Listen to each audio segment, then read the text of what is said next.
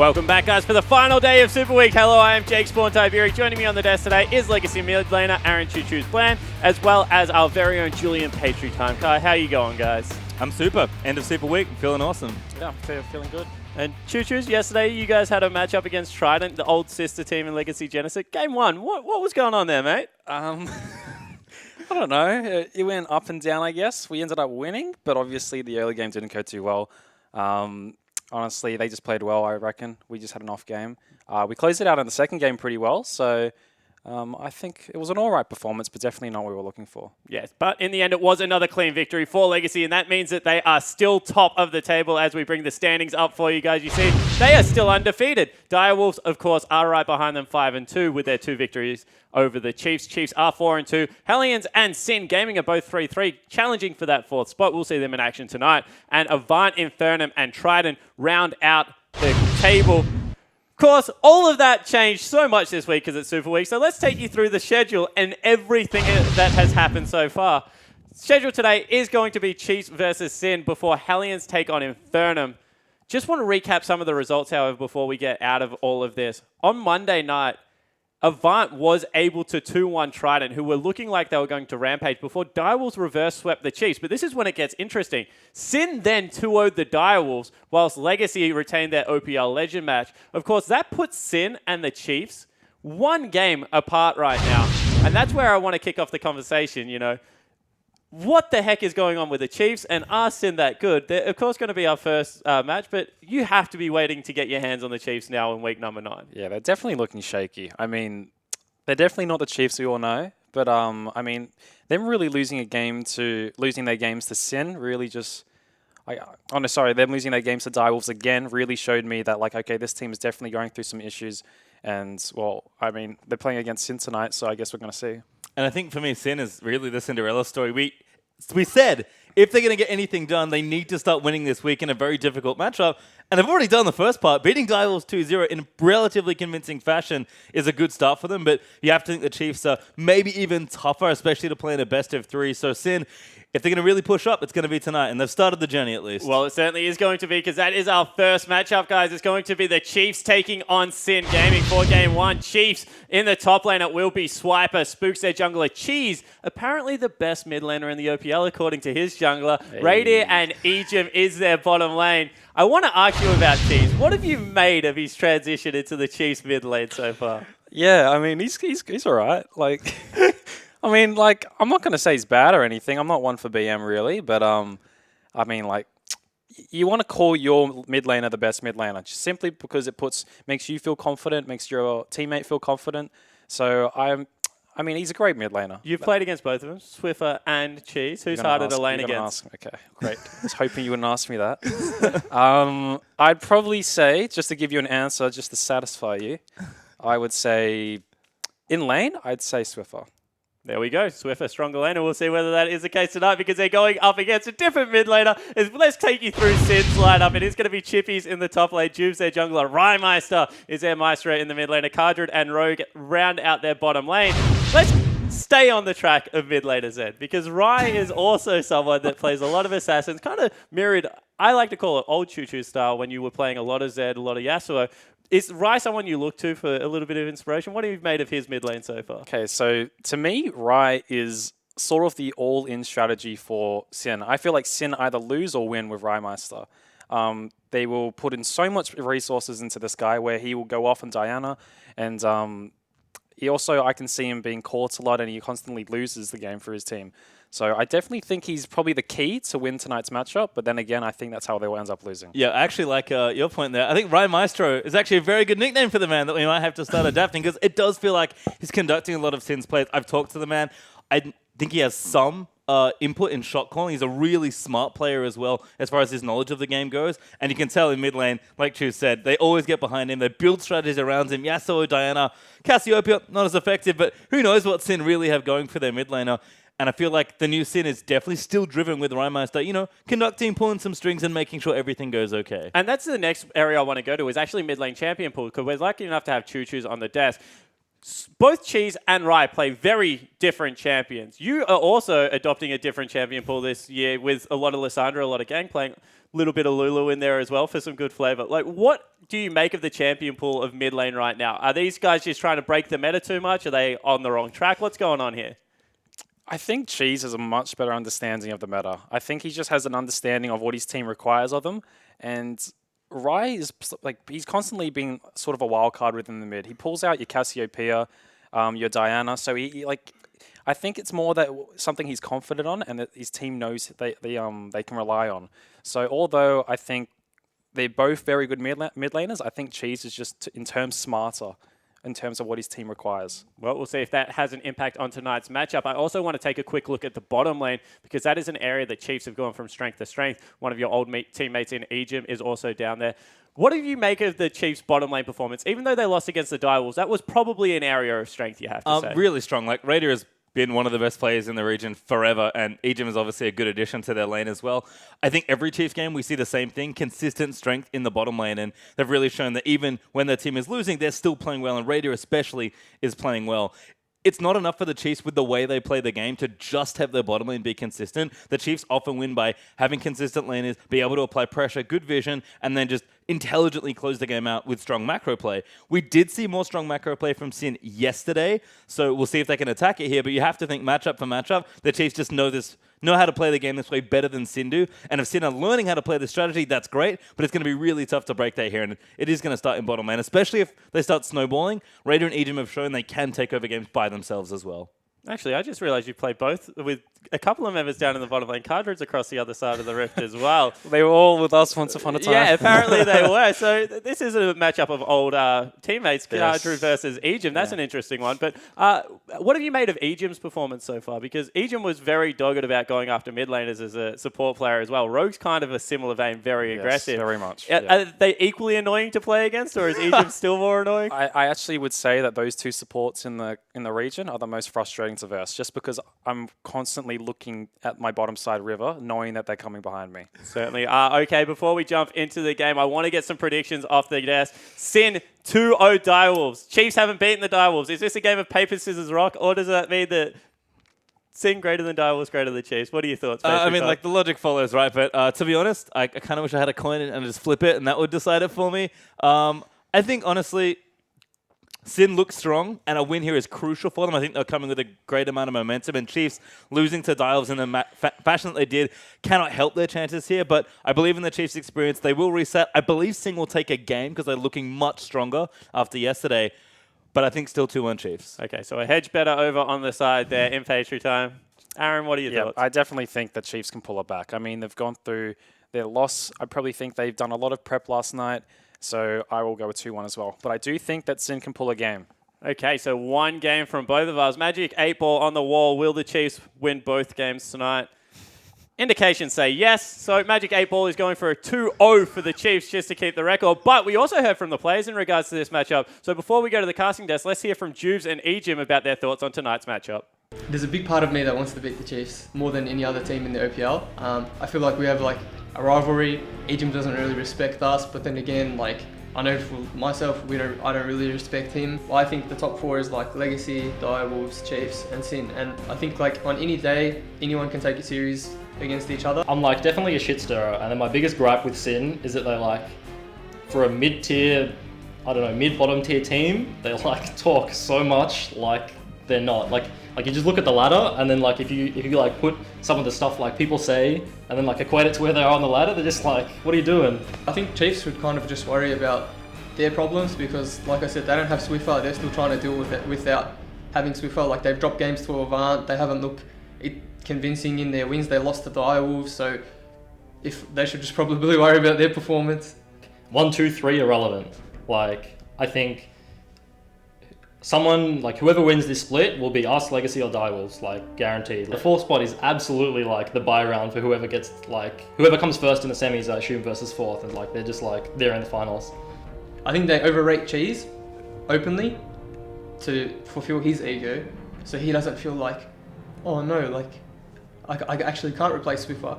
You know what I mean? You have to feed that. You have to feed and feed and feed the mid laner with confidence, because all he's getting and all the feedback he's getting is like, he's no Swiffer, and people are slowly starting to realize it. And what they're trying to do is just stop the bleeding. Like, oh, no, it's okay. Like, you're a god, you're a god, you're a god, you're a god. Like, it's just, you know, that's what it is. Wow. Okay, Juice, some shots have been fired. Of course, Ejim as well. Ridiculous. Hi, everyone. I'm Max Atlas Anderson. This is Indiana Frosker in Black, and we also have Matthew Fish Stewart on the end there to bring us this TriCast of Sin versus Chiefs that got a little bit more heated, you could say, after that. Wow, some strong words. Shots fired on both sides there. Like, damn. They're both out for blood in this match, you can tell. Yeah, already, and my God, what? But look, Julian raised the question of questions already on the desk. Of course, Mr. Pastry Time there. Is this now a rock, paper, scissors? Is it the fact that, you know, the Direwolves lost to Sin, but they beat the Chiefs? Therefore, Sin, they should probably beat the Chiefs. Is that sort of how it works? Is it sort of going to go all the way around? Is it going to be Sin losing to Chiefs because of that particular little scenario, the matchup? Like, I don't understand. No, let's understand that this is still very much an uphill battle for Sin. They had a very tough Super Week ahead of them, facing both the Direwolves and Chiefs. It was an upset what happened yesterday. Sin looked the best that they ever have so far in the OPL, so definitely on the upswing, whereas Chiefs are trying to be on the rebound.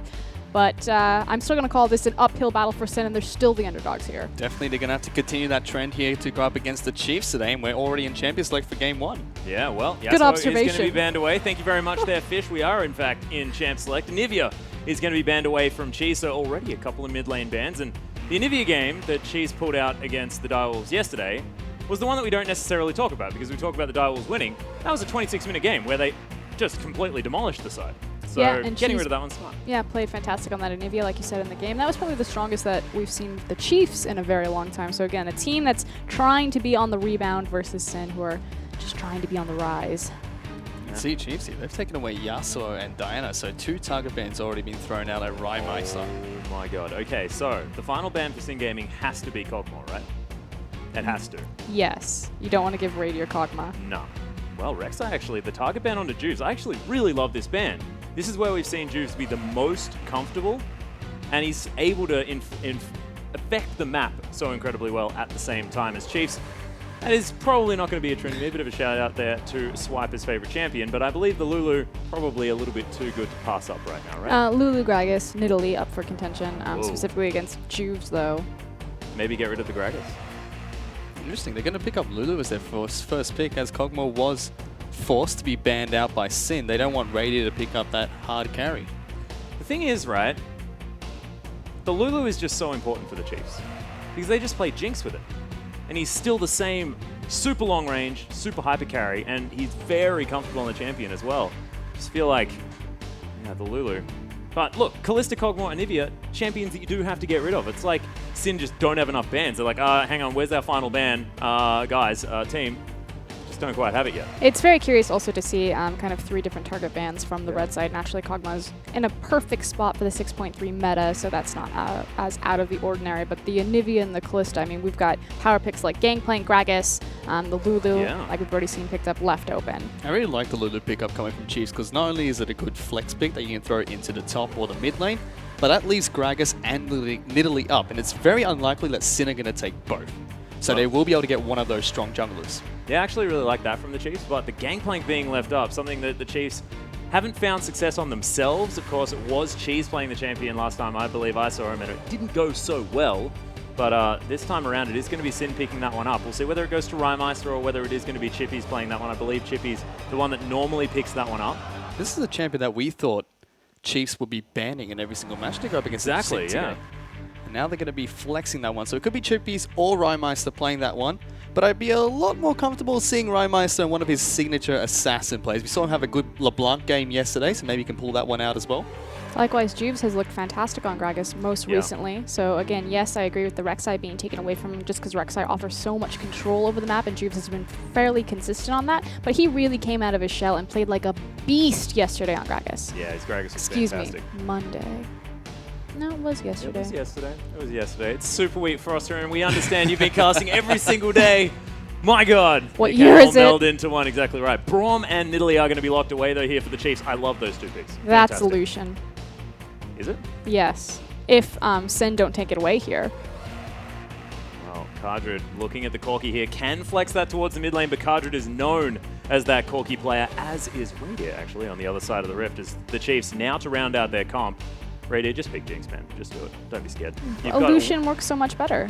Does it? Yes. Imagine like the Wild Growth Primal Surge. I'm not saying that Jinx wouldn't work beautifully here, and obviously Radier is a very confident and very competent Jinx player, but naturally Lucian just has far more synergy with the Braum just because of his double tap on the passive. He's able to proc concussive blows so much easier. We know that teams like SKT made the Lulu Lucian composition famous, powerful.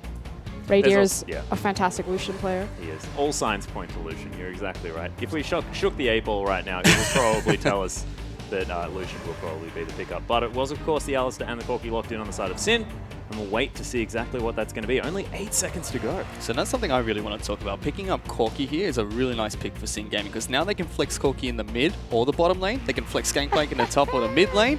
And that means they can allow Rhymeister or Chippies to counterpick their matchup. And these two solo laners have a huge impact for Sin Gaming. Yeah, well, we'll see exactly what he does decide to lock in. It was, in fact, Jinx. That was locked in on the side of Radier, despite the fact that Frostgreen doesn't necessarily agree that he is the strongest option. When you're on top, I guess it really doesn't matter. He could just lock in like Tryndamere AD carry and it's fine. Well, actually, maybe a bit of a sign of disrespect here. We did hear the shots that were being fired across the bow on both sides of the rift. So maybe Radier just thinking like, I can just scale into this game. I got the Lulu there for support as well as that Primal Surge from the Nidalee. So maybe he just feels like I'm super confident. It's ready to take also some names. kind of a discussion about how much power or carry potential that you want on your team anytime you take a Lulu. Although I don't necessarily 100% agree with this idea. The fact that when you take Lulu, you're sacrificing a damage threat, so you really need to take a hyper carry to compensate for it. It's not how Cheese plays it. Yeah, but also my thing is if games when the Chiefs are winning are ending at 26 minutes, Lulu is still very relevant in her damage output at that point in the game. Well, it actually might be a time of the game where they need to focus, because you're looking over the side of Sin. They've got the Gragas, incredibly strong at the moment, but they've got a Gangplank Kassadin. That's a lot of scaling, but will it be enough to get them through that early game? Because we know that Rhymeister likes to have lane pressure. That is when he plays the strongest, when he is ahead, and Juves also plays a whole lot better when his lanes are able to push forward and he can get into the enemy jungle. This is not necessarily working to those strengths of Sin. We'll see whether they can adapt their playstyle. We saw their macro improve. Has it improved to really cover up this weakness? This is pretty much the go button for Spooks to invade and to contest Juves at pretty much every corner. Like you said, Fiora and Lulu are going to have the early pushes on both Gangplank and Kassadin, which means levels 1 through 5. That's Spook's time to shine. He can effectively walk in anytime he wants and just starts punching this Gragas in the face. And I still really like the Kassadin pickup coming in from Sin as their last pick, because Rhymeister on an Assassin once again. We've seen how devastating he can be on one of those champions. So you're with the Assassin? I feel like Sin just gave up far too much map control in the first 7 minutes of the game. And if Spooks understands this and utilizes it, it's going to be really hard to bounce back. Yep, I think if Spooks can utilize it, it's going to be really hard to bounce back. But once again, I feel like Sin are putting all their eggs on Sin's basket. Yeah, well, Rhymeister does seem to be the barometer for the side. But, ladies and gentlemen, if you think that the Chiefs can take this game #1, make sure you hop on Twitter, use that hashtag CHFWin. Yes, look, my whole voice situation just did not quite work here. Yeah, or if you think that Sin can take it, use that hashtag SinWin, which is much easier to say, over onto Twitter as well. And of course, if you've got anything else you'd like to share, maybe some vocal lessons for yours truly, just hop on and use that hashtag IamOPL and let us know all of your thoughts. Or if you really like Fish's shirt. Yeah, well, actually, I like it as well. That's a brand new one, right? It sure is. Damn, You got looking it special. good. Looking good. But we are onto Summoner's Rift here, ladies and gentlemen. The Chiefs moving out on the blue side here, and we'll see exactly what Spooks can do. I love the fact that you point out that he really needs to get it going here in this game, because the last two against the Direwolves, it just looked like a different flavor of Spooks. Wasn't quite as powerful. We are going to have a look at the Keystone Masteries. Man, I love this graphic. Yeah, it always looks very nice as we actually see Sin on a 5-man invade, which then trades off the Chiefs to also go for their deep vision response on the opposite side of the map. The one Keystone Mastery that I really want to point out is Rogue. Yeah, Wind Speakers. Where is it? He doesn't have it. And again, we've been seeing a lot of the Wind Speaker's blessing come out on Alistair just because he's one of the few champions that has an AoE heal. The mini Aegis that you taught me about on Monday. It's kind of like a reverse, though, because it's giving you more armor than it is MR, whereas like the Aegis gives you... But same kind of concept, yes. Okay, cool. Wind Speaker's blessing on Alistair reminds me a lot of when Taric and Jarvan used to be two heavily played combos in leagues. It just gives your team so much armor when you use that AoE heal. I like it. I also miss the old Taric Jarvan. Beautiful stuff. But instead, Rogue is taking the, what is it, Bond of Stone? Yeah, wanting to get a little bit more health, maybe get a little bit more aggressive as Swiper's just in and out of vision as they go for this double jungle. Ooh, lane swap actually going to be matched here from Sin as the Chiefs going to start on their red buff.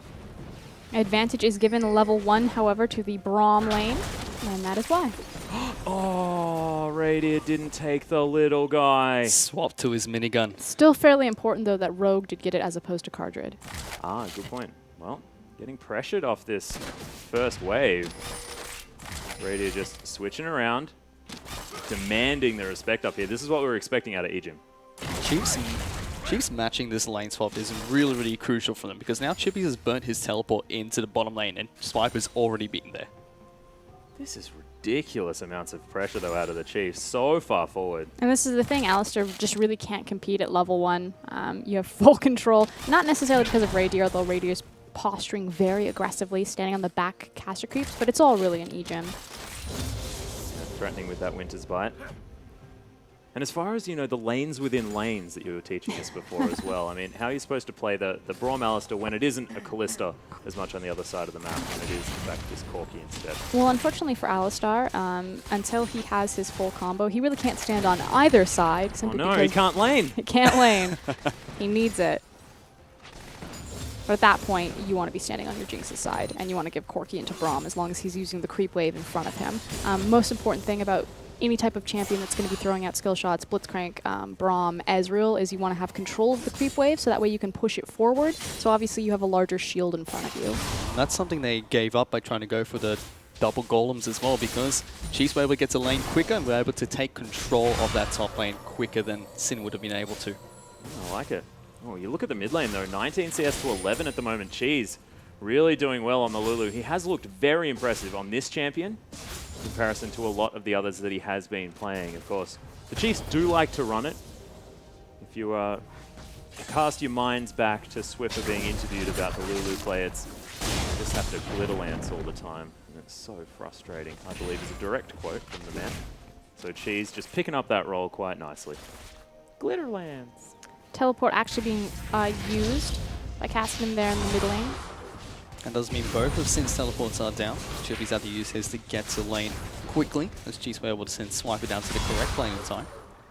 That said, there's not a lot of gank opportunity or TP opportunity open to Chiefs on the map currently to make use of the fact that they do have Swiper's teleport available. Here comes Juves. Yeah, Juves looking for the gank here in the mid lane. He's going to push the back button. We'll see whether he does pull the trigger if Cheese moves any further forward. I think he's more so there just to cover for Rymeister. Obviously, Kassadin was pushing a little bit far forward, but Cheese has been fairly consistent in making sure that that creep wave is pushed into Kassadin. That would make a lot of sense too, because he did say that Spooks has to be the aggressive one. He has to control the jungle, he has to stop Rymeister from getting ahead here. It's more so, and we saw that Spooks was already contesting Juve's camps on the top right side there, but it's this idea that because Cheese has complete control of the mid lane, and because Radier and Ejim have complete control of the top lane, Spooks just has so much open space where he can freely invade, knowing that his laners can rotate first if there was a collapse. And technically on the bottom side, Fiora versus Gangplank should be the same scenario. Yeah, that's a good point. That being said, Juve's keeping up very, very well so far on this Gragas into the Nidalee matchup. Of course, now that we are on 6.3, things got a little bit easier for Gragas to farm out his jungle early on. Yeah, it's so weird. Suddenly Runic Echoes get so strong, and the number or the priority junglers are Elise and Nidalee and Gragas. It's awesome. I reckon it's so cool. I think that there's some sort of connection or correlation here. Weird, man. Weird. Fiddlestick's like, but it was my item. They built it for me, and I'm still not getting played. Get in there, Spooks. Yeah, well, Juve's actually going to get the Raptor sense out, but lands the spear. Rip. Going for it, jumps forward. Rymeister just can't do anything about it. No mana, half health. Juice just takes half of his health. We got the ward. That's important. Yeah, that is the main thing. Spooks is still getting mad, though. Look at him. And again, Darting he's around. free to do this because look at his mid and his bottom lane. Swiper's just sitting there like, buddy, you need me to come? Are you sure? I could be right there. Anytime you want. Anytime you want. He can't stop me. He can't stop me. Rhymeister's in the mid lane with 0 mana and less than 25% HP. Like, do I need to rotate? He's been sent back to base once again. Oh, that was Jeez. close. He's not only ahead in terms of CS, but he's sending him back to base, and now Rhymeister has no teleport to come back. And what's important is Juves now gets to soak up this free EXP, but because he's not in his jungle, they see the enemy jungler. Look at where Spooks is. All of these camps are mine. Yep, straight away able to utilize it. Very empty on the bottom side of Sin's jungle at the moment. Chiefs, this macro game that they were so known for, as Rogue's going to miss the combo. Radier just, I think his move was list lazily to the left. No one saw that. Yep. Right, Phosphorus Bomb is going to find the mark, but he's just solo laning right now. Yeah, he's by himself, and unfortunately, in a situation like that, that should be the trigger for Rogue to say, okay, let's all in. But fumbled the combo. It's the list lazily to the left tactic. It's a difficult one to counter. You just need to use all of your abilities slightly more to the left. Why the left? I don't know. That's the way he moved. Maybe if he was on the other side of the map, he would have gone the other way. But Rhymeister actually looking to try and put some pressure on towards the top side. It's going to be spotted by a wall. Dun-dun. Oh, there's the Gangplank ultimate as well. Radier already used his flash and he's already used the heal. He's going to go down. First blood goes to Cardred. Sin turning it on already. Spook's going to try and answer on the bottom side though. Not quite able to answer that. Oh, and he's still going to go in as Swiper's going to try and dive Chippies. He is kiting around the turret nicely. No. Spooks! He takes another turret shot. Sin a 2-0 up. Pretty Fumble disastrous dive. for Chiefs across the map. Want to give major props to Rogue right there. It was beautifully how he set that up. He W's to a creep and then flashes just slightly. I believe he had his Pulverize almost in wind-up. We'll have to check on the replay. And then nails Radier with it. So fantastic roam from Juve, but great play from Rogue. Yeah, man. Excuse me, Rhymeister. What happened to all this map pressure that Chiefs were trying to control? It just seems like it's starting to slowly crumble. This is something that I've actually said about the Chiefs multiple times. Getting ready for International Wildcard last year, I was kind of examining the Chiefs like, okay, what is their deal here? And Spooks, he's such a fantastic jungler, but I often call him a lazy jungler.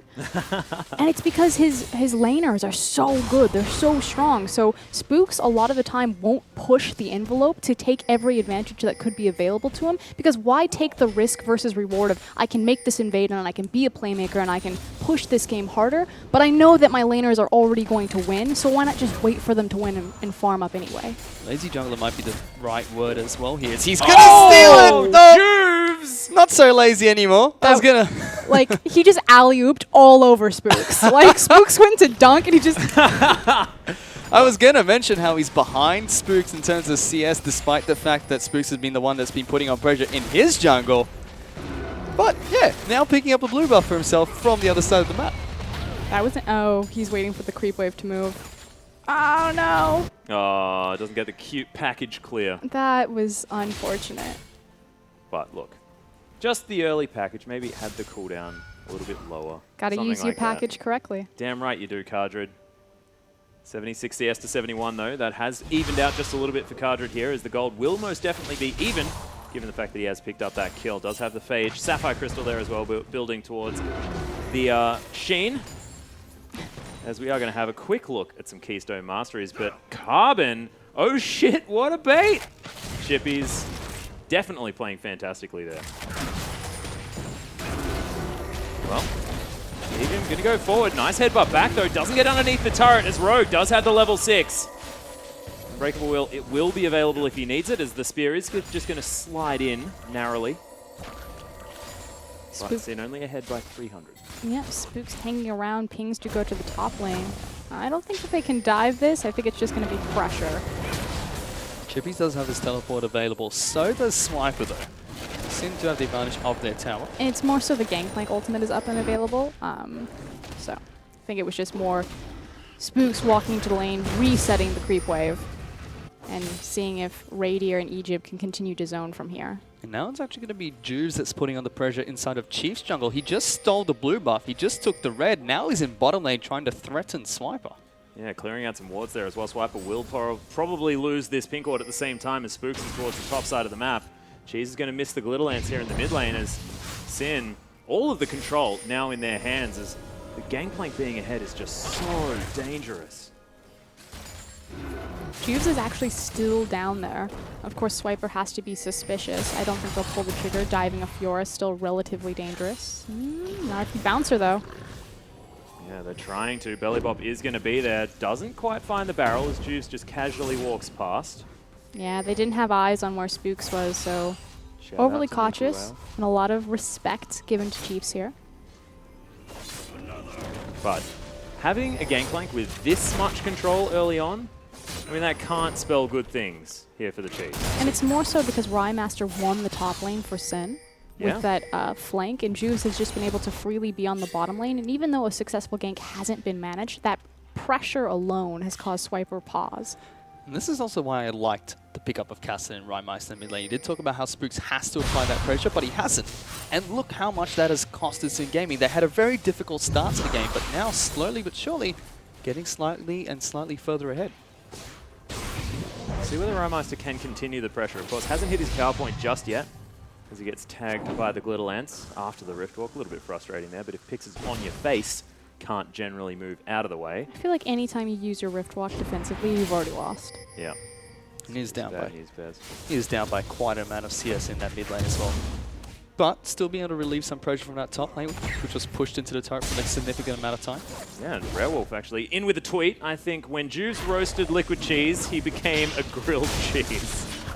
That is brilliant. Now I'm just hungry. At least he's not cottage cheese. No one likes cottage cheese. I like cottage cheese. Ew. All right, it's all right. You can hang out with fish. Just don't worry about it. You Here we can have go. him. Spooks.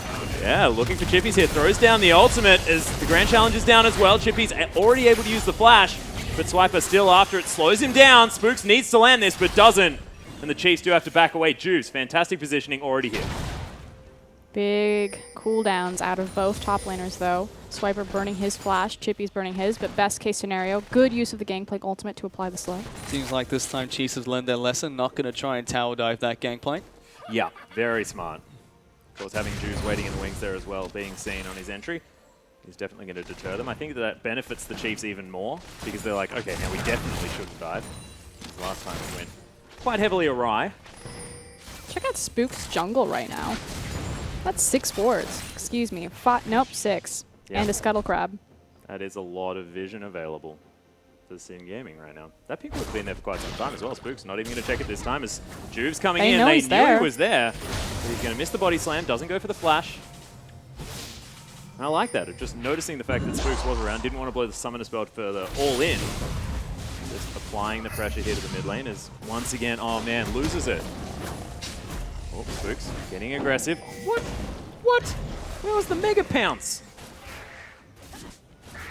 Ridiculous. Does take away the big Raptor though. Does have a level advantage at the same time as Juve's unable to quite find anything just yet in this game. Wasn't there for the top lane, that was Rymeister. Didn't make it to the bottom lane when Chippy's managed to get the outplay. So Spook's still ahead as far as the levels are concerned. See how things go. Radiant powering up as Chippy's just wanders into the mid lane. He's trying to cover for Rymeister's back. Definitely needs to. You can take a look at the mid lane really quickly. Cheese is 40 CS up on Rymeister. So I didn't mention that Rymeister roaming up into the top lane was able to help Sin out. They relieved that pressure from the AD carry and support duo. But this lane is heavily going in Cheese's favor still. Yeah, really, really well played. The last time we saw him this far up in CS was his Anivia game versus the Direwolves. We'll see whether this is going to mean good things for the mid laner. We heard lots of shots fired towards Cheese, but so far farming better than the clock. Does have his Rod of Ages completed as well as a couple of Dolan's rings. He's going to be feeling very good this game, and he's going to have to because him and Radia, it's up to them to carry this game through. Still with the CS lead in the bottom lane / top lane / whatever the heck you want to call it. Radia ahead now with his Renan's Hurricane for a lot of extra damage. See whether they can carry it through as Rogue. Wow, that was blind. What the hell, Swiper? That was cheeky. Well, he saw Alistar clearing the ward out of the Tri-Brush, so Mute was a possibility that he could have been on that side. But there we go. Chiefs finally take their first tower. They do happen to trade it with Chippies down here in the bottom lane. So both side lanes now much more extended. Oh, the one thing you have to talk about is the fact that Sin have locked down 2 Trinity Forces. If there's ever a time to do battle They probably want to do battle right now. We understand. Oh, jeez! In a whole host of trouble. Uses the wild growth. Will be at least safe for now, but a fantastic explosive cast is going to lock him down. Here comes the flank, however. Does look like Spooks wanted to try and get that flank down. Missed a couple of his spears onto Kaju, aggressively flashed forward there, but Sin, they still get the pick in the mid lane cheese. The mid lane cheese pick. Big thing, though, is the fact that Radier has the Rift Herald, so typically you would give this over to... hold on. Yeah, Rogue does have to use the Unbreakable Will. Spook's just going to get delivered to Rymeister, though, as he has to try and get out. Primal Surge keeps him alive for now. Sin now moving forward. Juice with a hero play, but just going to get zapped for it. Stun down as well as Rymeister picks up Radier. The Ignite's there. The Spear's good. Not going to quite get enough damage. Barely surviving with any health there, Rymeister. That's pretty much in the double digits. Yeah. Big thing, though, is that Radier went down. Again, the Rift Herald went to the AD carry. Their intent was very clearly to siege with that buff as well as the AD carry into the mid lane as opposed to giving it to the jungler, freezing and creating a farm lane. Here we go. We do have a replay. That was really smart coming from Rogue. He got jumped on by so many members of the Chiefs, but just immediately turned around. And this was good target prioritization coming from Rymeister. Knew that he was able to burst Radier down, just jumped straight onto him as soon as he turned around with the zap. Really nicely played.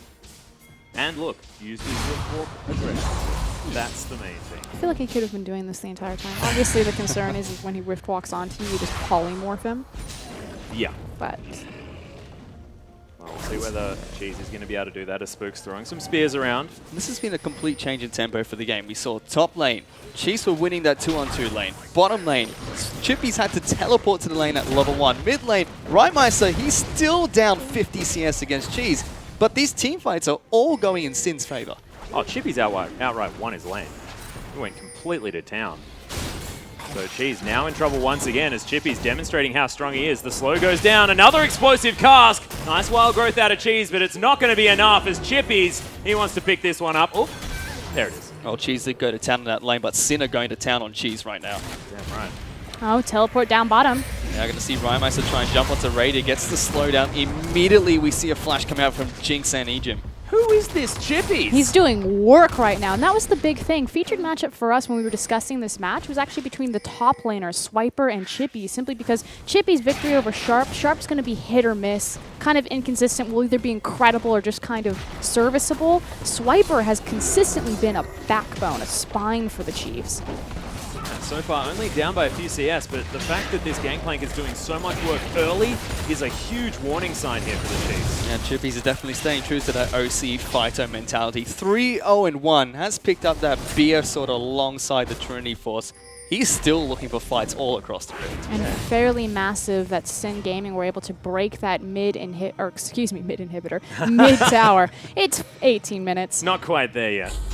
But that does mean that the next priority target for them is either going to be this dragon or it's going to be the top tower. We do see that Rymeister was kind of slated into this lane to push forward the creep wave. I'm just curious how Sin are going to reset and where they're going to prioritize their resources.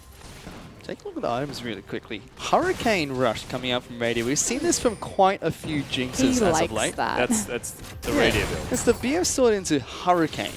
Not even completing the first major BF item. It's the team fight thing.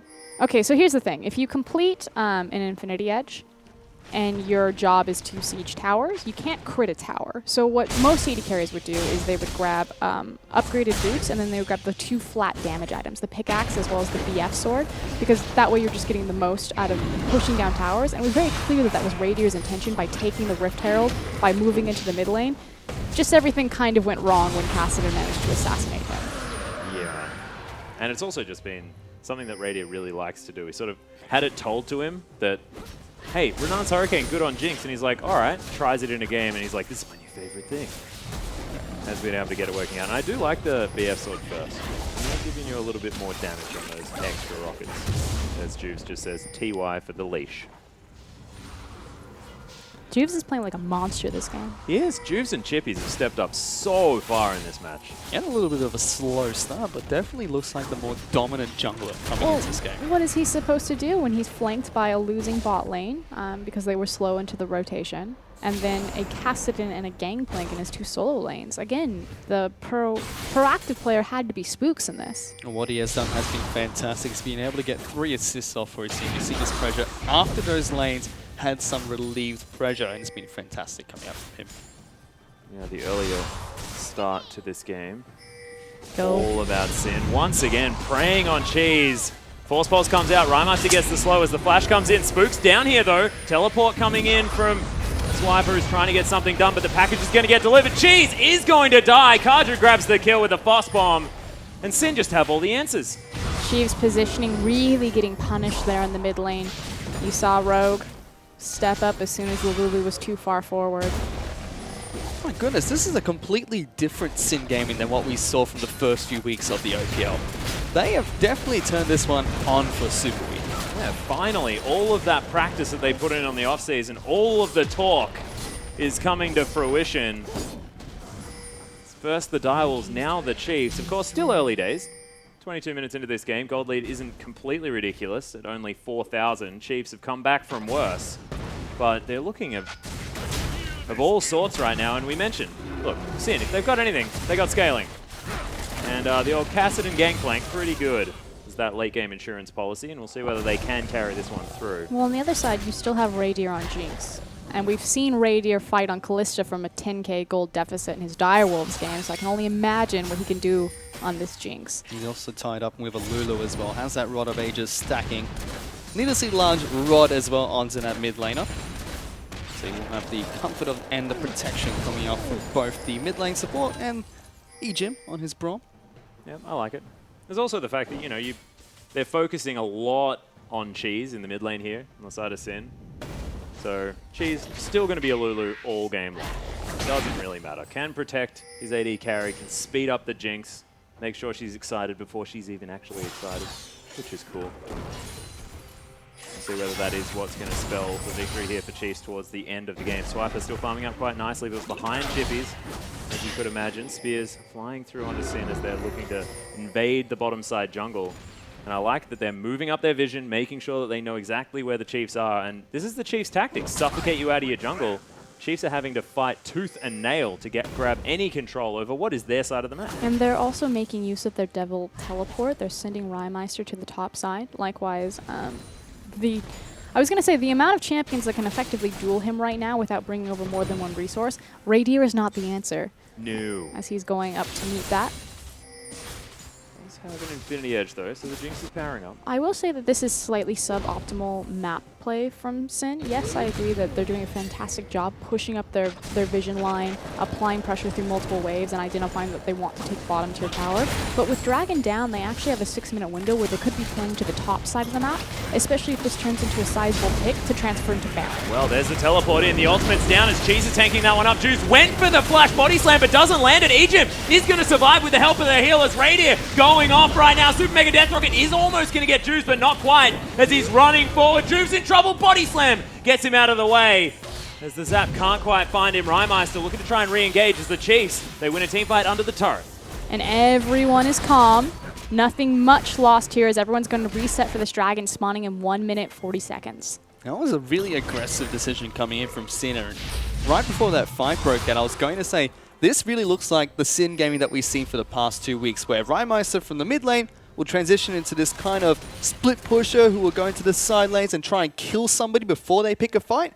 But that was them just forcing a dive underneath that turret. Yeah, they were looking to try and grab the pick onto Radier, but they just couldn't quite get there. And you have to think that, you know, if they had have singled out the Jinx, very different story.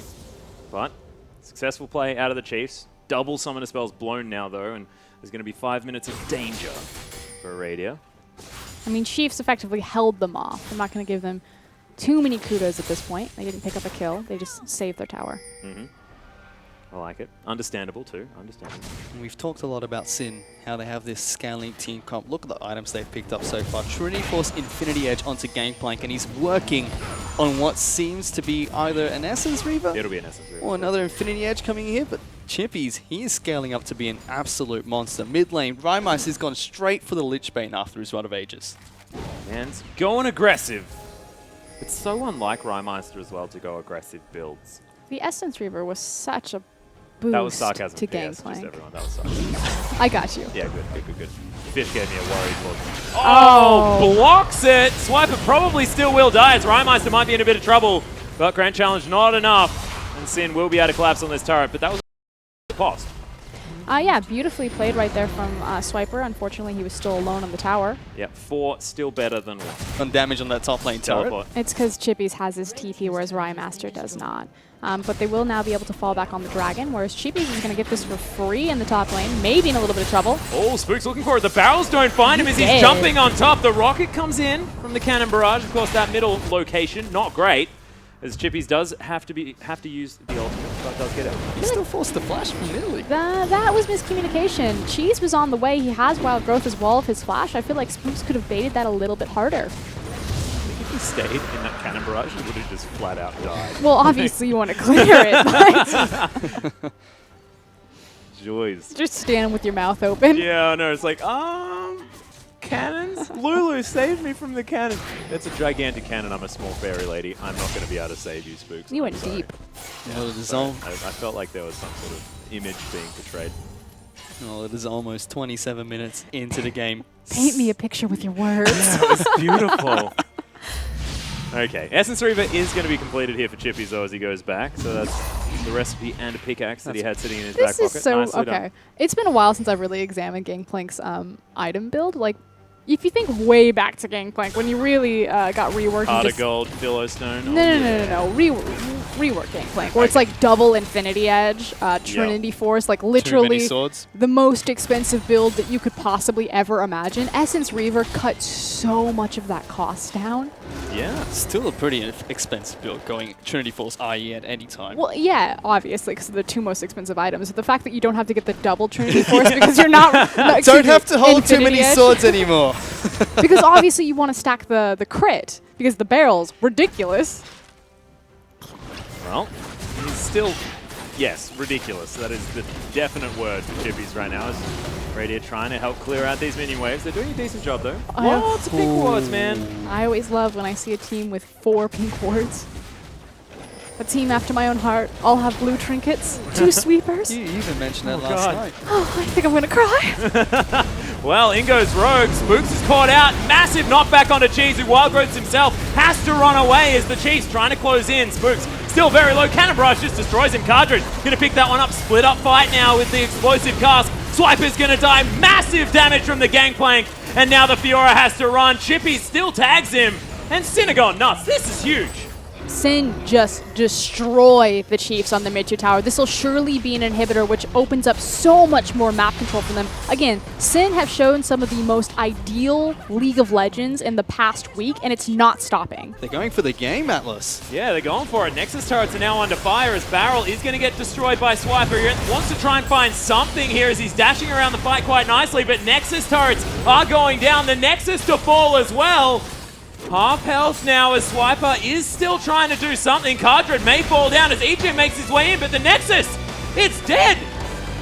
That was a perfect game by Sin Gaming. That is 11-0. They took down the Direwolves, and the Chiefs are next. What is going on? Sin Gaming have definitely stepped up over the past They're 2 playing weeks. ideal League of Legends. I cannot emphasize this enough. People always say, OCE, Bronze, NA, whatever. Like, if you just hide the name, Sin are playing the map correctly. That's how you play League of Legends. They're exactly where they need to be almost all of the time. They've made maybe like 4 positional errors or just kind of things where I'm like, that's not super optimal, but that's how you do it. When you're against higher mechanical players, like, let's be real, the Chiefs are so much stronger mechanically across the roster. Well, they should be. But if you can't out-macro a team, you're just going to lose on the map. Yeah, well, it's true. But, ladies and gentlemen, we've got an analyst desk. We are going to throw to them to see what they made of that Sin-perfect victory. Thank you so much, Atlas. Just want to point out it wasn't a perfect victory. There was 1 turret taken, and that is where the good news stopped for the Chiefs, unfortunately, because that was probably the most comprehensive victory we've seen all year, and it was against the defending champions by a irrelevant team, Pastry Time. What are your thoughts? Yeah, to be honest, I had the Chiefs in this game for the exact reason that Sin just won a game. I've been much impressed with their cleanliness and how they've been playing the map in their macro game. But that's what the Chiefs are known for. They always fall back to strong mechanical players, reliable laners, and great play around the map. I don't know where the shot calling's gone or where the macro play's gone, but Sin have it and Chiefs don't right now. Somewhere in Europe, apparently. Aaron, that's got to feel good. Just sitting in a room, having a bit of a chuckle. I think James actually tweeted that he actually loved every time. He loved watching every time Chiefs lose, and I can definitely relate. I really can't believe how quick that game just turned. I mean, Chiefs, in my opinion, had the superior composition. They had a Fiora, which had no competition. They were up against a Cassidy and a GP. Like, they knew Fiora would be able to just split push to victory. And they also had a Jinx Lulu, which is one of the best combos you can have into GP. I just think Sin just took over the game too early, and it just snowballed as we saw. So what went wrong? Because we're sitting here looking and we're like, they're 1,000 gold up in just CS. Rymeister's been shoved out of lane 3 times. Cheese has nearly organically taken a mid lane. Everything was going Chiefs' way. Like, what happened that game? I think they just got... I mean, there was 2 picks. There was like one top and then immediately one bottom. Yep.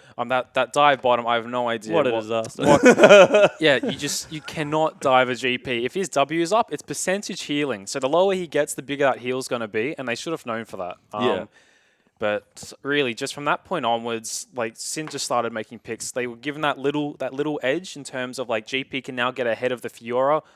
He actually ended up out split pushing the Fiora, so once that happened, the game was over. Yeah, snowball and Gangplank always very scary, and I feel like the junglers kind of wish they'd swap champions at some point there, because like there were just plays after plays from Drooves, and Spooks, who's an excellent Nidalee, couldn't keep it under control, couldn't help gank for his teammates, tried to gank GP like you mentioned, and not going to get too much done with Nidalee Fiora. And just want to throw it out there. How long ago do you reckon we have to go back to see a Chiefs/immunity lineup not get a kill in a game? Do you reckon it's ever happened before? I will have to definitely check the history books, but I can't remember off the top of my head, and I've been around for more than 5 years. Yeah. The last time it happened. I can't remember it either, guys, but it just happened on your screen. Sin go up 1-0, but don't go anywhere. 3.5. Chiefs get a chance to hit back, or we'll see whether Sin can close out the series.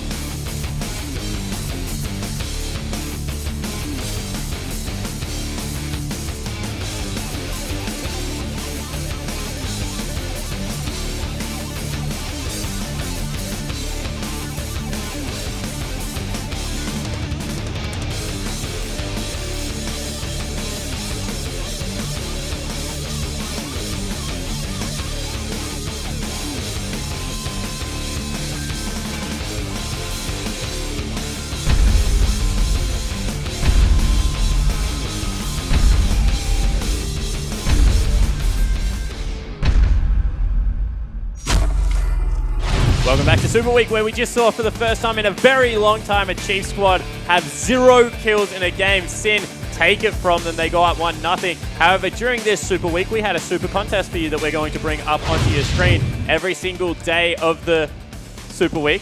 There was going to be a code word, call it a super word if you would like, that you had to collect and tweet into us at @lol_Oceania to win a super cool prize. And of course, a couple of people have already done it, so I'm just going to say super a couple more times, pastry time. But getting back to the series at hand, because that's what I really want to talk about right now. Super strong performance out of Sin Gaming. Should I just stop? I love it. But, Choose, you were saying that how does a team recover from this? Chiefs are used to being on top for so long. Like, they must be sweating bullets right now. Yeah, I mean, after that video, I could definitely see them just like, I don't know. I can't blame them if they lose this next game, because if you have that big of a rivalry, that big of a confidence going into this match, and you've just been destroyed in that first game, I could definitely understand if they don't recover. Yeah, I have to agree. Momentum is such a big thing in League that we don't get to talk about often enough. I think this has been a great week to really demonstrate how important momentum is. I was surprised when the Divers lost yesterday, given the momentum they had after beating Chiefs, but you can see Sin are riding high, and they're a team that's very dangerous to give momentum to. It's rare that Chiefs, when they do lose a game one, but after losing a game one like that, like, I understand what Chiefs is saying, it is very hard to bounce back. The Chiefs are going to have to dig deep here. And that's what I want to talk about. You know, Chiefs don't lose games once. Even in their 2 set losses so far against the Direwolves, both times they've picked up game one with very strong compositions. We complimented them on their composition already, but their execution was flawed this time. Is this a shot calling problem? Is this an outside of the rift problem? Like, you've had, obviously, not to the T problems, but kind of the similar theory in the past with Legacy. Like, what do you account this to? I think it's shot calling. I think it's mostly win conditions. A big thing that we do, this may be a tip for any of the other teams. If you're an OPL player, stop listening right now.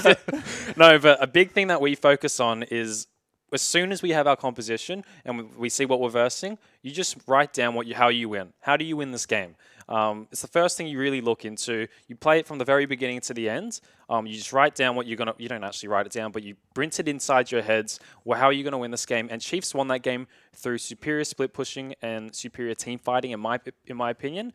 And they just threw that away too early. Yeah, landings just didn't work out. Like, Swiper got behind, but that's because of, pressure in other lanes, Jews making plays. Like, so many things that I'm not used to seeing from the Chiefs. It was decision-making for me that really kind of caused them to suffer here. They got caught out by double TP. Juice was constantly everywhere. You can't ever give Gragas an opportunity to counter gank effectively or to have initiative on you, because he just locks anyone down when he's in position. And this is a person that I want to speak about from the Chiefs. You know, when Swiffer went away, very, very vocal that Spooks was like, I am the captain now. I'm the person that will shot call along with Ejim, Bryce. We're going to lead the team. We're very, very confident. I'm confident in my mid laner. A lot of the blame that game, in my opinion at least, has to be from a very non-proactive Nidalee game on the hands of Spooks. He was down CS against Jews, losing blue buffs. Like, that was not a great performance. Yeah, I've been talking about this all week, but like, Gragas is such a great jungler because of how versatile he is. But if you put him behind in a matchup because you have a higher tempo jungler like Elise, like Nidalee, you can easily punish a Gragas just by chasing him around the map. If Spooks is supposed to have more responsibility, Cheese played great. He's not the problem in that last game. He landed the pants off Rhymeister there in that game. Like, I don't know what Spooks was thinking, but we already talked about ganking GP. Not a good time. Like, yeah. Honestly, Chiefs are running around like they had their heads cut off, and that's really rare for me to see them like that. I see like there's 2 ways you can play with Nidalee. It's one, she farms very effectively. You can just power farm and win the game through that. Or 2, you can spam gank. I think he was sort of quite mixed in his playstyle that game, especially since like some of his ganks, like he did try put pressure top, he put pressure in bot. I think it was just a bit mixed on what he had to offer for his team and what they were asking of him. Yep, so that meant that they weren't able to pick up game 1. Before we get into game 2, I'm a kind, gentle person. Sin just destroyed Chiefs. Pastry, do you want to change your vote? Yes, but I'm still going to make it a 2-1. I think I want 3 games. I think Chiefs at least have it in them to give us 1, but I'm going to change to Sin 2-1. And Choo Choo, you're actually the person in the break that requested this vote change, so do you want to change your vote? No, I think Sin can win this 2-0. I think Chiefs will be too devastated. So 2-0 Magic 8 Ball, you already got it wrong. I don't really care about you. So here are our casters to get us into game number 2. Thank you very much. Don't blame the 8 Ball. I think a lot of us predicted the Chiefs 2-0 on that one. So the 8 Ball still, you're okay in my book. And if you have a look at the predictions that I believe are on the website, Yeah, I believe I said. I hate that Chiefs guy. duo as well. I Yeah. hate that 8-ball. Yeah, I know you do. I know you do. I But love the 8-ball. He's a smart guy, normally, but unfortunately, the Sin upset a little bit too strong, even for said 8-ball. And is it all about Spooks? Is it all about this guy really needing to step up? Because it's happened in the past. Spooks has dropped the ball. They've dropped a massive series. I'm looking back at Winter. This is a long time ago. We'll see whether the Chiefs can turn it and their jungler can turn things around because he can, he's an emotional player. Can get a little bit bogged down. But now on the red side, we'll see what they can make happen. Well, if Chiefs can learn one thing from Direwolves, it definitely has to be how to win after losing game 1. Yeah. So hopefully they was- picked up that tip. The big question, after the Chiefs went undefeated last year, how would Oh they my God, I've realized it. come back from defeat? They don't really have any experience dealing with it. Not only is their mid laner gone, but they've never really tasted defeat. No, they've worked it out. They understand now the Direwolves' way of winning a game. It's get crushed in game 1 and then win. And they're like, oh, mate, that must be how you do it because overconfidence on the other side. Not entirely sure. Sin, though, are going to ban out the Gangplank. They don't want to first pick it. They want the Cogmore. That is what they want, but they're not going to get it as Diana Yasuo are going to get banned away. Why ban the Gangplank on blue side? You're getting Kog'Maw or you're getting GP. Yes, it leaves you for the priority pick of Lulu, but you played so well on GP. I think that was an error. Well, we'll see whether it comes back to bite them. As the Chiefs now with their options can go back to the Nidalee if they want to. Can, of course, go back to a whole bunch of things. But picking the Gragas, I think, sounds like a good idea. Spooks put it on a clinic last time he played it. It's not necessarily even all about taking it away from Juves. It's about getting it on Spooks. Get him on something that he's so happy to go proactive on. He was underneath the mid lane turret for his first gank last time around. Beautiful to see. Once again, though, Chiefs are going to ban out 2 target bans towards Rhymeister, being Diana and Yasuo. So again, every time teams do this, they target ban somebody. That leaves a lot of powerful picks open. And now with Gragas and Nidalee left open, Juves could get one of these 2 champions. Yeah, he will get one of those 2 champions, but it won't be the Nidalee because he doesn't play it, and it won't be the Gragas Go because Spooks has now Rek'Sai. picked that one up. And yeah, Rek'Sai is definitely looking like the option. Does fit very well with the Lulu, the fact that you can knock people up, put them in the bouncing castle. In fact, Rek'Sai, Alistair, looks like a pretty good next round of picks. But Braum is, of course, there as well. He can, of course, contribute to the And again, we bouncing talked castle. about last game kind of the up-and-coming junglers, just because of the changes to Runic Echoes, the changes to Gragas, that it's Nidalee, Elise, and Gragas are kind of your standout junglers. Rek'Sai is always going to be there, though. Her kit is just so phenomenal for control. Obviously, her Tremor Sense able to spot out anyone invading, semi-global presence if you have your tunnels set up correctly, so that's why Rek'Sai is still A-okay. And on top of that, it was banned out against Juves in the previous game. This time round is left open because they did have to ban Cogmore to stop Sin from picking that one up. Now they've gone with Ezreal and Braum. Love it. Cardred going back to a super comfort pick in the Ezreal. The Braum now picked away from Ejim, and Rogue definitely likes to get things done, likes to be in the face of his opponent. I very much like the bottom lane, and we saw it. This is the one that has done fantastically into a whole heap of matchups. Just the Ezreal Braum just seems to have it going on. You just sit back and you wait. Cardred played that fantastically against the Direwolves, like you said, but so far it's a very heavy disengage composition from Sin. The kite potential from Glitterlance, Whimsy, as well as Ezreal, who's most likely going Iceborne Gauntlet, and then Braum. It's very team down, so really on Spooks to make sure he gets these proper engagements. I really want to see if Sin go for the double teleport again, because that was the highlight of the match for me. They used both of those teleports so well, and were able to out-rotate Chiefs quite a bit. Well, Morgana is actually going to be picked up. This is something that was very, very effective in the first series that we saw. I believe it was yesterday. Correct me if I'm wrong. I believe it was Jakey playing that one fantastically. Destiny playing it very well as well. It was, in fact, day number 1, Avant versus Trident. We saw flex picks. We have seen Morgana mid and top, so it's possible we could see that true. there. And Corki has been played mid and AD carry as well, but Rek'Sai and LeBlanc. Jinx hasn't seen all that much play in the top lane. Goodness sake. That's a Jinx. Unfortunately. Yep. Bad call. You're okay. You're okay. You'll be fine. LeBlanc is going to be locked in alongside Rek'Sai. No surprises on the jungler there as Rhymeister goes back to another champion that he's found some victories on. Of course, very recently, I believe it was against the Direwolves, managed to pick up that champion and just go to town. This guy has been on form and now has massive champion to really take to this game. We'll see how he is going to go, and that is the lineup on your screen right now. Chippies, of course, does play the Lulu mostly because Rhymeister just doesn't think it does enough damage. I want Nautilus. Oh, you'll probably get it too. So what I think Chiefs should do here is they should actually lane swap, just because Lulu I mean, technically you'll probably end up in a 4v0, but you have Look to at you. Wow, I'm almost pulling a Rusty. Oh, goodness. Promised She's myself I getting wouldn't there. cry.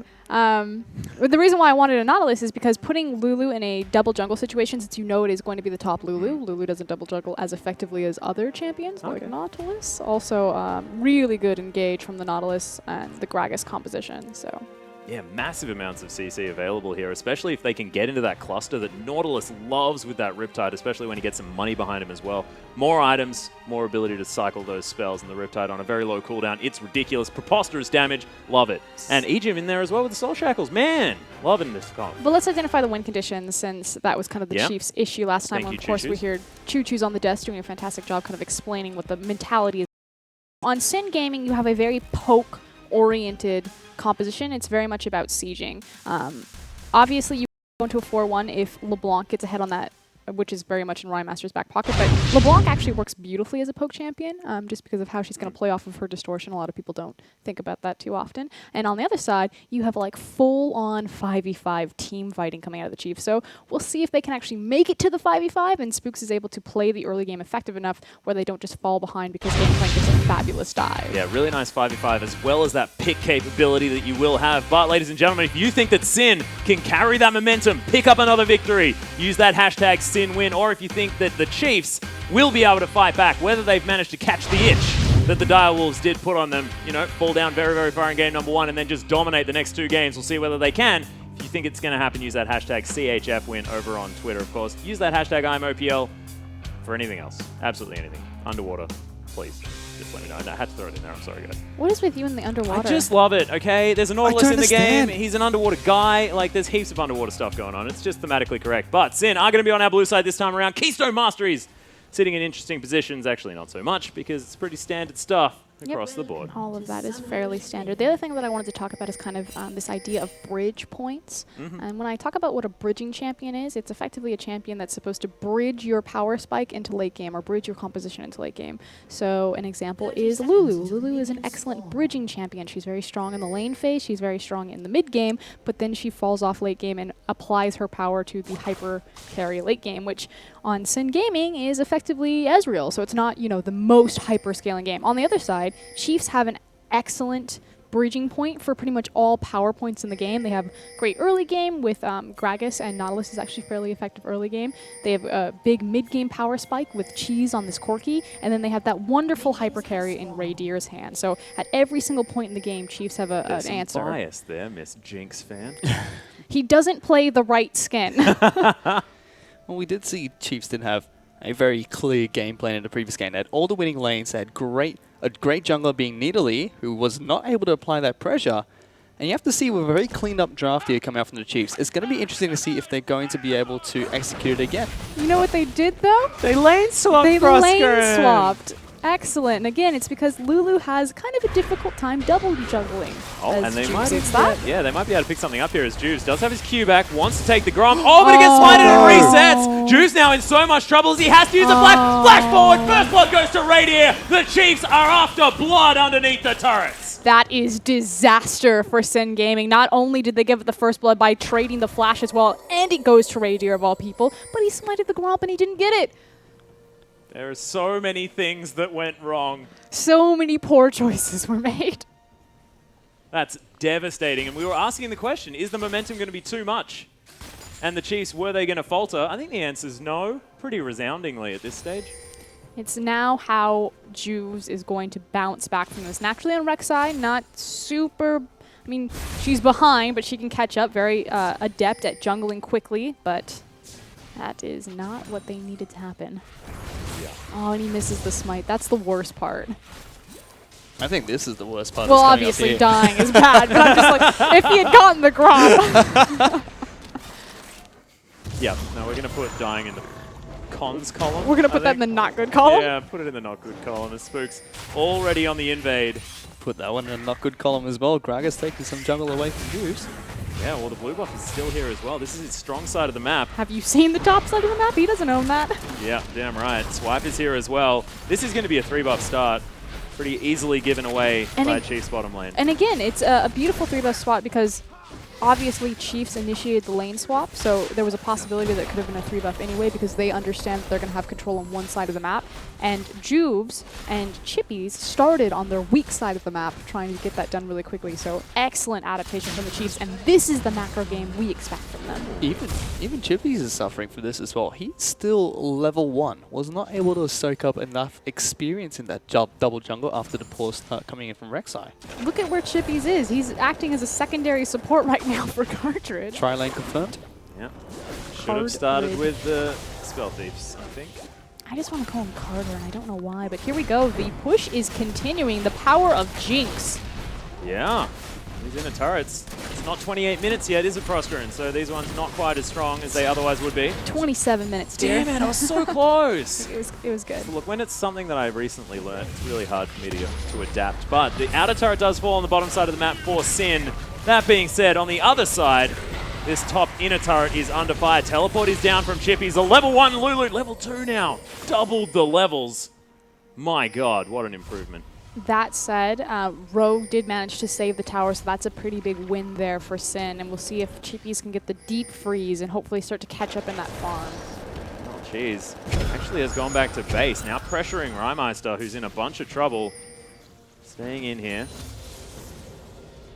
As Rogue is going to make his way around. Cheese already backed as well, still very even on farm. This wave is going to crash towards the turret as Cheese positioning aggressively with Spooks waiting in the wings.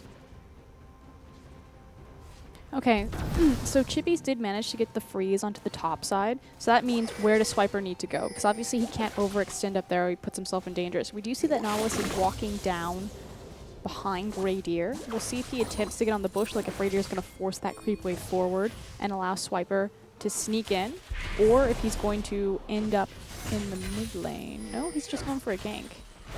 This teleport is up and He was available. spotted up by the wolf camp. Yeah. Rek'Sai was able to take away that one using the smite, so nicely done from Juves. Oh, here he comes though. He's now just going to run straight into this bottom lane. Yeah, and again, it's because he was spotted by the wolf camp. So that was pretty big. Yeah. But Right. Radiant tanking up the turret. Unideal for the Jinx, but is going to be able to clear this one out. They've broken any semblance of a freeze that Sin might have been able to gather as EGM's just throwing some Dark Bindings through. 4 men strong here for Chiefs towards the bottom side of the map as Chippies is starting to push that wave out. Swiper has his teleport waiting and ready. And there are going to be multiple members of Sin hanging around, doing the very best they can to hold this one off, and are going to do so successfully after taking a bit of harassment. Yeah, and again, Swiper's just effectively looking for a home right now. You keep seeing Chiefs pinging that top lane. I can't go up there yet. He's holding it. The wave may now be safe enough for Swiper to start his trek up there, but attempted to make something happen on the bot lane, but good response from Sin to move Juves over and make sure that a dive was not possible. Really want to see if Sin are going to be able to in any way put some pressure on that top lane as Chiefs. Oh, jeez. Do it! Flash W! He could have done it. Decided not to. I would have really liked to see Sin put some pressure on that top lane because now that's a huge wave that's crashing onto Swiper's tower and he's at 8 CS. And unfortunately not going to be able to do that. He's going to be able to clear that one all out. But doesn't get nearly as much farm. Of course, 33 to 12 now that he clears up all of those and won't be able to freeze that one out quite as easily as Chippies did, especially if he's rip-tiding it left, right, and center. Well, he can do it simply because he's not competing against his own Bonnie Sender. Hey, that's true. And now it's the question of Chippies is like, I don't have a home. Where do I go? Do I go up top? I can't go up there. Farming wolves. I'm really bad at jungling. He's got a shield. Look at this. Gets the little ones. The double-headed one, a little bit more of a problem there. That tasted purple. It's not purple. It's great. It's somewhat purple. It's a purplish grey. My favorite thing Give it is to the him. little puffer fish. Yeah. Are those in Australia? Puffer picks? Puffer picks? Yeah, they are, actually. Yeah, I'm never going in the water. yeah they're quite poison. Problematic stuff. As Rymeister gets out of the way of the fast bomb. Doesn't land the chain, though, and Cheese will be okay. Mimic is down, but Juice looks to make his way forward. Brady gets tagged. Juves could have gone in on that. Yeah, why not? Yeah, Flash. He saw the black shield. He didn't expect it to be broken. Well, Cardred does have the ability to do that on this Ezreal. It's one of the cool perks of the champion. Now just stacking his tier up.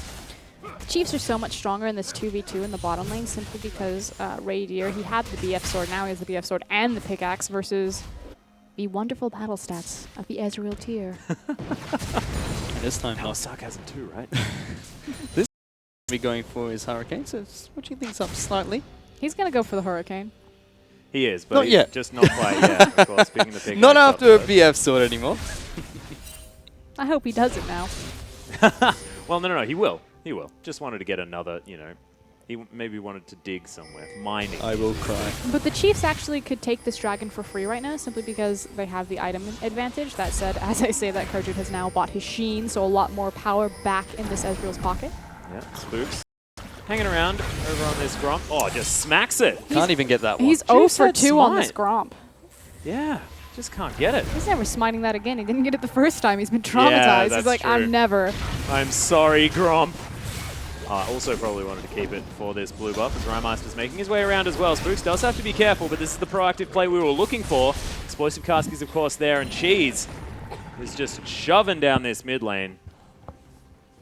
Swiper as well, just pushing the top side of the map. Still behind in farm, but that is being made up for by the rest of the map. 20 CS lead here for Cheese in the mid lane. Once again, laning very, very well. Really glad that the desk pointed out the fact that Cheese laned fantastically. Just got a heck of a lot of attention there after the first little while. So Chiefs were able to get the successful lane swap down. We did see great early game play from Egypt and Raider picking up first blood as well, but where do they go from here? Because once again, it feels like they've come to about 10 minutes into the game, look a little bit lost on Summoner's Rift. They don't care where they go. They're perfectly fine to sit in this lane and to continue to farm it out. That said, so is Cartridge Ezreal. Again, there was a power spike that the Chiefs had by having the item advantage on that Jinx with the BF sword, which they didn't take the best full use of, but they're not losing anything by just continuing to sit here, especially because their mid Oh lane my god! and their top lane is winning. Speaking of which, Swiper is going to take down Chippies there, as we didn't quite see what happened, but he didn't use his flash. He was just dead as Spooks used the last remainder of his mana. The flash body slam combo in the cast. Really nicely done, and there's a lot of CC in that lane. Here Have we a look go. at it again. So obviously Oh a good chain God. CC there. You have the flash belly bop into the displacement from the cask, and Swiper just playing ping pong with them. 17 different forms of CC, I swear. That was stupid. Someone hired a bouncy castle up in that top lane. That's all it looked like for Chippies right there. Yeah. Has to be Just- careful on that tower though. It is very low up on the top side. Well, Rymeister able to farm out quite nicely here in the mid lane with no one else in tow, but we haven't really seen too much from what is the pivotal man on the almost with the Morellonomicon in his back pocket, but he really needs to start moving around and getting stuff done. And with the Chiefs holding onto this early lead, 1.3 thousand gold it is, although not that high. Still definitely enough to deter Rymeister from leaving the lane, which can be very, very important. And I for agree Chiefs that fans. Rymeister, although hold on. Yeah, Jude is able to get the knock up onto Spooks. Spooks very tanky right now. Doesn't get the stun as Cheese over the top. Distortion actually not going to land as the Mimic does come in. Nice chains are down as he just uses the package, gets himself out of the way. As Jude's now right in amongst it. Spooks does have the ultimate available. Unbreakable now is on cooldown as well as Cheese making his way back in. Egypt down as well. Sigil on top of Cheese. Does have to be a little bit careful, but he'll be fine for now. We're now sitting in this ARAM situation. Unfortunately for Sin, Spooks has his... I'm waiting for him to Whoop. cask. Spooks has his Okay. cask available, so it's much easier for them to break the freeze. That looked like Trishul Barrage didn't do any damage, but it was just the Hex Drinker. And I like that Hex Trigger coming out from Cheese here. It really gives him that insurance against Rymeister in this mid lane, and look at how much that's paid off for him. He's 30 CS up once again against Rymeister. Yeah, gets to ignore a True Shot Barrage as well. It's pretty handy. Do like it. Rymeister's going to clear out this wave of the Distortion. Still some health available here for Cheese. This Cartridge is going to take a zap. Nice Unbreakable there from Rogue. Of course, Braum, it's a double-edged sword, isn't it, when you're against a Hurricane Jinx? Because you can take a heck of a lot too much damage by all three of the bolts if you put up that shield, but you are definitely able to help out your AD carry quite nicely. And Cheese almost died to Juves in the jungle. So they're still doing exactly what you said, Frosker, and they're just sitting around, very comfortable where Chiefs are at right now. They don't look like they need to go too aggressive just yet. They could be more proactive though. They're not playing as optimally because again, Raiders had this advantage, and obviously he sat down there and he farmed effectively while the rest of the team was kind of sorting out that ARAM in the mid lane. He does have the tower taking build though. I mean, this is That's the exactly the thing. one that you were talking about. It's like, I don't really care about fighting people, I want to kill structures. And Lots this of is high efficiency damage. Exactly, and this is the big thing. So instead of finishing out the Infinity Edge, because you have your BF Sword and your pickaxe, you go and you finish your tier 2 boots. Because obviously the attack speed and the movement speed is going to help you move between the lanes a lot more effectively than picking up the crit, which is effectively a battle stat. Because again, you can't crit the towers. So Raydier's build is entirely about taking towers. The problem is the only thing he's taking is creeps. Yeah. So we understand what he wants to do. He's just can't not do it yet. executing it. Yeah. Well, moves towards the bottom side of the map. Rymeister now moving down, but you can see lots of vision available from the Chiefs. This is the difference between Game 1 and Game 2, especially at this stage of the game, is the added vision that the Chiefs do have available to them. Rockets to come over. Rymeister loses a quarter of his health. Make that a half. That's in fact 2/3. My god, that Here, is... have a My shield. fractions had to be on point right there because Rymeister was losing large chunks at a time. Puts his face into those cheese. Really nice rocket placement. This ain't no wizard in the mid lane. That was super cute Yeah, from Chippies. I'm also really sorry. I didn't mean that wizard. I actually really admire your play. River Wizard? Yeah, it was just a bit of a meme, you know, the missing rockets thing. It's just low-hanging fruit. I just always take the low-hanging fruit. It's just bad news. Well, Cheese is not a River Wizard here. As you see, he's about 30 CS ahead of Yeah. Rymeister still. Still holding strong in that mid lane. Same thing he was able to do in Game 1. Also not doing the great things about Wizard as well. Hasn't just delivered a package randomly to someone and got himself a couple of kills in the early game. And taking a look at the game now, it's 15 minutes in. Yeah, Ejim's making his way through the jungle here, but there are 3 men strong. They lost their towards the bot mid tier lane. tower. Yeah, Radiant moving down. So it is 15 minutes in. 2 kills going on to the Chiefs. This will be the second turret going on over to them as well. So they will be about 2.5k up ahead of Sin. And we talked a lot about what Chiefs should do and how they might want to be a bit more proactive. But Sin Gaming, they look a little bit lost themselves. Well, as soon as Sin go to the mid ARAM, that's when you know that they have no idea what to do next. Because we've seen this in games that Sin lose, it's when they're not able to move around the map with a purpose. It's when they do just climb to the mid lane saying, let's take that one, that'll be good. And they just can't really get it done. It's about understanding how to play from behind and what the most effective way to do it. So at this point, what Sin really should have been doing is they should have been looking to trade an objective. Obviously, by making an unclean rotation into the middle lane, they sacrifice their bottom tier tower, but they can say, okay, so if they're strong on the bot side of the map by taking that tower, then they'll probably transition into Dragon. We have a moment where if we keep our wave clear, at least one or possibly the bot lane in the mid lane so they can't rotate onto the mid lane and push that down, we could take top tier. So Sin were in mid, and they should have been in top and just covering the mid lane. Once again, Cheese is on the clock with his farm. This guy is farming like a complete beast right now in the mid lane in both games. Not getting kills, all that sort of stuff, but man, his agricultural work is most definitely good. Fish lost it. I'm done. Agricultural work. He's a farmer. That's how it works. Oh. We need another rocket there, Cheese, with the popcorn chicken. Cardred actually going aggressive right now as he misses the essence box, but it doesn't seem to matter. Nice Winter's Bite comes down as teleport's being popped. Maybe a bit overly aggressive as Swiper's going to find his way in. Cardred gets knocked up. Nice use for the wild growth, but I believe he may still go down. There's the soul shackles for the stunners. Rogue now in trouble. They're kiting nicely. Massive double distortion, but Rymeister will pay for it. Spooks able to pick up that kill. They're just too tanky, and Swiper's still going in. Rogue right over the top. Wow, that was a hero. As True Shot Barrage is looking for Cheese. Oh, God. Okay, he will be all right. Why is he in the middle of the lane? He's still there. Okay, Chiefs played that beautifully. Obviously, you had a fantastic teleport coming in from Swiper, and he landed an amazing dredge line as soon as he was feet onto the ground. Cardred somehow managed to survive that. I think he went through a wild growth, a flash, an Ezreal E, everything at his disposal. Unfortunately, the Chiefs don't transition this into anything. They're right now kind of pinging around the Rift Herald, but because enough members of Sin survived that engagement, they're able to save their mid-tier tower. So yes, the Chiefs got some kills, but it didn't snowball into anything more. The biggest thing for me is they were able to keep Cardred alive for so long after all that hard CC used on him, but he's an Ezreal. He's not this super hyper carry. And here we go, there's the dredge line. Almost hits right there, but it's actually Spooks' cask that knocks Cardred in. And again, so much is used. He manages to clear the blast radius of the Super Mega Death Rocket, so isn't sniped off there. And then it's just double distortion. That's not where I want to be.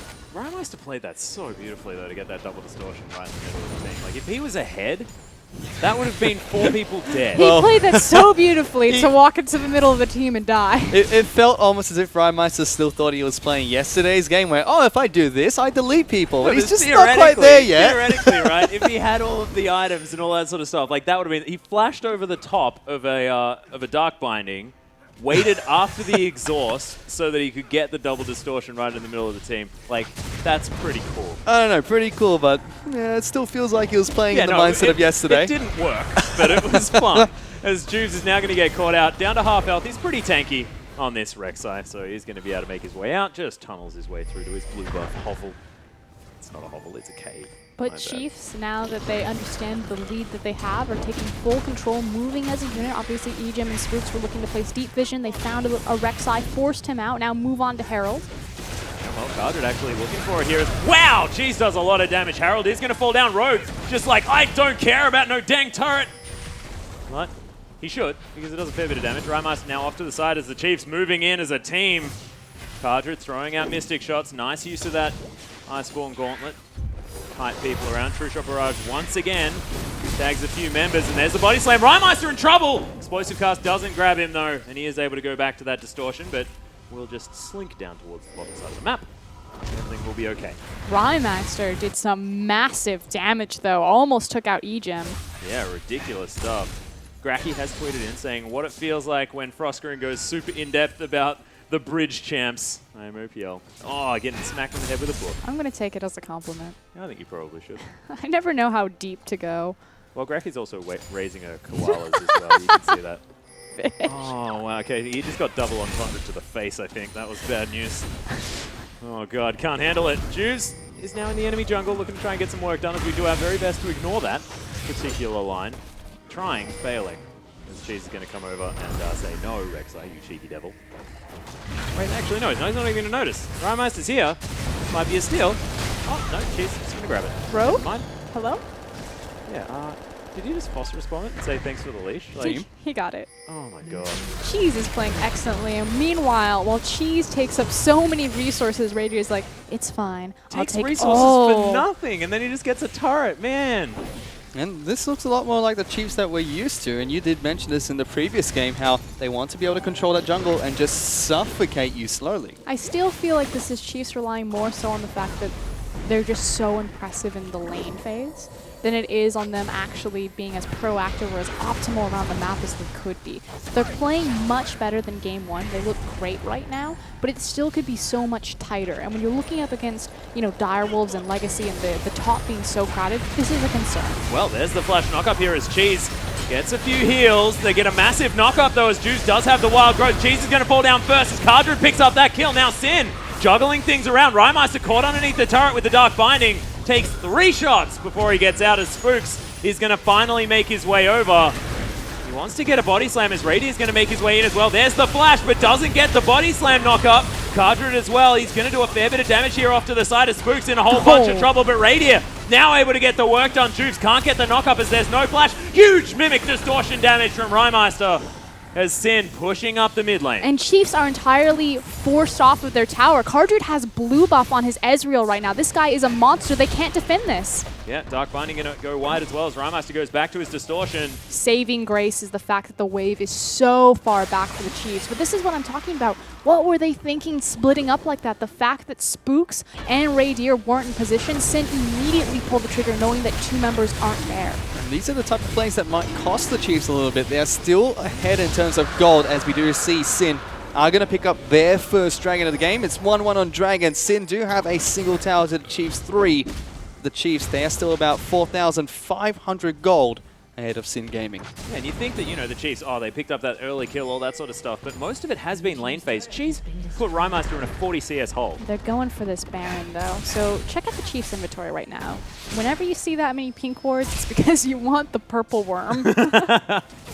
Pink count as purple or something? Is that how it works? So now what they need to do is they need to move over into that Baron side, and because they have complete control over the top side of the lane, because again, their first tier top tower is still standing, so naturally their minion wave is going to push that much deeper, that much easier into Sin territory, and with minions comes information because of the vision that goes along with them.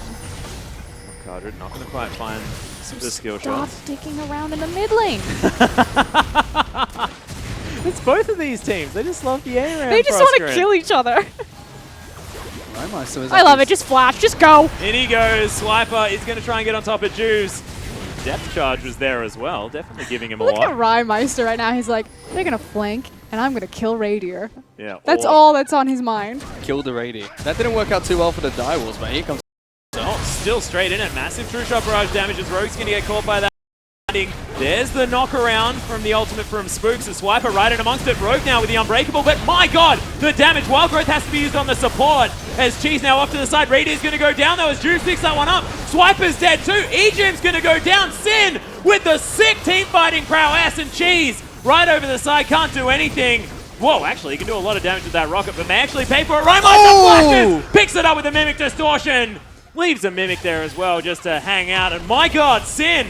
They may have got the comeback. There is absolutely no reason for the Chiefs to be there. The only reason that they would be there is to have a member wave clear so Sin just can't push down the mid-tier tower, but they could be taking advantage over so many different points on the map. Think about what was used before that fight too. Swiper used his ultimate onto Juice about 30 seconds before that fight broke out. That's a crucial ultimate that was not available. And the Chiefs, they were 5,000 gold ahead of Sin. Heck, they're still 2,000 gold ahead of this team, and they lost the fight. Big thing though is check out where Radier is when this fight starts out. Jinx isn't involved in this in the longest time. And then so much is used on Rogue, but as the Braum, he eats the cask, he very quickly repositions himself. Cheese then tries to find the assassination right into a Wild Growth. And as soon as Cheese is out of position, Sin just collapsed and flank on Chief's backline. And we compliment Radier a lot for his positioning prowess, but in that team fight, he just walked straight into Juves. As soon as everybody tunneled onto trying to take down Rogue, Radier was just caught out. But again, why are you fighting there? There is nothing there. There's no dragon. You just needed to wave clear for your mid-tier tower and take the advantage that you have on the top side of the map. Again, you want to be playing around Baron. You have a 6-minute window. Dragon is down. You have both top towers down. It's just that inhib tower that you need to siege. There's no reason for it. Well, you're going to see what they can do to clean things up right now as Radier over the top. Cheese is going to grab himself a blue buff as that one has come back up again.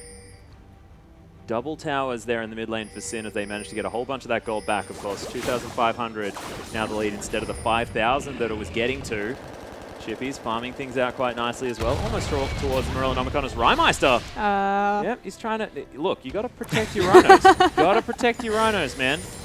And that Zizarot portal I feel not like going to protect itself. either of them were like, regret?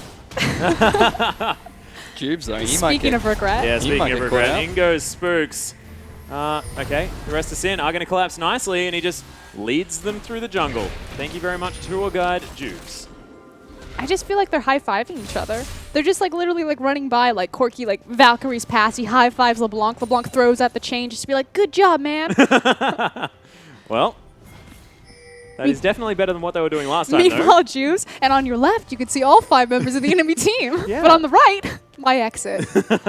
Chiefs are sending Cheese down into this bottom lane. Sin are able to respond with sending Chippies there to match him, and Chippies has that teleport. Corky, on the other hand, packing heal into this fight. Yeah, so not going to be able to move around quite as well as Rymeister being cheeky. EGM going to clear out that tunnel. Rymeister once again playing the flank game. I like this from the mid laner from Sin Gaming. These Chiefs do just need to make sure that Radier is always in full protection. Jude's once again going to get dark bound, but he may be in trouble. Oh my god, the healing. He's alive. Depth charge once again, but Rymeister's going to get caught out. Cheese grabs it as the Chiefs Death Squad move down the mid lane. Super Mega Death Rocket optimistic as Jude's just going to wander to the left. That is, I Excellent. believe, Radier's strategy. Excellent picks by the Chiefs right there. That will surely be the tower. We'll see if they can collapse back on Baron, but Juves will be able to heal himself and get back in position using his tunnels, which it looks like the closest one is actually on the red buff. One towards the top side of the map there as well as Sin do move back forward. In the turret, the only thing to go down is Chiefs do reclaim that 5,000 And gold see, lead. that's exactly what they're thinking of. Cartridge throws his not true shot barrage. That was it, yeah. Yeah, it was. Okay. Ezreal abilities. The R. He Trust throws his R yourself. to check the vision on the Baron, and you immediately saw the ping, blue pings going onto that red buff tunnel. So it's saying, check the Baron. I can void rush here for you. Yeah. Scream. Void Rush, yeah. You're just getting them all Oh my correct god, I can first be a time. play-by-play caster. Quick, you guys take color. Oh no, don't do that. If you look back at 2014, that is not a good idea. for, I believe, both of us. Sin are going to Whoa, be I able to take looked down good this in dragon. 2014. Well, look, it wasn't about how we looked, although that was a problem. That was well. long. I think it's pink hair about how we frosting. sounded a bit, Atlas. Yeah, it was what we were saying. Yeah. I think my voice Words. was fine. I just didn't say the right things. Spooks is going to be able to come down. Chiefs are able to pick up their second dragon of the game.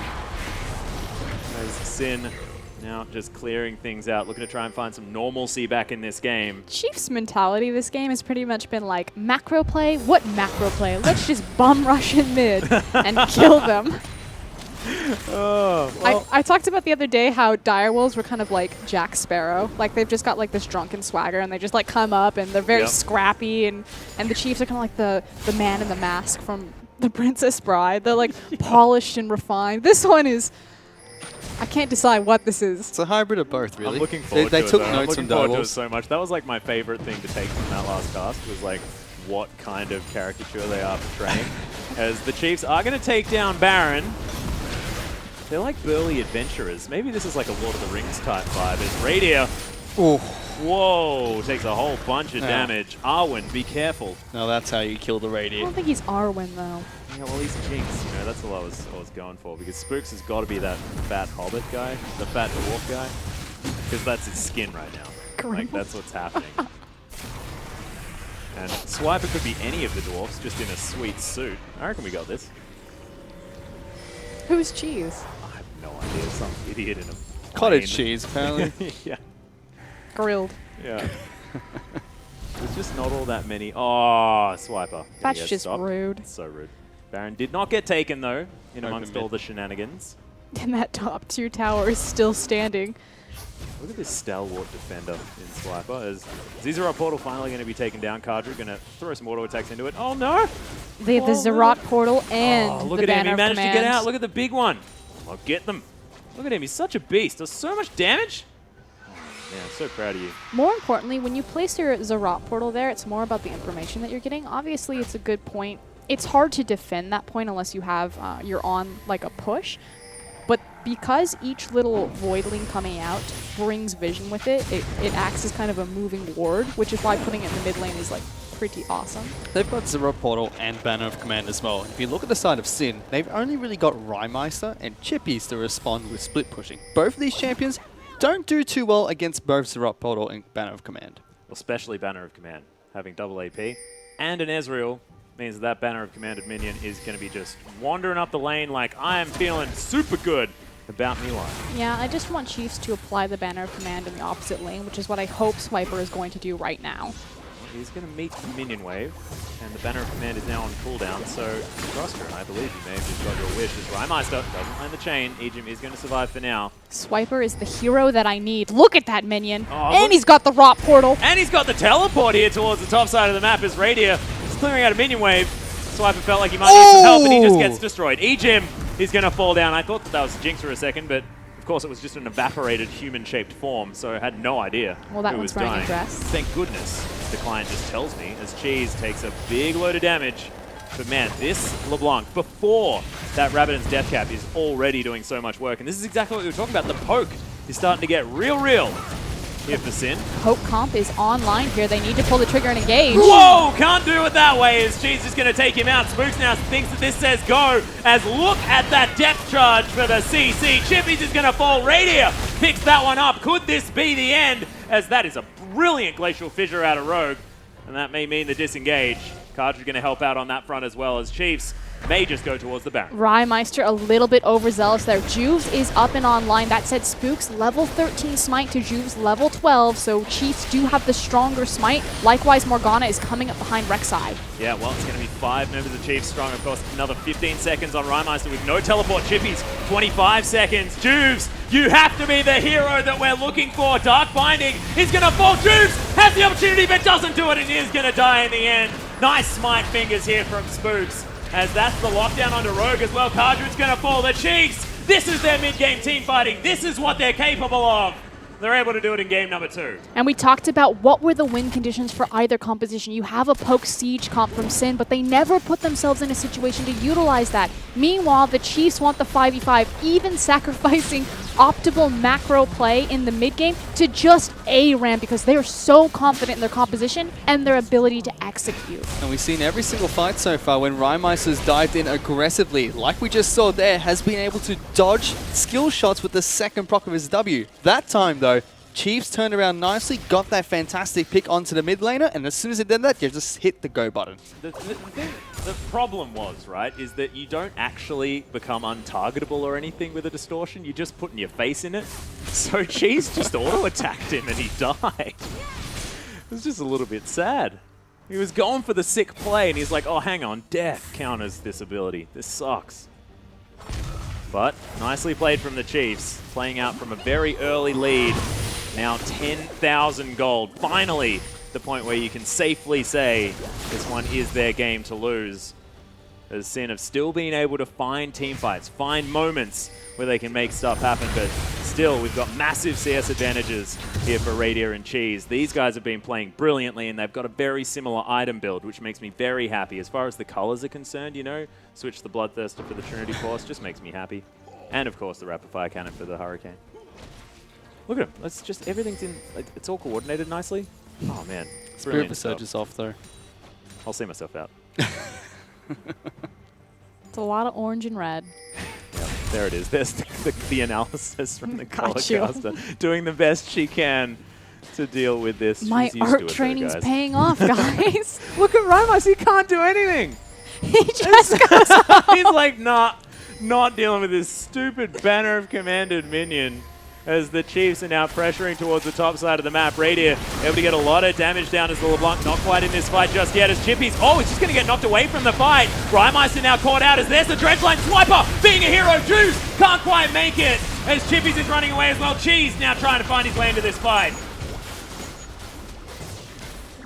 Yep. The cask actually blew everyone back, and it managed to separate the fight just because Juves got locked into the back line.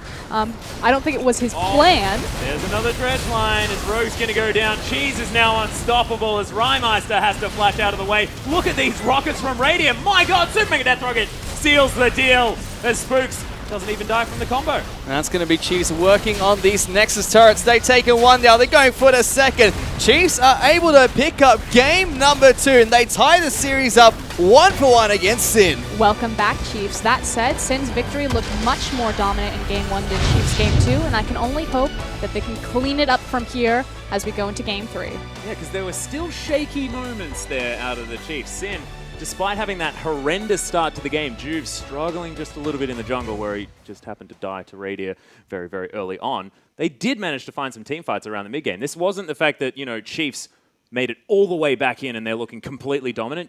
Sin still with something to go there. But we do have an analyst desk and they're going to break down that Chiefs victory. Yes, we do have an analyst desk analyst. Thank you for pointing that out. Hello, everyone. I'm still Jake Sportiviri. Joining me is still Aaron Choo-Choo's Vlad and Julian Petri Time Car. And we're here for what was a kind of weird game. I'm going to say that was not clean. I'm going to go with not clean. Well, I'm happy that at least we're going to get a third game now. So, you know, there's a chance I'm still right, which is a miracle. But I have to say, just much cleaner from the Chiefs. I feel like they calmed down, played their lanes out like they should, very safe, really solid, and then got to the mid-game, much easier time. Spooks was able to make more plays on the Gragas, and it just felt like the Chiefs kind of knew their plan and executed a lot cleaner. Definitely a hiccup in the mid-game there, but I feel like Chiefs just said, hey, we're good at this game, let's play good, and they played well. I don't necessarily actually played that well, Okay. if I'm being honest. I think that they definitely did still hiccup a fair bit that game. I definitely think they outdrafted Sin. I think Sin had a horrendous draft. I don't think that draft was good at all. But I do think that Chiefs definitely they did better early on, like what they did in the game 1. But they still lost a mid team fight. Ray ended up choking down and running down to a point where Juves could eventually just hunt him down. And towards the end, you could see they had the superior composition just through team fighting, but you could still see that they were still having some troubles. And you saw it actually at the start of the game that it was Juves that really cost Sin pretty big. I mean, he got first blooded by the AD carry, gave away a lot of early pressure, got triple buff. That led to this extended push. And I kind of agree. From there, it was like the Chiefs were like, we're the better team. We want to be proactive. We're going to shove the tier 2. Oh, crap, we just created this huge freeze. Now we don't have anywhere to send Swiper. Swiper's really behind. Gragas, get his Zarok portal. Like, we're not going to put that on our top laner anymore. Oh, we don't have a locket. Like, I mean, there was really, I had a lot of questions for both sides of both teams that game. But then again, Chiefs ended up winning that game purely off draft, in my opinion. I don't think either team played very well.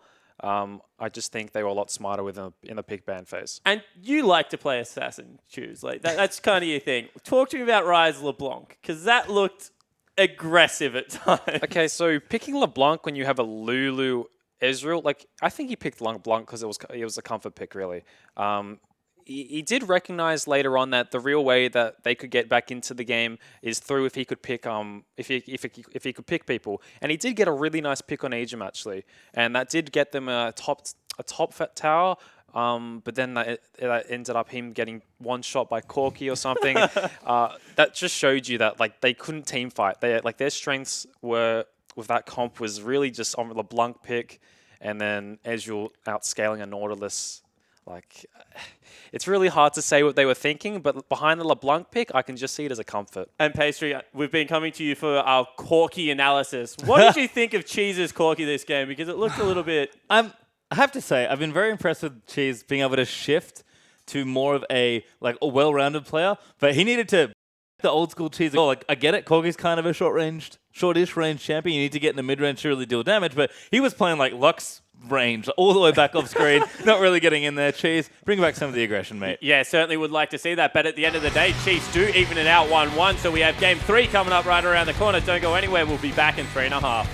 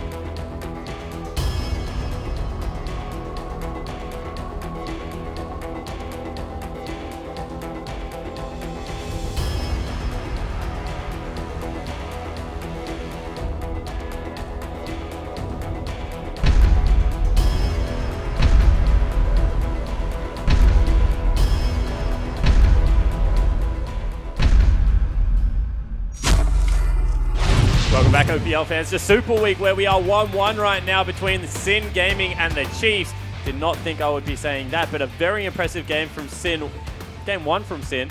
Game 2, Chiefs hit back. Want to go to the drafts, because you've been speaking a lot that you think that the Chiefs are just out drafting Sin right now. What is it exactly that Sin are doing poorly? Honestly, Honestly, I don't know. Like the draft didn't make sense. I mean, they first picked Lulu, standard stuff, like great first pick, and then they went into Ezreal straight away. Ezreal Braum. So they picked the bot lane straight away, and that showed that okay, we're not going to go for a hyper carry. But also, whenever you pick Lulu, you either pick it with a strong engaged champion, which is generally your support, or your jungler, or you pick it with a hyper carry AD carry. Which in this case was Ezreal, which, I mean, Ezreal's not really the best champion to work with Lulu, so I had a lot of questions for that draft. I really hope they fix it for this next game. Yeah, it certainly looked to be a major issue because the Chiefs kind of just were able to, through sheer team comp, start winning team fights, which should never really happen at that stage of the game. The other thing I want to talk about is maybe Sin's early laning phase, because 2 games in a row, we've seen Sin fall behind early, once in standard lanes, once in a lane swap. Is this also due to draft, or is this just Sin not really understanding the lane meta at the moment? I think at the beginning of both these games, first game, they got zones because they tried 2 golems and Raydir and Ejim caught them off guard and were able to zone them off the level 1 wave. So I think that played a big part, although Chiefs was able to 1v1 Raya fairly well. So in that respect, I do see that Chiefs have been playing very well lane-wise. But this second game also, the Gromp whole situation, Juve's missing his smite. Like, either Sin need to focus on making sure they can get these level 1s down, like safe. But I really hope like they can come in with a good draft and just get into laning phase normal. Yeah, and Chiefs are very clean laners. I think they're always going to be their strength. For me, I always want to look at junglers because we've seen 2 Gragas wins now, and it's one of those things where in a best of 3, like Gragas isn't necessarily a must ban right now, even though I think he's quite strong. But with the way the 2 junglers are playing on the champion, it's almost sort of taking it away just based on the series. This is something you need to do in best of 3s is adapt correctly. And I think a lot of this has come down to team fights, and Gragas is actually pretty straightforward to team fight with, gives you a lot of disruption in the middle of the team fights. And you could say that Sin were actually like centimeters away from winning some of these team fights. Maybe if they had the extra bonus of the Gragas, they would have been able to take I feel like them. Sin play best when they're playing together. They did show us that in game 1 and even a bit of it in game number 2. So I agree. I think Sin want a bit more team fighting from their jungler. Like Rek'Sai's best when you're controlling the enemy jungler, and Spooks was just running around the shop. Juve's died at level 1, unfortunately, in game 2. Like, I feel like Gragas just presents threats at all times, and if your lanes are going to fall behind because the Chiefs are excellent laners, give yourself a jungler that gives you opportunity to punish mistakes when they are getting too aggressive. And on the opposite side of the race, we want to take a big look at the Chiefs right now because something seems to be off. What does it look like right now? Like we mentioned shot calling, but like that game the shot calling was fine. They just wanted to team fight. What is it that's just going wrong right now, Choo-Choos? Well, I'm not a member of the Chiefs, so I can't give you... Trey on the jersey. I can't give you an exact answer, but it's really hard to say. I mean, they're playing well in lanes, as we've seen. They're struggling when it comes to, I guess, when it comes to them grouping. But then again, they have shown that like they can group. They can team fight well when they group. So maybe it must be communication, really. Like if they're winning team fights and they're losing team fights, it must be like indecisiveness or just people not listening to shot calls. Yeah, I'd 100% agree. Like, yes, the macro games looked a little shaky here and there as well, so something is not quite right there, but these are talented players. They should be able to pull themselves out of these situations, and you see in the fights they're losing, like, no one is communicating properly. Like, she's doing his own thing, feels like Raiders trying to get protected, and he's getting jumped on. Like, it just looked unclean from Chiefs, and Choose is probably right. It's likely comms. Okay, cool. So we are about to get into game, but once again, we had some stutters in this prediction phase. I feel like we haven't nailed it just quite yet, so I'm going to give us one more crack. Are you sticking with the 2-1 for the Chiefs, which you initially went with, or the 2-1 for Sin? I'm ready to believe in my renege. Sin 2-1. Sin 2-1. Okay, and you said they're not going to win game 2, so we're not good at this. I don't know why you ask me.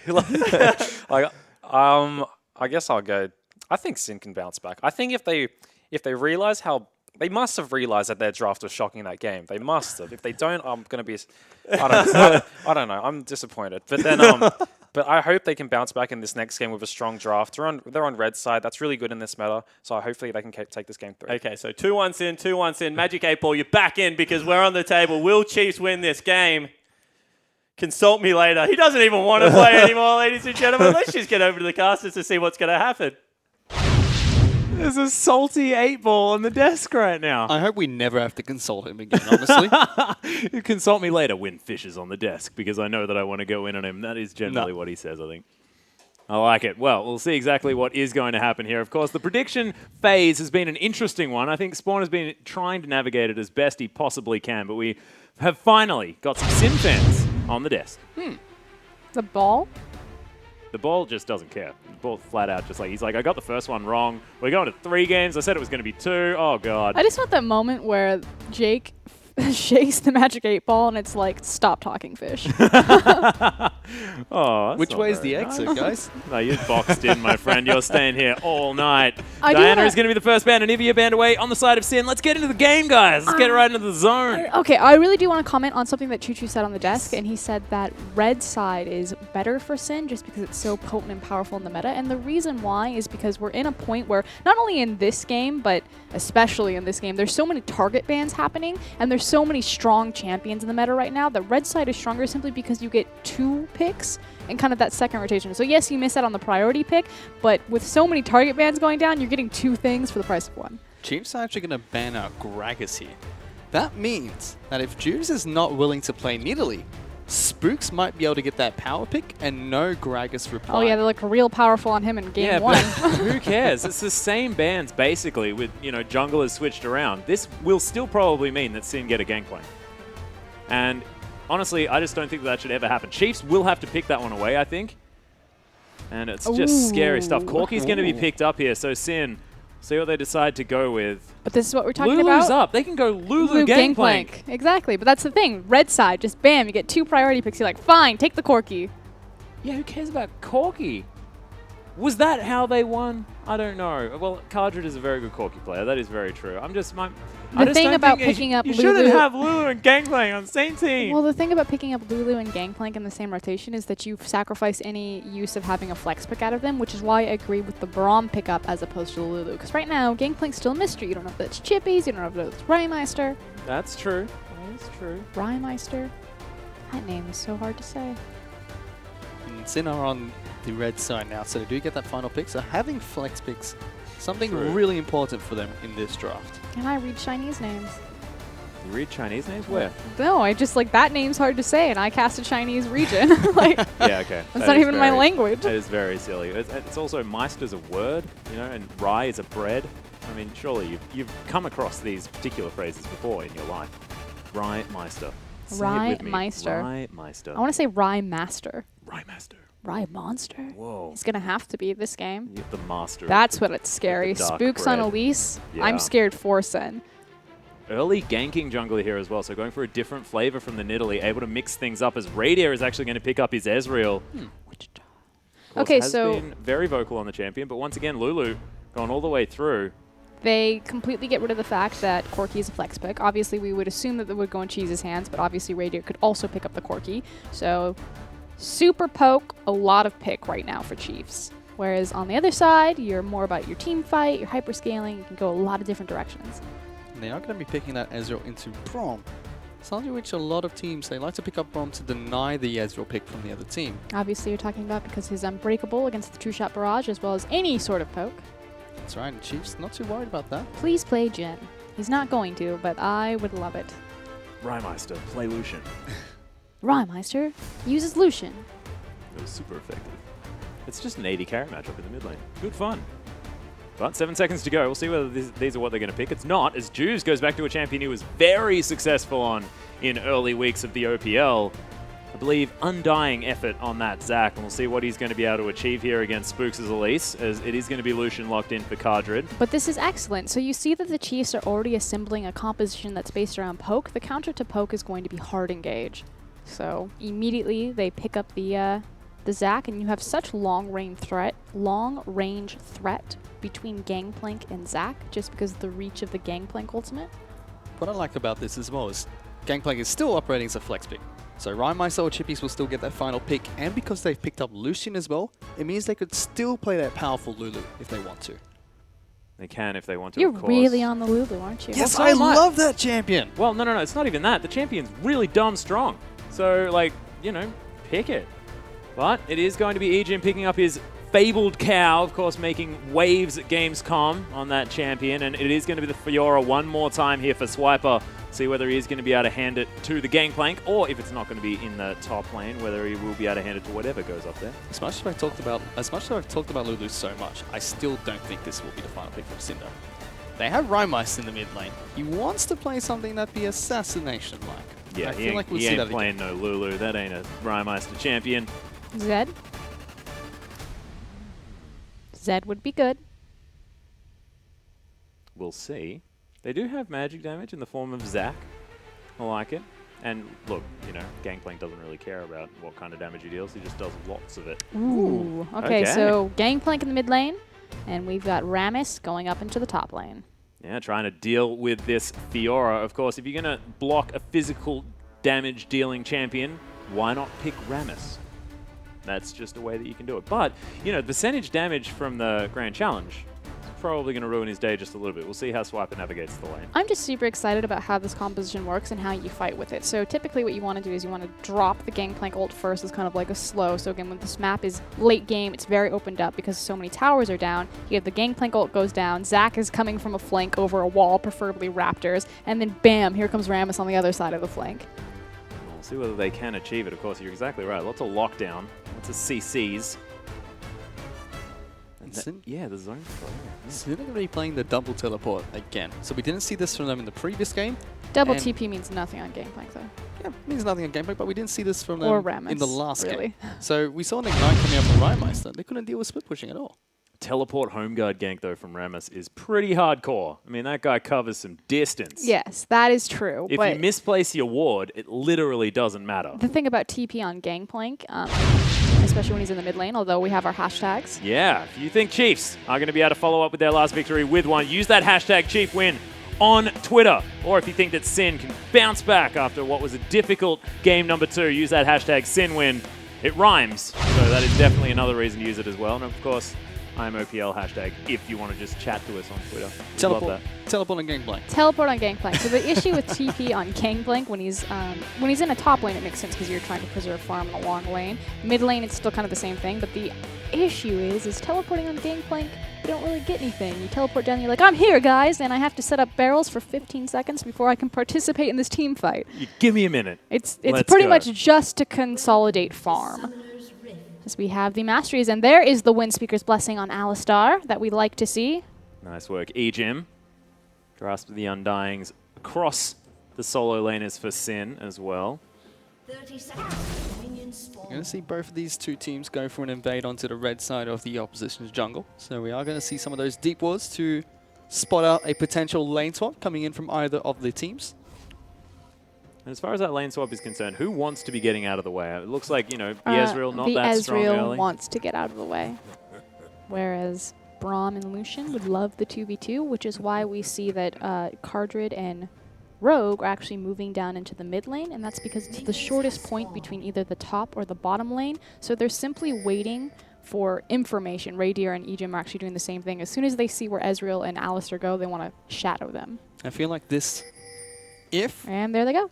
I feel like if Sin even got, I feel like if Chiefs got that lane swap even, it would have benefited them even more in the mid lane too. Because Cheese, past 2 games against Rhymeister, about 10 minutes into the game, he's 30 CS up against him.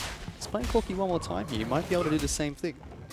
Well, as far as Corki into Gangplank is concerned as well, I mean, you have to say that she's pretty favoured in this old matchup. Would I be right in saying, look, I'm not the colour lady, but Cheese is definitely playing well. I think it's really just a farm lane. Corki's power spike is going to be coming out at level 4, so until then, it's still relatively difficult, but you're effectively ranged versus melee, but you're competing against Gangplank's Q or in between the cooldowns. at the moment, Rhymeister actually doing quite well against the Corki. He's just getting shot over and over again. 10 gold for days. And that Bandit, pretty silly mastery on the old Gangplank. Chippies, meanwhile, up the top lane, he's taking quite a significant amount of damage coming in from Swiper. Got quite a few vital procs there. Interesting choice for Chippies to just stay in that minion wave. Just too far forward when he lost the EXP advantage. Swiper, of course, making and abusing use of that level 2. Standard lanes are going to break out here as well as Piercing Light going to come over the top here for Cardred. As Rusty is going to come in with a tweet. Mix and match from Sin this time around. Chiefs are showing a strong 4-man roster with Fiora split pushing. Who's that guy? I think he's in... I've seen him it's before Spawn's somewhere. brother. I think it's Spawn's brother. I was thought going to it say, was isn't that our host? Yeah.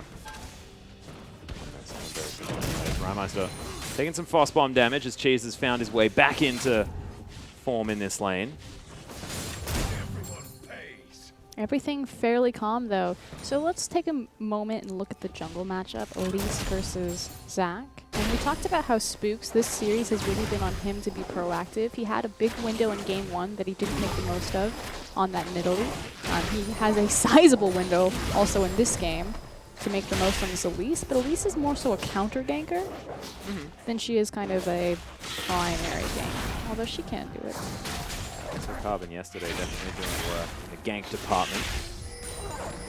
We'll see what Spooks can make happen this time around as Juves is going to get spotted by a ward. Raptor Sense going to proc. He's going to be able to clear out that vision. But this is really important because, again, Spooks now has information about where Juves is, so what is he going to do with that?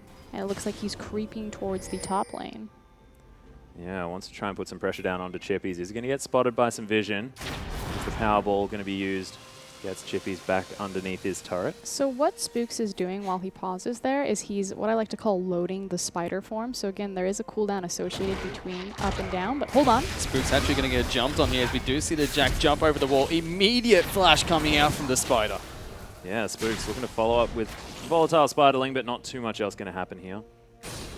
And what I mean by prepping the spider form is I think it's a 4 or 5 cooldown between switching positions, and obviously you want to have your spider form prepped when you go into a gank, so you can easily throw the cocoon and then immediately go into spider form so you can find that Q. Well, Cheese actually struggling here, as this is the first time that Get in Rymeister there. has played the Gangplank. Massive damage from the barrels, as he's navigating this lane so well on the champion. Also, we know Rymeister is someone that very able to put pressure on early as the Elastic Slingshot's being charged. Cheese in trouble. Doesn't have flash. Yeah, Knockup going to come in through here as not a lot of mana. Spook's just going to wander away. Rymeister happy to go toe-to-toe with both the jungler and mid laner here. Very stark difference from that first game. A Swiper up in the top lane. He's going to go toe-to-toe with Chippies. Chippies wants to put on that OC Fido down. Gets Swiper incredibly low. Yeah, it's Swiper actually coming out the worst of that trade. Here comes Juves. Dun-dun. Dun-dun. Best love not these be shot in the noises. shop. Dun-dun-dun. Oh, What? You cancelled it. I believed in the Majin Buu. Oh, the real question is, can he take the drop? And I think the answer is yes. Juves is going to get his revenge. Meanwhile, top lane, Swiper's looking to try and jump onto Chippies. Pops that Powerball to get out of that sticky situation. Teleport is down from Fiora. We could potentially see Chippies match that, use his TP to get back into the lane. He definitely has time just because his wave is forward push, but instead he is going to go ahead and burn that TP. The thing about Rammus is I wish people would play him like Hecarim in a sense. Now, old school Hecarim, because he was so fast and he was able to get in between lanes so efficiently, it was more so about buying ingredients of your items as opposed to collecting or waiting in a lane until you had full gold for like a big chunk of your item to abuse your mobility going in between the lanes. And Rammus is very capable of doing that with his Powerball, but so many people just confident to burn that TP or not make the most of a TP advantage. Well, Powerball going to be utilized here, but of course Zac hanging around his Raptor camp. Not going to be able to execute on anything as Rymeister now struggling here in this lane. Cheese able to get a bunch of work done, but look at this, with the Sheen, Cheese actually taking a lot back. Yeah, and that was the big difference of making sure that he could get the Sheen proc versus not. Yeah. Oh my god, look at those pink wards! That's a lot of gold! You love Sin Gaming at the moment. I think she 2 days mostly in a just row. loves the 2 days in a row. Wait, no, not quite. You don't really need that many pink wards right now. That's 1, 2, 3, 4, 5. That's like 500 gold. I mean, obviously a little bit less because you're spending 75. I can't do the math that quickly. But 300 gold. okay, that's still a lot of gold this early into the game, which basically puts them at a 600 gold deficit. They're like behind a kill. As Swiper actually able to riposte the taunt. That is pretty smooth. That Grasp of the Undying doing some work here on the top side of the map. That top side of the map, Chippies. 5 pink wards at 8 minutes in the game, Alex. What are they warding? Where are you going? I don't know. Apparently, you can actually put them almost anywhere. Yeah. So, look, I'm not sure just yet, but they have loads of options. That Tremors said- is going to come in. Spooks is down here.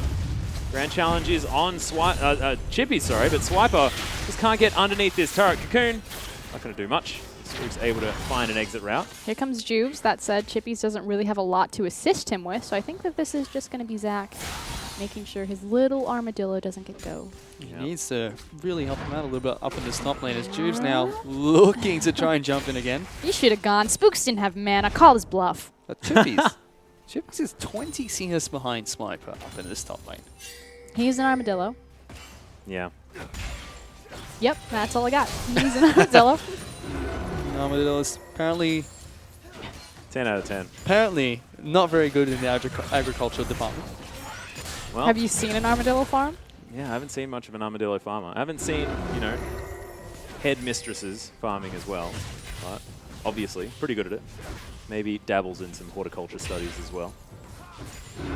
Radiate down towards the bottom side, farming up quite nicely here against the Lucian, who has arguably, you know, an earlier power margin on the champion. He's than he real was on. strong right now. Yeah, That's my ace analysis on the Non-committal. Lucian versus... wording. That's what I'm going for. Oh, Oh, jeez, you cheeky devil. There's the confident play we were expecting. Rhymeister is not having a good time in this mid lane. Not anymore. Despite the fact that he's 10 CS down, he's still been pillaging a lot of gold. He's forced to burn his TP here. Oh, Spooks, do it. He's going to find Juves in this jungle. He gets a lot of damage down onto the jungle. He's going to try and look to jump away. Whoa. Gangplank ultimate burnt too. Defensive cannon barrage, dangerous stuff. Yeah, and Chiefs are slowly but surely taking control of this mid lane, and it's starting to leak into Juve's jungle. You see that there. If Rhymemaster is locked down and he's unable to rotate, Spooks is more than willing to challenge Juves. Yeah, now that that ultimate's now on cooldown, Sin comes can't Alistar. really make as many plays around the map. Okay, big thing is that Ejim's level 6, and so if he is Caught. maybe not in a good place, It's going to take a lot of damage here, Atlas. Yeah, he's going to get stunned up as well as Kadra just pumping shots into him, but does blow the flash, gets himself to safety. what I was going to say is it's a very real threat for Ejim to be on the flank, as it never ends. Poor Chippies. Once again, the Cocoon is going to miss. Nice use of the riposte as Chippies is going to get stunned. The rappel's down. Nice taunt. And Swiper is going to flash out of the way, but first blood goes to Spooks underneath that turret. Even held onto the aggro for long enough, did Swiper. Nicely played from the top jungle. Chippies did the best that he could, but good juggle aggro there from the Chiefs. Really different from game one. Not able to quite juggle the aggro when they try to tower dive the Gangplank top lane. This time, Swiper and Spooks working well together. Oh, fantastic riposte one more time here from Swiper. He just says, Juves, nah, not today. Well, that's barrels out of Rhymemaster here as well. Big thing is the fact that the Chiefs are getting their split pushing weapon ahead, opening up a viable option for them to use that come late game. Yeah, Cheese now with the package, hanging out here in the mid. Rhymemaster with his barrel will be able to clear out this lane quite nicely as Juves charging that elastic slingshot. And Cheese just uses the package. That was a cute and little gets the wave clear. Look at that. bounce effect. Flubber just like ricocheted off of him. Well, you know, he is Flubber. That So- is generally his MO. Unfortunately for Sin, the only lane that's, I'm not even going to say winning, although they are very strong, even is their bot lane. And unfortunately, Juice has not been able to pay this much attention because Spooks has been applying so much pressure in the top lane. Yeah, well, Pac-Man actually in with a tweet. Rammus is at a disadvantage in this 1v1 unless he can get an early Thornmail. Needs to make plays around the map. I 100% agree with Pac-Man there. I don't like early Thornmail though. Why not? I still think it's just because he's an armadillo. What? That was your expert analysis, Froskerin. Oh. Now you've got him on the train.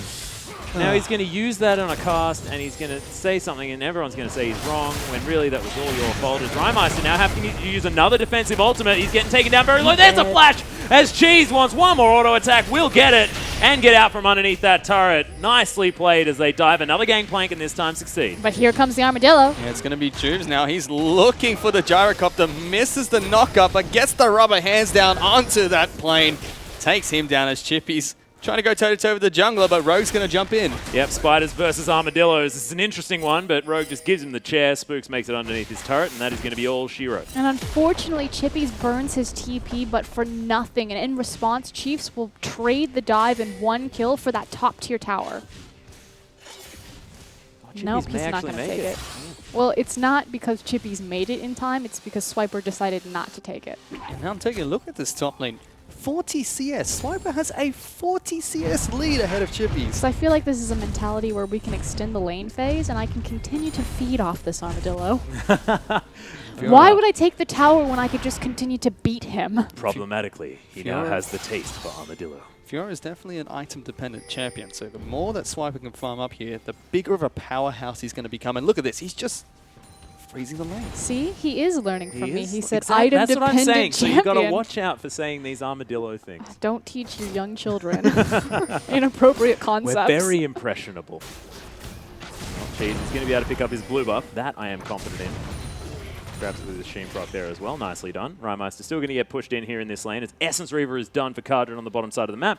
And Trinity Force now completed here for Rymeister as he has the backward barrels nicely placed for now. Big thing is the Iceborne Gauntlet being complete for Ezreal down there. Yeah. He's looking to put the pressure down. Rymeister actually taking so much hurt. That's a big one. He traded his entire health bar for that creep wave. Well, if he traded the entire health bar, he would be dead. Traded half of his health bar for the creep wave. Nice. Remember, we rely on you. Barrel is going to go down. Rymeister grabs some extra gold there from that one as well. Look at Spooks. He's like, I know. Chippies. He doesn't know. Yeah, he's going to get caught out. That's half of his health bar. Spooks does so much damage. Cheese pays a visit to the Armadillo, grabs him with the combo. Spooks may actually be in trouble. There's the flash. The Let's Bounce finds no one. Cannon Barrage is here, though. There's the knockup out of the Cannon Barrage damage, actually, as Swiper makes his way in. We'll see whether he can find anything. Doesn't look like it. They're on the wrong side of the map. On the wrong side of the map. Still 2-on-1 until the Spider can get there. Even bottom lane for Sim was rotating up to try and help out. And that was to cover to make sure that if Rymeister needed it, he could exit towards the bottom side. So that really saved the mid lane positioning. Well, half the turret damage is down here in this mid lane. That wasn't really English, but I did manage to get it across, I think. But we can also talk about why Chippies was there. Why was he there? Rymeister was so low that a possible dive was a very real threat. So Chippies was going down looking for the dive. And of course, Spooks was already there, so he's just a little bit late to the rotation. But the fact of the matter is that the Chiefs are, what's the word I'm looking for, predictable in their aggression. And they were punished that time around. I'm not going to say punished, they traded evenly on it. Well, still a little bit scary, Chippies. Almost getting 100 to nothing by Spooks on Elise, and it's not something you want to see coming in from Aramis as Kadra now. He gets chunked down incredibly low, forced to use his heal, so teleport will come out from the gangplank to the bottom lane as well. That True Shot Barrage hit, he would have been dead. Might be his mid-tier tower, however. It's just Jubes that's left to defend this. Jeez. Yep, that's what I thought. Cheese has been playing this lane really well. So the teleport is used to assist Cardrid, but in turn, he sacrifices his mid-tier tower. Chief's still in full control of this game, especially because poor little Chippies, level 10 to level 11, and he just got that 10. Full control they indeed are. They are 4,000 or close to 4,000 gold up here. 2 turrets to none. None of the dragons have been taken yet. You know what the Chiefs remind me of? They What kind do of they remind remind me you of EDG. Yeah, that's what they play like. They're just like a very Said before. lane dominant team. Like they extend the lane phase because they have such strong solo laners. Right now, it is definitely working out for them. Radiant, his Ezreal has always been phenomenal. The fact that he's gone even in this lane is a fantastically big Even, deal. he's ahead. It's 164 to 158. Yeah, that's a good point. But, you know, that's 6 CS. And I'm thinking at this stage, it doesn't mean all that much. So Ezreal decided to should go be with the- down. He was against Lucian Braum. That's literally one of the strongest 2v2s in the game. Well, he might actually be dead as he's used the flash, but right on top of the ult from Rhymaster, who will grab his first kill of the game. Cast a Curse erupting here on the bottom side of the map. As Chippies, he's in trouble as well. He is in trouble up in the top lane as Swiper was trying to dive him with the challenge pot. Chiefs just going to be able to get some damage on this tower. Good job from Chippies to make sure that he burned his flash after Swiper had used his dash instead of before. He does have the Thornmail now, though, so according to Pac-Man, things are going absolutely fine for the Armadillo. No, things are not fine yet, but things will get better for the Armadillo with the Thornmail. Well, Agent misses the cannon creep. Oh, Get out of here. cow days. Get out of here. Get off my lawn. This is for the BM. Well, Rhymaster. Are we take a just couple role of turret playing? shots. Can I be Ejim? How was he, Jim? Hey. Can I be Rymeister? Sure. Damn I right. don't care. Yar. Sorry, he's a pirate. That's all I had. I thought we were role playing. You can be the turret, Atlas.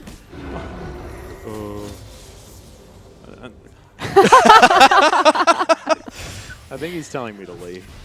I think that's what it is. Radier is going to make his way back to this bottom lane, though, as Rhymaster's going to head home. No more teleport available, but probably head towards some form of farm because he's a gangplank, and that's what he likes. I should have been Rammus. I don't know. Feel bad for Chip. He's up in the top lane. All he wants to do is fight people. Okay. Hasn't been able to do that much. Well, as I say that, he is actually going to fight Swiper. He's got a Thornmail now. It's much harder. At this point, Swiper just needs to make the most that he has an advantage over the Rammus and either continue to apply pressure in that lane, holding Chippies down to make sure that he can't assist his team, or just take the tower from around him. And he's slowly catching up in CS as well. Now only 30 Now CS behind. only 30. And I say only 30 because at one point in this game, he was 50 CS behind that Fiora. Would So- you like to know a fun fact? Sure. About 13 CS, depending on which ones you get, equates to 1 kill worth of gold. So he is effectively 2 kills behind. And he has 2 deaths too. Doesn't work like that, but Doesn't stack, he's apparently. not 4 kills down. That means that Cheese is 2 kills in the lead, though. It means he's like 700 gold ahead. 2 kills in the lead of Chippies. Not necessarily Rhymaster, who has picked up his second. Speaking of doing well in lanes that you probably shouldn't have, you've got Radier on one side and Rhymaster on the other. He's Leave definitely it. done great. Nah, you leave it so he can't get the...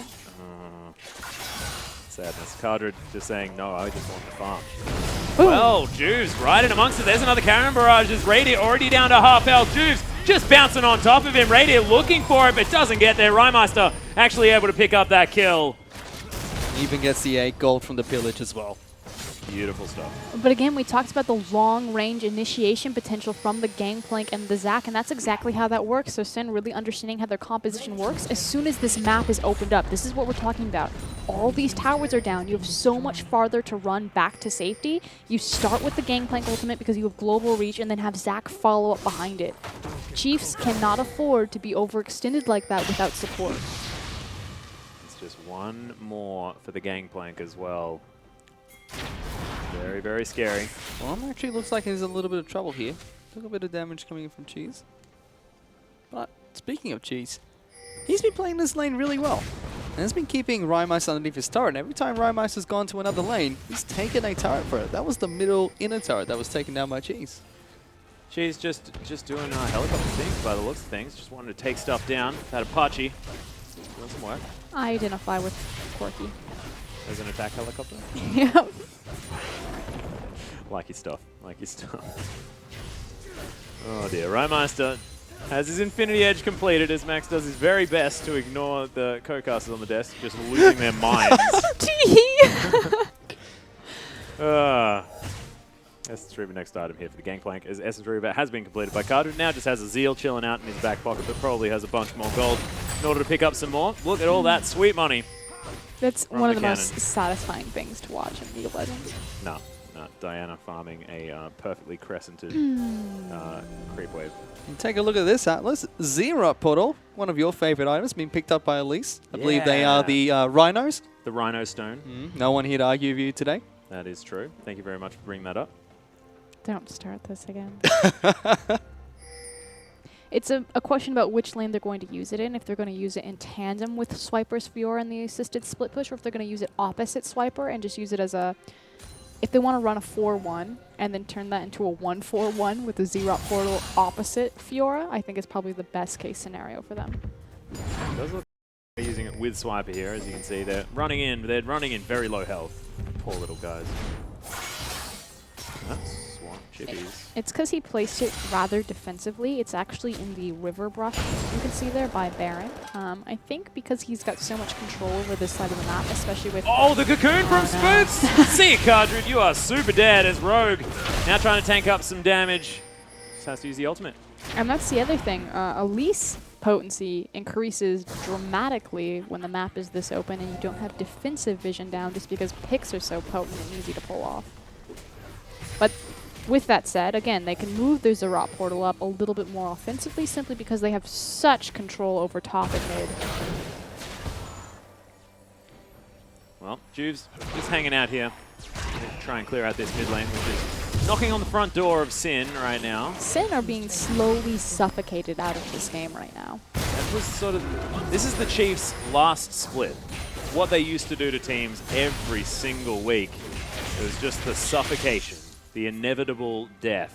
But it's kind of like this idea that you're still extending your lane phase and your laners are just like snowballing because they're stronger. Whoa. Rymeister able to get the barrels down. Spooks tanks up 3 turret shots. Bigger factor though was Cheese over to the side to make sure that Juves couldn't pull the trigger there. Speaking of Rymeister as well, he's picked up 2 of his big items as Chippies. He's going to try and go with a little bit of a fighter with Swiper up in this top lane. Challenge has been popped. It's just going to be Chippies farming underneath his tower. He's still trying to claw back that CS lead. Not looking too good for him now. No. Well, look, he's still at 30. I mean, it hasn't changed. That's good. At this point, Sin are just waiting, trying to farm up, particularly to their gangplank. Their composition works best when they're working as 5, and so if the Chiefs can continue to just continuously apply pressure, continuously apply pressure in all of these lanes and make sure that Sin are never in an opportunity where they can group up, again, they're just going to continue to slowly suffocate them out of objectives, Dragon being the next one. They're now going to continue to listen to you continually saying continue. Continue. I didn't have any more. Dang it. She counted my continue with Yo, continue. dog, I hear it. No. No. Blade of the Ruined King almost completed here for Radiant on his Ezreal, though. He's trying to get some more work done. Chippies taking some Krugs when he can. Now the Armadillo is going to go home. Thankfully, no more Z-Rot portal. Is going to be expired. Sacrificing another dragon for free, though, with Juves on the top side of the map. There we go. Taken down. Oh, he gets headbutted as well. Agent saying, ah ha ha. My paddock is now mine. Honey, you know that they're on dragon. You saw the buff just go down. You're free to challenge that pink ward.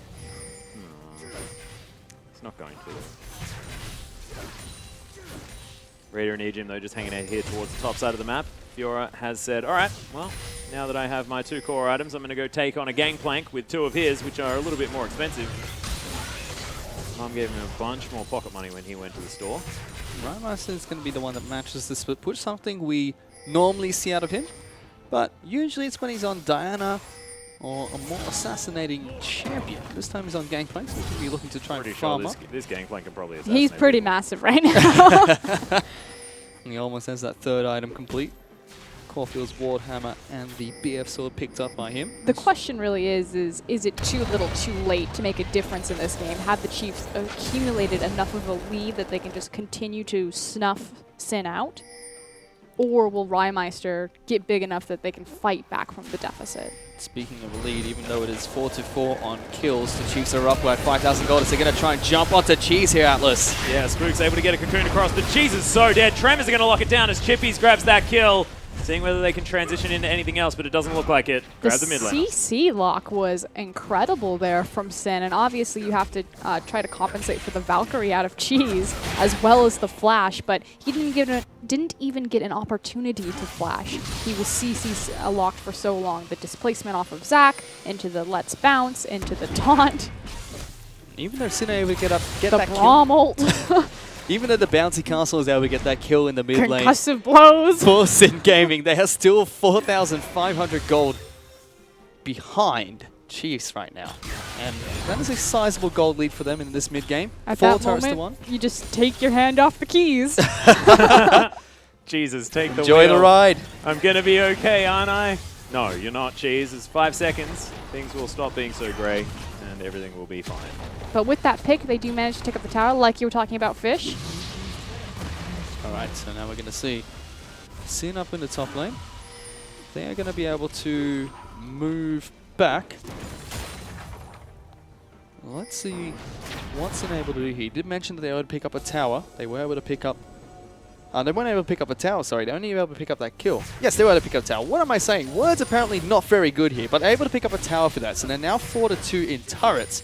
Got the gold lead down a little bit, so it's only about 3,500 gold in Chiefs' favor.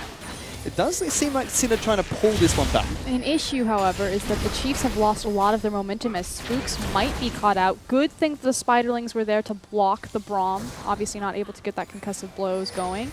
But the Chiefs have been in control for so long, but it hasn't amounted to anything. They did such a good job early, pressuring forward into the mid lane and taking all these towers, but they haven't been able to capitalize on it yet. Well, bit of a collapse here towards the top side of the map as Juves looking in for Spooks. Just trying to get the vision control, as he likes to do on his Elise. They have Chippy still in the fountain, so he has that home guard on. Teleport is available for him. We are going to see Rheinmeister in the bottom lane recall. It does seem like Sin are trying to set up for something. They're actually pinging a few of the deep wards they have in the top side of the jungle Atlas. We might see them trying to look for a fight. Yeah, Chippies might want to get that super mega power ball. They need to put Rheinmeister down into the bot lane so he can contribute with the fight globally with his ultimate rather than go into the teleport. Zero Portal, though, is pushing up in the mid lane, so he's actually going to try and deal with that as Sin now. They're looking for a fight top, Atlas. Yeah, Cannon Barrage comes in as Teleport. Juves right in the back line. Radiant able to stay safe for now, but Cardra dashes out of the way. Juves right in amongst it now as Rogue able to get the door down. There's Cardra with some massive damage, and in goes the Armadillo. This is what he can get done. Double kill now for the Lucian. That was an incredible play from Sin, and like I said, they sent Rheinmeister down to the bottom lane to deal with Swiper. And they're going to fight it out in this bottom lane as Fiora doesn't get the riposte down. Rheinmeister is going to flash away with 1 vital remaining. Swiper's coming in, but Rheinmeister comes out huge. Flashes on top of his barrel. Swiper looks for the execution and doesn't get it. Beautifully played, and Sin are on the Baron. They have 4 kills, and Sin are now on Baron. It's up to Spooksy to try and steal this one away. What? Just like that, Sin are back into this game. Most certainly are. They've never been too far away, but with this Baron, they'll most certainly make their way towards a lead. Juves now as well, right in amongst it. They will be able to secure this Baron. And Spooks just says, nah, I ain't even dealing with this one. Gangplank still in the bottom lane pushing through. And suddenly Chiefs' lead has completely evaporated. Sin are in full control of this game with the Baron. It's gone. The gold lead is exactly the same now, 52,000 and 52,000 But gold. it's very different because look at how much standing gold is up and available for Sin Gaming. They still have to go through first tier mid tower. And Atlas, this is something that's going to be really important for Sin too, because they have Baron now. They could try and push for any of these standing golds that they'd like to. Thank you very much, Fish. We should change the name to Sherlock. Radio though Investigation. is going to be able to clear out this bottom lane minion wave. Sorry, I had to. Thank you, Watson. Cheese now here as I well. love you, Fish. Has a bunch of damage to get rid of these minions. So we'll be fine. There we go. There's that first tower down, which means that it's just a single tower difference between these two teams. And again, that gold lead has been entirely shored up. Sin now in control, looking for second tier mid. Going to be pushing this one up. The Baron off me is going to be able to get some work done onto this turret. They have the Canyon Minion pushing with him as well. Rammus now has his own Zero portal, so that's going to be slowly pushing in once he places that down. Here comes Juves jumping in. Yeah, he's going to take a bunch of damage here as well as Radiant able to get some work done, but the turret falls down. Just Syndicate exactly disengage. what they're looking for. Just disengage. Oh my god, the barrel damage is stupid. Oh! Rhymeister grabs the ultimate. Cheese is almost dead as well. This 4-atom Gangplank looking like it could potentially carry Sin to a victory over the Chiefs. And again, Chiefs lost so much momentum when they were in the lead. They didn't push it far enough, and Rhymeister has now caught back up. We did have our featured matchup to be Swiper going up against Chippies, but it's once again Rhymeister coming out big for Sin. time and time again he's been able to do this. Cheese does have the package. He did look to try and position Jesus. to put that package down, but just one barrel and he's at half health again. This is going to be massive if Sin managed to pick up their first dragon at 32 minutes. Again, the first one is scaling stats, 5% AP and AD, I believe. Yeah. And 6%. okay, 6%. And on a 4-item gangplank, that's massive. Called me right. Watson. Oh, no. It was It's okay, because Watson. she got me for the 27 minutes before. I just had to get it back. It's all about being even here. But yeah, Rymeister did go back to base. Doesn't have the Swifty boots built up just yet. Actually hasn't gone back to base. So he's probably got a bunch of money here after killing Radier. He's now eclipsed Cheese by 50 CS as he's ahead of the clock by 60. This guy is just doing so much work. Something that hasn't changed though is top lane. We did mention how Rammus was clawing back, but that's gone. Swiper is 80 CS up now. 80 CS up, but then Rymeister is 100 CS up on him, But so he who can't cares? kill him. That's the other thing, is Swiper can't kill Chippies. And as it looks like Swiper can't even kill Rymeister now after that duel we saw in the bottom lane coming out from them. Sin still poising very aggressively. His Baron buff, I believe, has run out. So they're not going to have the empowered minions to push with them in this bottom lane. But they definitely have the Gangplank ultimate still up and available. And their engage options here with the Zac as well. So important for Cheese to get rid of all these minions. Radier as well. That big one did a bunch of work. Ooh, barrel not quite placed closely enough. So Rob Porter was put down in the bottom lane, so they no longer have that pushing up in the top lane, but Sin still looking to try and take down this turret. Elise is on the side trying to get a couple of cocoons down, but only hits Rammus. Sin need to pull the trigger right now because Swiper is going to start threatening that inhib tower if they don't move now. Oh, Juice! Oh, no, Can't no. get the elastic slingshot now as Spook's just running around. There's the repel out as well. They're buying so much time here. Cannon Barrage, they're forcing this one, but they don't have the minion wave just yet. Are going to be able to grab this inner turret as Rymeister's teleporting to the mid lane. He's going to try and teleport back. Sin do get the turret though. The Gangplank is going to be able to successfully defend this inhibitor. It does look like a net win for Sin. Chief's still trying to look to chase him down. Still very close right there. Swiper got a lot of damage on that inhib tower. We'll see whether he can transition anything else. Of course, now moving towards the top side of the map, they understand split push is where it's at. As Reload Panda in with another tweet as I don't even know what to think anymore. Where did this side of Sin Oceania come from and why didn't it show up sooner? That's exactly what we've all been thinking, but thank God it's here now. And damn, it's impressive. And let me remind everyone, Sin are tied right now for 4th place with Hellions. We heard the Chiefs before this game say that that was pretty much an irrelevant place anyway. Yeah, it's not the first time we've heard Chiefs mention that 4th place is irrelevant. It's top 3 where everyone is talking about. This is potentially the fight for that spot. But the other thing, though, is that Sin have such a harder route into 4th place to really secure it. Hellions are facing Infernum. Sin had to go through both Direwolves and the Chiefs. And they're about to do quite well here as well. If memory or if, you know, knowledge of Rymeister's ability to carry a game is concerned. 414 CS on this guy. Chiefs with a lot on their plate right now. Juves now hanging out in the enemy jungle. Swiper once again pushing forward. You know that Gangplank has an expensive build when 414 CS and 5 kills is not enough. But now they swap it to Chippy, so okay, Rymeister had to burn his TP the last time Swiper was pushing forward. They have one teleport Whoa. left on the Rammus. Bit of a base race movement here. 4 people moving up the mid lane. Swiper now able to pressure this bottom lane inner turret. The Chiefs not going to get there quite in time as it has been pushed all the way up. They're trying to play the map rather than playing against Sin. Juve's only just recalled. Chiefs did have a window of opportunity there, but they're not going to be able to get anything out of it. They don't know where he is. Not enough vision towards that top side of the map, of course. 56 seconds now on this Baron buff as Radier able to get over. Cleans himself out of pink ward. He's just pushing this one further forward. Rymeister, lots of wave clear, but doesn't hit Radier with the barrel. And that is a big deal because that could almost kill him. Thank God you get armor from the Iceborne Gauntlet. Sin are now 3,000 gold up, so they've completely flipped that gold lead that Chiefs possessed earlier. And they're looking to try and take the fight to the OPL defending champions. They've definitely been able to do it for the past 36 minutes. Once again, Chippies is in base. It's very important to understand how these teams want to fight in this space. Chiefs composition, as Reindeer eats a ton of the culling, is completely reliant on laying down poke and pick before an engagement. And that's exactly what they get, is they are going to pick off Cheese. Sin are now onto the turret. They're going to be able to come down with ease as Sin now breaking into the base. Inhibitor is going to fall as well. Sin with a massive team fight victory. Barrel's not going to find too many people now as Radier off to the side still does have the damage. But the Chiefs, their base is broken wide open.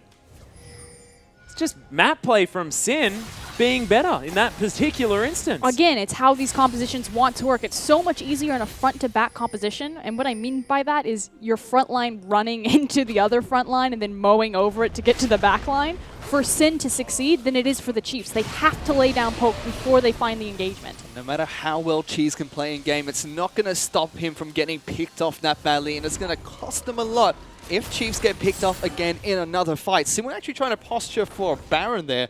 Ward that was placed down by Chiefs is able to spot them out. They didn't have the correct vision denial. Please give me at least one more pink ward. Nothing. I get one. One. Nope, Juves is backing. Juves, the hero. Hero of the hour. Oh, He brought a chain vest. He's the hero that they need. Rymeister now has probably the most expensive Oh, build wait, in he sold his history. pot? No, he rebought it. Oh, God. Okay, just doesn't One care. job. Double Infinity Edge on this Gangplank as well. So it takes about 450 CS, 5 kills and 5 assists, along with 6 turrets for Gangplank to get that one. Not to mention his passive. That is definitely a lot of money. A lot of money, and he's putting work to it. You can see thousands of damage coming out from his auto attacks. 1,400 crit from that barrel. That's 100%. Fighting on So that's just auto attack, right? Fighting on Baron without a numbers advantage is suicide for the Chiefs. If they eat a Gangplank ultimate or a single Gangplank barrel in a grouped up position, they're done. Well, now they have to deal with super minions running down the mid lane as well. Rymeister, 5-on-5, like you said, moving towards the bottom side of the map. Ejim tanks most of the culling and will get taken down very, very low. Rymeister now just going to solo out this dragon. Barrel's going to help him out there as well, as he makes pretty short work of the thing. That's supposed to be a mythical beast. Rymeister just cuts it up like it's a salmon. It's ridiculous. Might as well be right now. Well, actually, you know, salmon and oranges goes quite nicely. Yeah, I'm not following, but that's okay. Maybe a bit of soy as well. I don't know. A lot of these teams giving each other respect, though. No one wanting to move in. Just eating up the free farm, continuing to stack up these items.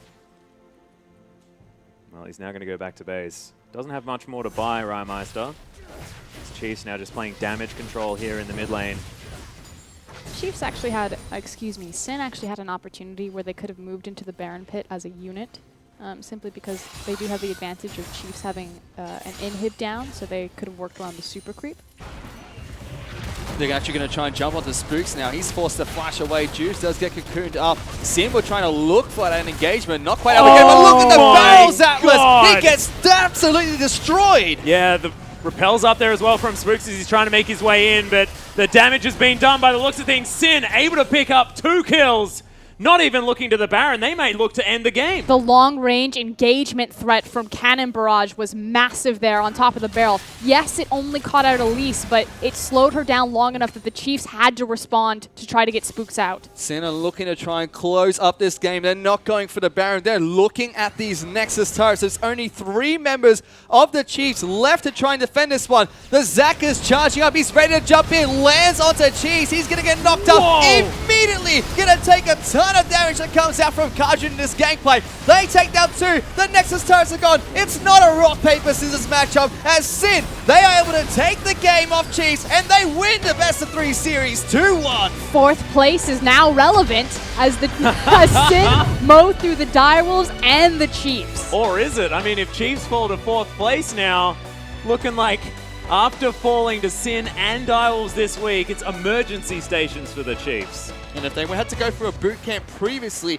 you have to think that Chiefs have to react to this seriously after losing 0-2 in Super Week. Yeah, most definitely. But we are going to hear some more from the desk as we throw it over to the guys. Thank you so much, Atlas. And you're completely right. If 4th is irrelevant, right now that is the Chiefs, because Sin just bunny hopped them after a super week of taking down the Direwolves and then the reigning champions. Want to talk about one man. And it seems that right now, if you call someone the best mid laner in Oceania, Rymeister come and kicks their ass because that is 2 times. Atlas called Fantix the best mid laner, and then Spooks called Cheese the best mid laner, and 2 times this week, Rymeister has done numbers on both of them. I mean, what a performance, really. Like, what a performance. I didn't think they could actually flex the game plank. I didn't think Rymeister played the game plank, and I mean, he proved me so wrong. That was incredible. I think as well, like, thinking about the series in context as well, like, picks Kasten into a losing matchup, has a rough landing phase, makes some nice picks with the help of his team, but Sin always play well together, so Rymeister kind of has, honestly, an underwhelming game, and it's Chippy's GP in game 1 that really gets it done. Really aggressive LeBlanc game, he gets punished and they lose the game, and you're kind of thinking, right, honestly, you're not having that good of a series, and the team usually rallies behind you. Well, Rymeister is back, beautiful barrel placements, excellent gangplank mechanics across the board, even though his lane was rough, like, that was ridiculous. And let's take a look at this. The guy's 100 CS up over the person he's split pushing against. He finishes the game, I think, with 7 or 8 kills. Has like the most expensive item build that you can play in the game. We were actually questioning his champion pool going into this. We're like, the LeBlanc didn't make that much sense. Where's the Lissandra? Where's the control mages? Comes out with a gangplank. I got to echo what you said, Choo Choos. Didn't really expect that, especially because kind of like if you're going to pick gangplank, you have to be able to flex it the way you guys do. Yeah. And they showed that in the last game. Want to take a look across the rift though to Cheese, because that is someone that we like put under a microscope, thought was going to have a great set. He's 2 Corki games. They didn't look as convincing as what we like, and the Chiefs couldn't rally behind him. I mean, there was several times that game where I was shouting at myself, like, this guy needs to flash forward. Like, he has, like, probably the biggest burst when it comes to 80 carries. He's Corki with, like, he didn't go Fire Cannon, which kind of irritated me, because that's, like, one of his big items. He ended up going Essence Reaver's second item, which isn't, I don't think is very good. But there were so many times where he could have done much more work, but he sort of went back to that Lux playstyle you were mentioning and didn't really do what a Corki player should be doing. And it's weird as well, because Jesus was a strong aggressive lane, and he plays the Corki aggressively in lane, which is what you expect. Like, you know, get ahead early, abuse how strong your champion is. And he did lane well initially, but it felt like in teamfights, the Chiefs and Cheese did not know how to execute with the pick. And if you can't execute with double 80 carry, just don't pick Corki. And I think his laning was good as well. That's something to mention. I think his laning was very good. Very good laning phase, but didn't look like they could execute in the team fight. That's the last place I want to go, because Sin looked great in team fights. Very, very crisp. The Chiefs were a team fighting team. A lot of it is behind their top laner, Swiper. Went back to the Fiora. 2 Fiora games this series, 2 losses. Was kind of Hellion-esque in the way that the Chiefs were split pushing to the end of the earth. I mean, they kind of had to, right? With the way Sin played their draft, even though the lanes were very, very poor to start with, they picked scaling, they got to late, and they managed to find team fights to win. That was the very old way you used to beat the Chiefs, and Sin sort of brought that back, and I do think they play well as a team. Fiora needed to split push to kind of get that game somewhere good for the Chiefs, but unfortunately, like, it got to a point in the game where they just couldn't out split push all that team fighting. I think they had a 5k gold lead. Like, I think that's something people need to remember, is they were winning that game. The way they lost that game was actually very, very, very, very bad, because how they lost was the only way they could lose is if Zach hits a nice engage and that forces them to go into their strength, which is a team fight. But they have a split pusher, they have a Fiora. If they just wait for this Fiora to have pressure in another lane, draw someone over, they can simply siege off that. They just didn't play around Fiora very well, and it ended up costing them 2 team fights, and that gold lead was gone so quickly. And then the last thing is maybe the strategy for the Chiefs. They picked up Zrot Portal in the jungler. Look, I'm not a huge fan, but I don't mind it, but they kept Zrot Portaling the Fiora lane. Yep. They can't even divide the map in 3 at that stage. They're just dividing it straight down the middle. They give up a huge team fighting comp, and in the end, Sin make them pay for it, because that was a 2-1. But don't go anywhere, guys. Right around the corner, Hellions are going to be taking on an Infernum. You're not going to want to miss it.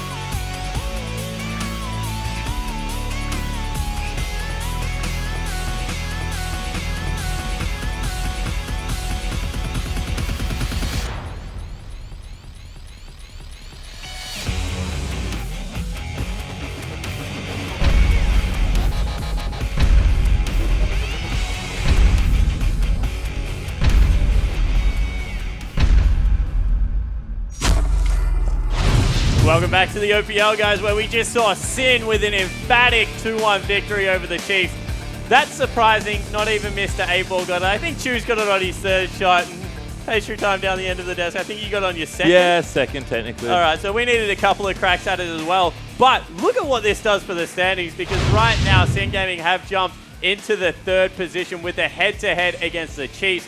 Hellions, unfortunately, cannot get back in because they don't have the head-to-head with the Chiefs, but they can tie up third 3 ways, which is absolutely massive. Right now, if you could have guessed this going into the split, I want someone to tweet at me, or tweet at Rusty more importantly, who has a night off, he's sitting upstairs. Let me know if you actually expected this much of a collapse out of the Empire of the Chiefs, because I don't think anyone could have picked it. I mean, we had the tipping comment stuff. Hopefully you guys got your tips in, and someone maybe has this, but we'll have to see. No, never. Honestly, I don't think anyone would have predicted this. Not in the Legacy fans' brightest and biggest dreams. Oh no, us being undefeated, I could see. I could see that part, but I definitely did not see Chiefs going 4-3 out of 7 games. Well, we want to hear from you guys. Use that hashtag IMOPL. Let us know what you think about the collapse of the Chiefs right now, as I nearly kill the 8-Ball one more time. However, we do have another best of 3. It's going to be Hellions versus Infernum. On the blue side of the rift, it is Hellions. Ryu, their captain and top laner. Cookie, their jungler. Bomb in the mid lane. Frey and Denian are their AD carry and support. Hellions, the last team that is looking to break into this top 4. We'll see whether they can get it done tonight. But on the red side of the rift, it will be Infernum, Jack Attack in the top lane, Seb in the jungle, Mid Beast in the mid lane, Stealthix at AD carry, Wiffle as support. This seems to be a game that, Pastry used a term before, flip a coin, and I'm going to use it for the Hellions. What Hellions is going to turn up? I've heard good things recently about them, but what have you made about the Hellions start to the year? I mean, a lot of comparison to Legacy with a gaming house. How are they going, Choose? So Hellions they have a gaming house like us, so they can improve a lot faster than any other team, just like us. So I think they have been using that pretty well. They have come in, from the beginning of the split to now, you definitely have seen them improved. I definitely think that they've improved to a point where they can take out Infernum 2-0 tonight. Well, I think so. And I mean, I guess it's just up to them to show us that now. I feel like it's their only game of the week, So Super Week was pretty tough on a lot of teams, but we had a half week. So the schedule's a little bit different than you might expect. So Infernum and Hellions only have to play this game, and it's a pretty important one. You have so much time to prepare for this match. It's literally the last match of Super Week. So I feel like both teams will come in well prepared. Hopefully we see some strong drafting and see how the teams can execute. Because Hellions, I think if they want to prove that they are a top 4 team, they have a chance to tie for 4th. They need to show us clean games here against Infernum. Yeah, they certainly do. And who are we exactly looking for on the Hellions lineup right now? I mean, they've got to start at top of the rift. Is it Ryu? Is it Bomb? Who do you look for in the Hellions to really fly that flag? I think the top lane in this matchup specifically, Jack Attack and Ryu have been definitely some of the highlights for me from both of these teams. I think top lane, definitely this game is the lane to watch. I think for me with Hellions, the bottom lane's actually been quite good. I've been a fan of Frey and Denny. Frey in particular seem surprisingly consistent given that they sort of patched it together. But whenever I look for Hellions breakout games, I always look at Cookie and Bomb. I want the Korean duo to really go off in a game. I feel that they've got a good chance to leverage that. Okay, so I feel that we want a team to show that they are top 4 contenders ready, but want to confirm it with some predictions. Pastry time. Are Hellions a 2-0 here? Yes, I think they are. Yeah, 2-0. 2-0 there for Hellions from both of our analysts, but we want to hear from you guys at home. Use that hashtag IMOPL. Jump on Twitter and let us know your thoughts. However, the players are ready to get into our second set, so here's Atlas to take us there. Thank you very much, Spawn. Of course, I do have Fish and Frosker in here as well. Thank goodness he didn't go with Fisker instead, because then we could have had 2 fishes on the desk. It would have been just ridiculous stuff, but I'm really sad we didn't hear from the 8-Ball. I wanted to know what the 8-Ball... Okay, Icelandic... Froskeren means frog. I can't believe he actually knows that. So my name is Icelandic for frog. Fiskiren is fish. Fish. Fiskiren, Froskiren. That was really deep, and I apologize. I feel like not enough people spoke I don't think Icelandic very for that many one to make people. any sense. Only 500,000 people speak Icelandic in But the how world. many of them watch the OPL? I'm not sure. Tweet at us. Use that hashtag IMOPL and let us know exactly what's going on. My producer is in my ear going completely ballistic. The producer's like, too deep, too deep. Please, abort mission. But we are in Champions League. Thank What you did very he say? much. Get Trundle off the screen? Going to be banned away from Jack Attack. That wasn't what he said. He's not that mean to me. Benji's quite nice Let sometimes. Benji know if you can speak Icelandic, so tweet at him. Let him know Yeah, that. please tell Riot Benji that the Icelandic audience needs to be spoken for. Yeah, it probably does. The OPL. The OPL Icelandic audience, I've now just completely shunned them, and it's just awful. Lulu is going to be the second ban, though, on the side of Hellions, and Gangplank is going to be taken away, and we were expecting this, the Ryu-focused bans out Quinn. of Infernum. Is it going to be the Quinn? Nautilus is banned away. They have to ban Kog'Maw. Gragas is up as well. Lots of champions. Callista there, but Kog'Maw is going to be the ban. And the Hellions will see whether they do prioritize Ryu's champion or whether he's managed to branch out, pick up something else, and it is going to be the Corki locked in for either Frey or Bomb. Once again, Gragas and Nidalee are left open. And the two junglers here. Oh my. Seb's Nidalee, okay? He's already gone off on the champion. Already. This split of the OPL now has it one more time. We know that he's aggressive. See whether he can make it happen. And the other thing was, I was about to bring up the Callista, and of course the Callista Alistar, very safe second rotation. We heard Choo Choo's on the desk talk about his featured matchup being in the top lane between Ryu and Jack Attack, and I definitely agree in terms of true carry potential for both these teams. But our featured matchup, it's actually going to be between Seb and Cookie. Yeah. Jake has said this, Spawn has said this multiple times, that he feels like Seb is just so underrated for how much he can do for his team, but unfortunately, you know, trying to get everyone on the same page cohesively, whereas Cookie is so up and down in his performance, either looks fantastic or, you know, builds longsword on Graves. Sometimes he builds That was a longswords. mistake, guys. He's Sometimes he half-baked, doesn't. okay? He's almost there. Oh, the cookie did crumble. He needed to go bake himself. So let's see if he's done that here for I this like game. the softer cookies anyway. You I know, like the when it's chewy mostly ones. just cookie dough. Like, everyone loves some cookie dough. Let's be real. Cookie dough is, at the moment, looking at Gragas, as Poppy is a possible option here for Ryu towards the top side of the map. Yeah, and I really like the fact that it almost forces the response. So this is something that I've started to see trending in Champion Select, is after the Alistar, you almost see an immediate Poppy second rotation, simply because it's almost like the Gragas Janna of 2014. You can't allow a team to have two of the biggest disengages in the game, giving them Alistar and Poppy. Oh my goodness. And now that the support's been locked in for Infernum, we know Denian's going to play Please. Janna. That is going to mean we're going to see another Gragas Janacom.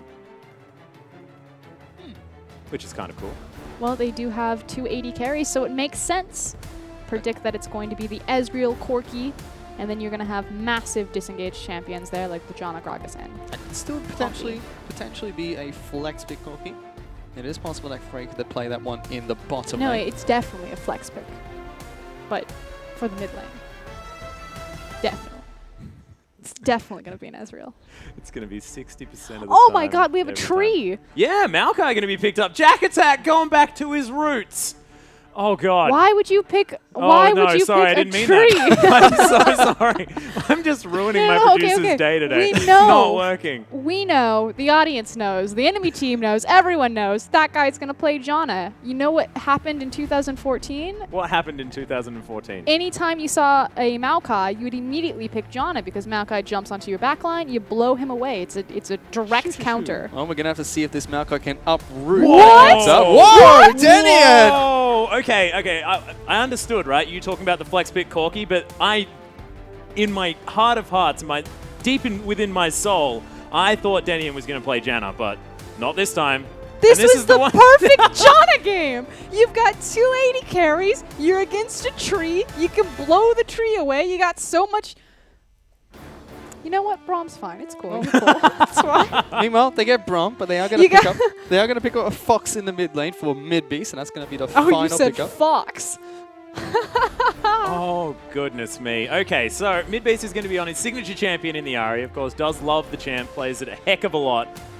As I believe it was Bomb that picked up the Ahri very recently and went completely to town on a Corki underneath the turret and was still able to get stuff done. We'll see whether he's going to have similar experience on the opposite side of the matchup. So let's talk about what these compositions do. So Infernum have a pick-based composition as well as a good 5v5. So effectively your pick is with your Charm and then your Cocoon coming out of Elise and Ahri. And then once you pick one off, you're like, hey guys, let's go in. Maokai goes in, you throw the Alistar in, you're good to go. On the other side, it is a full-on pick composition. And the primary difference between picking up a Braum versus picking up a Janna is that you offer yourself a little bit more A, lane security, and B, hard engage. Yeah, and there's also the fact that level 1, it's fantastic at the same time. We're seeing Lane security? Oh, that's the lane security. My bad. But we are going to go into the hashtags here, ladies and gentlemen. Hellion win is your option if you think that the Hellions are going to be able to take this one out. Of course, 2-0 has been the vote from the desk. And if you think Infernum can upset the team, use that hashtag INFWin and let us know on Twitter. Of course, anything else that you want to talk about, maybe, different ways to say fish in other languages could be cool as well. We need Please to broaden the tweet desk. it at Riot Benji. Yes, at Riot Benji. Let Riot is there. Benji know. But you know what? You guys were really sad, but I'm really happy the Magic 8 Ball did not take part today. Yeah, well, he took part today. Just, Sorry, just for this tilted. match. The 8 ball's Wait, tilted after Fish, predicting Chiefs. what is your prediction? Just so I- we can make sure you continue to be wrong. I do not need to make a prediction, as I am competing with the Magic 8 Ball, and he did not predict.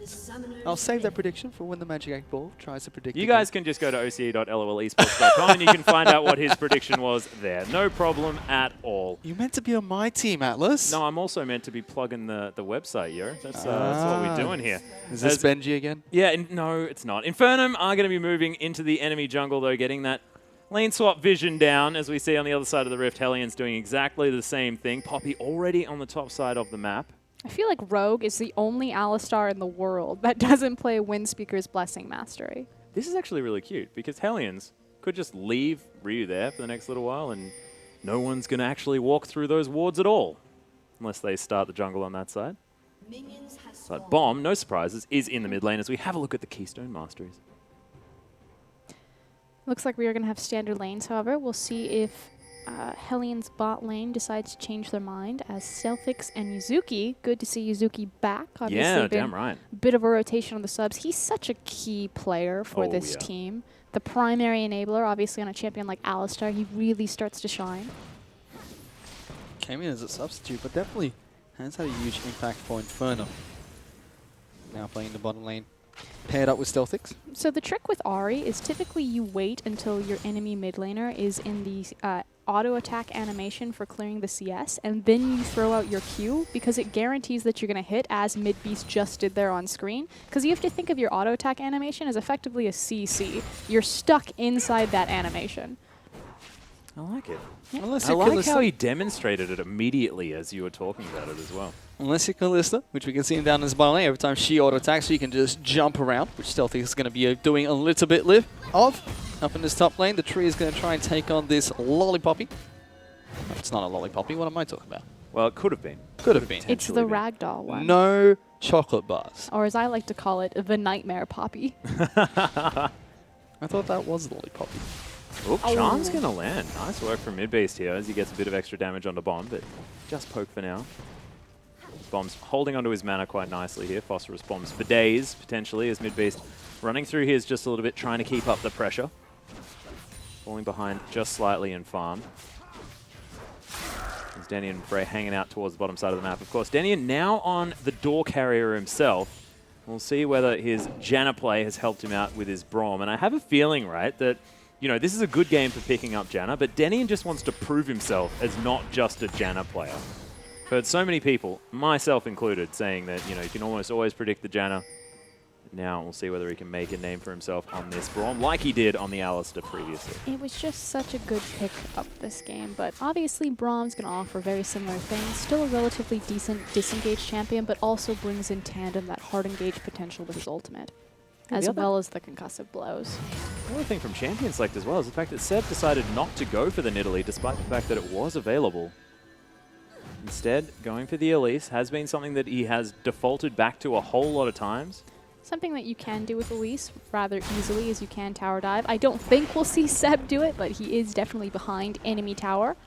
Yeah, going for a bit of an invade. Has picked up the Raptors already as there's the flash pulverize. Yuzuki delivers Frey in, but he's just going to flash and Arcane Shift away. Denian is going to be left able to be taken down, but decides not to as he flashes out of the way. Denian not even going to get rendered as Stealthix couldn't quite get through enough sticks. But massive point is that 4 summoner spells were burned for Yuzuki's single flash, so definitely still a great play for an Infernum there. Definitely a great play for them. 4 summoner spells down in that bottom lane. They might be trying to capitalize on that new support kind of speak. Denian jumping in for the Hellions, but as they still wait for their support to be in the roster.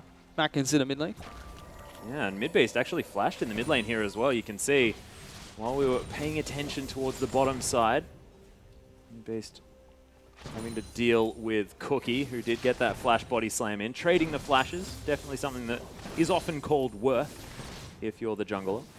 That said, Midbeast is level 5, so we'll soon have that Spirit Rush available to him at level 6. Should be fairly safe on such a short lane here.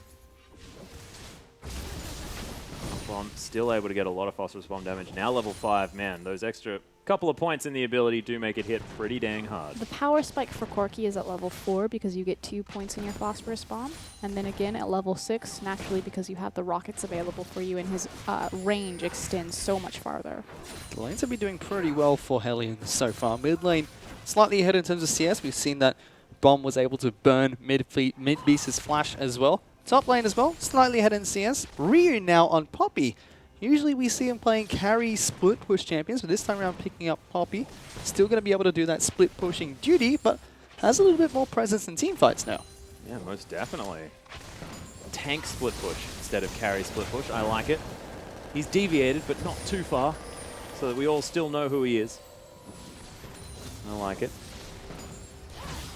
Mid-beast able to clear out this lane quite nicely, get himself back in touching distance of that CS as in goes Cookie. Gets the body slam onto Yuzuki, gets stunned up as well from the Braum passive. Yuzuki in a bunch of trouble, but there's the heal. Oh my goodness, threads the needle on the Mystic Shot and Frey grabs first blood. That was actually a mechanical misstep from Stealthix right there, but hold on, mid lane. Mid lane's going to see Bomb get taken down incredibly low. Actually burns a teleport from Ryu. Okay, so back down to this bottom lane. The issue was that Stealthix should have been body blocking his support. Again, Yuzuki burned his flash in the initial engagement when Seb decided to gank down there. They were overextended without any deep side vision, so Gragas was able to sneak in there.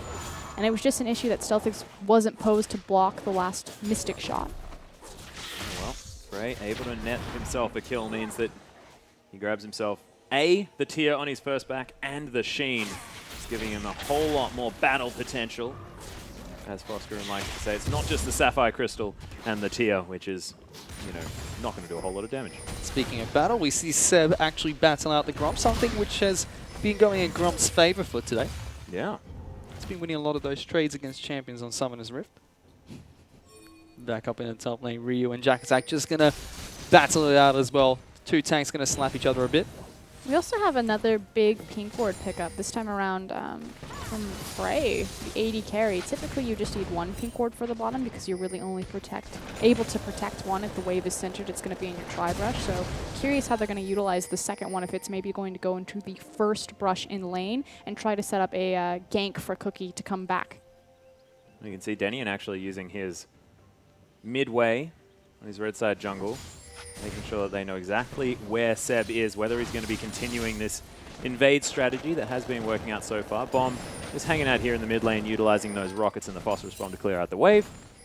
So far, Mid-Beast, now at that level 7 mark, will be able to roam around this map, and we'll see whether he can utilize the slipperiness of this Ahri to get stuff done in the earlier stages. Jack Attack hits level 7, but the tree doing fine. He's managed to catch back up in that farm.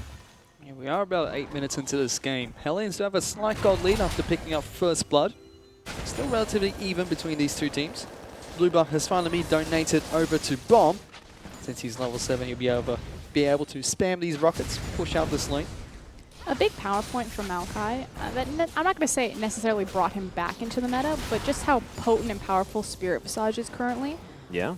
Especially in this game, since he's against two, a lot of magic damage. I mean, Corki and Ezreal, even though their 80 carries, are still effectively doing 50% of their magic damage, synergizes really well with Maokai's passive. I also feel like Cookie. I also feel like Grass of the Undying helped him out a bit as well up in that top lane. Synergizes nicely with his passive. Hey, that's a good point. Spell attack on hit.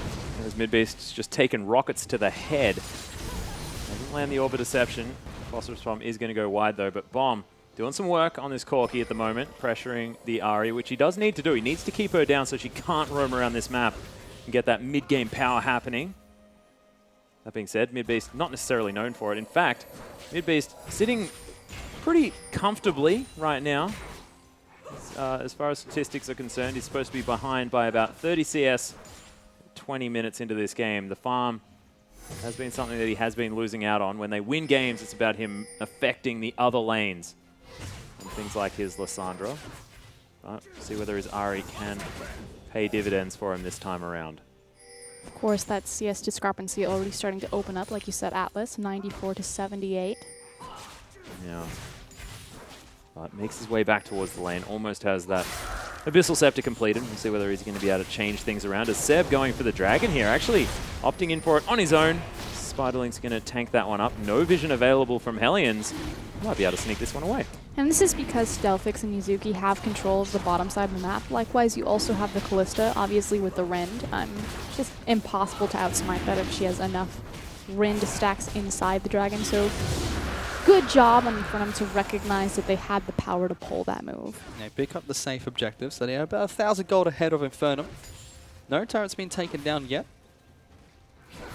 Sorry, still 1,000 gold ahead of Infernum, but Infernum, like you said, taking that safe objective, able to pick up something even though their lanes are being pushed back slightly. To be fair, I like to call the dragon invisible gold, and what I mean by that is obviously it doesn't show up in your gold counter on top, but every single stat in League of Legends has a gold value attached to it, and the first dragon, especially since it's scaling 6% AP and AD, has, you know, a scaling gold value attached to it. So Infernum are actually probably either ahead or tied, or We need to it'll get a start to calculator spiral for out of that. control. We need to get a calculator for that so we can just press a button and say how much is this 6% stats worth if we well- think of a longsword as being the baseline for AD. And I believe blah, blah, that 1 point of AD is worth 18 or 20 gold. Mm-hmm. So if you have 5% of what is close to have, 110, or excuse me, 6%, and then times that by 20, and that's the invisible gold value for that one player. Who needs a calculator when you got Frost Skewer? Well, we do, because we need Yes. to do that calculation right now. So if anyone, use that OPL, let us know what the calculation is. Actually don't, because we're probably not going to be able to grab it here. Package delivered. Bomb going in as Seb does have to land the cocoon. Decides not even to throw it out. Is just going to wander away. Some aggressive play over some vision. I think it's 18 gold per point. I think 20 for armor. I think it's the highest one right now. Oh, really? Yeah. CDR as well. Which is, again, why Spirit Visage is one of the most cost-efficient items in the game right now, is because it has the CDR and MR and everything wonderful on it. It actually has a cost efficiency of, I think, like 300 gold for the actual stats that you get out of it, whereas Rando and Zoman, you're actually paying more for the unique on it than you are for the actual stats. Oh, Seb. He's going to be able to steal away the Gromp. Cookie going to miss the barrel there as well.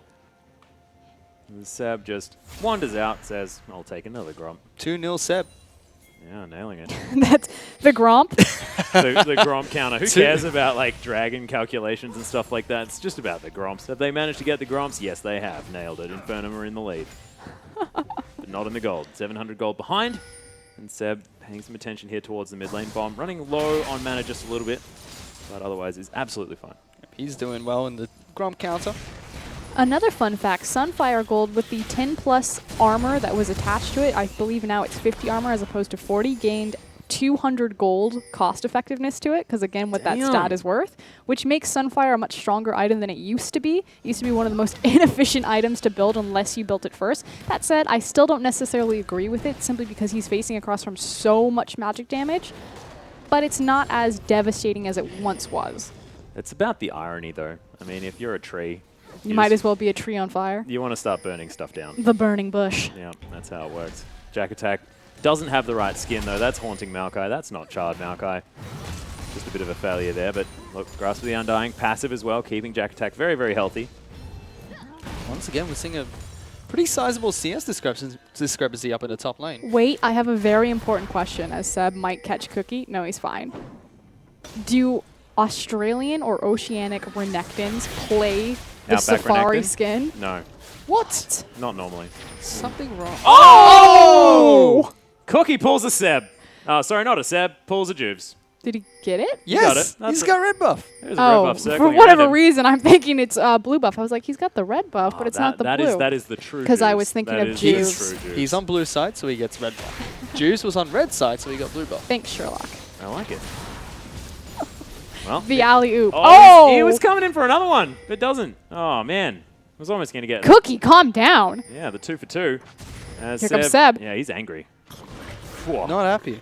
Don't taking my buffs, man. That was Cookie's revenge for all the Gromps taken away. So worth, I think. What are we on the Gromp counter? 2-0. I think we Thank we God may you're need to here, start- fish. Yeah, we may need to start giving up on the old Gromp counter. I don't know. Don't know whether we'll ship it. Hellions, though, towards the bottom side of the map, just holding on. Manamune now completed here for Frey as the Sheen is built up as well. Whoop. Jack Attack going aggressive onto Ryu here, but Ryu, He's got the minion wave behind him. yeah, wants Fight. none of it. Fly, my monkeys, fly. Oh, skin is terrifying. Cookie wants to defend his Raptor camp, just gets one pop. Oh no, bomb! He's gonna steal the popcorn. It's Stealthix now. Has to be careful. That's one more. That's the stun. Easy ultimate comes through as True Shot Barrage comes down as well. Nice exhaust out of Yuzuki here, but in the end, not too much is gonna happen. Here comes both of the junglers, though. Seb's actually going to try and come down, but it's Cookie that goes aggressive with the body slam flash. Seb is now the one that's in trouble. Heel's been popped by Stealthix, but the Spider can't really go anywhere. Mystic Shot connects, but it's not enough damage. Teleport's coming in. Massive knock up there as well from Corky as he managed to get the work done, but mid-beast, he's roamed down. Frey's gonna die. Yuzuki picks it up. Look at the Spirit Bite damage out of mid-beast. The Ignite goes down, but that's just to convince Cookie to go home as Ryu's just bashing on a tree. Holy Mid-Beast, he got the inside track on the rotation. Mid-Beast got there first before the enemy mid laner. I'm so proud. That's my boy. Getting that work done here in the mid lane. This is his comfort champion. We've been waiting to see good things out of his Ahri. Really great that we're seeing it now. They've evened up that kill count, of course. Hellions still in the lead in that goal, but it's basically nothing. Really nice play. Big thing, of course, is when Seb used his repel when he came down, the Spiderlings were behind him, and I believe that they affected Brahm's ability to land the concussive blows. Again, Elise, kind of like the soft counter to the Braum Q. Just got her little Spiderlings. Soft counter to Nidalee and Lee Sin. I mean that because they can't hit any skill shots. Yeah, no. That's cool. Do you have anything, Watson? No. No, he's preparing himself. The Grump just died. He's taking it. Yep. Still on the Grump counter. Seb's going to get another. Yeah. Do you know how many words we're going to get tomorrow? Well, it's going to be like Gromp. The last word was Gromp. No! That's in tonight, actually. Is it The tonight? magic word competition. If you know all 3 words, make sure you let us know. Tweet it at... Right, Benji?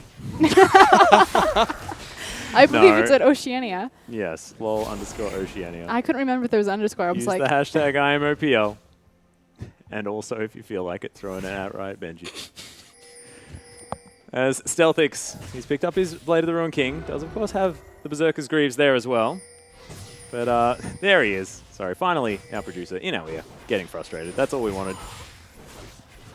Yeah. At LOL_Oceania. Hashtag IamOPL. That is what you need if you know what the 3 words are. I'm actually still not sure what the keyword is. I actually don't know what the keyword I'm in is. fact super It's unsure. super important to make sure you get the keywords because it is super weak right now.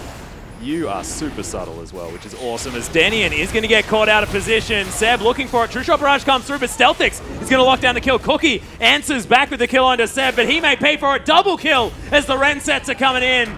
That Fate's call was odd, but they're not going to be able to get much more. Bomb is behind enemy lines, though, and he doesn't want it.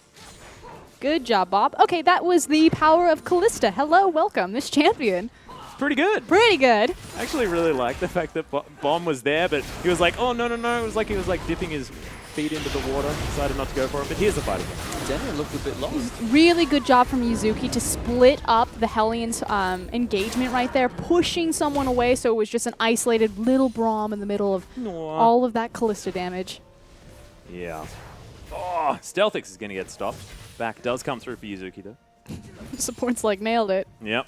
See ya. Jack Attack still struggling here against Ryu. But look at how much health he got back.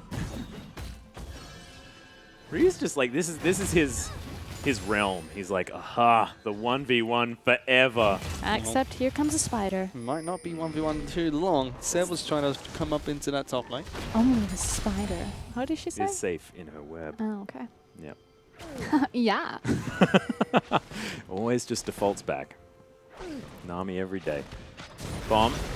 Clearing out minions. As Hellions are going to be able to sneak themselves their first dragon, so those 6% stats, the advantages that you get from it as well, completely irrelevant as far as gold leads are concerned. Now Thank we goodness. can stop calculating. Yes, no more calculating. Thank you, Hellions. Yep, Seb able to lock himself down some farm here underneath this turret. Very happy about that one as well. Oh, Spiderlings.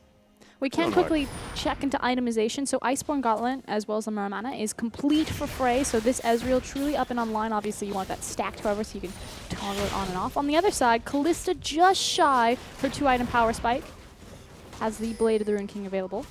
And goodbye, Herald. Yep, Harold going to commit suicide there. Unfortunate. Baron needs to go back home, I thought though. for a second Seb got that. No, mid-beast. Able to get his blue buff. See what he does with it. Of course, Bomb most likely going to be grabbing blue and then heading back into the mid lane. No packages to be delivered towards the other sides of the map. But along came a spider into the bot lane as Seb is posturing for a gank. Incy Wincy Spider's definitely looking to try and get something done down in this bottom lane. It's all the way into that second bush. Will finally get spotted out by Hellions. Freyndenian able to deal with that. No cow in the bottom lane to start up the engagement that we saw for First Blood earlier. Nice ward goes down from Hellions as well, so I know exactly what Yuzuki's trying. But Infernum have had pretty decent engagement strategies so far this game. We'll see whether they can keep it up as we move forward. But this laning phase has been extended for 20 minutes thus far, as Cookie is looking for a gank onto Jack Attack towards the top side of the map. It's a very different style of game than what we've been seeing tonight.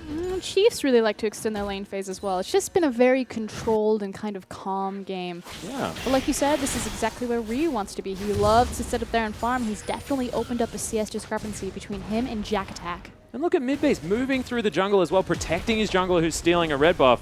And they're pressuring this bottom lane away from the turret. But effectively, Hellions are strong on the other side of the map, so it is just going to be a one-for-one trade in these towers. Smart move from Hellions bottom lane as well. We did see Bomb was able to spot our mid-beast making his rotation down to the bottom lane, and immediately Frey and Denian back off. Despite the fact that they knew where mid-beast was, they didn't know where the Elise was. And she was looking for the dive bottom lane.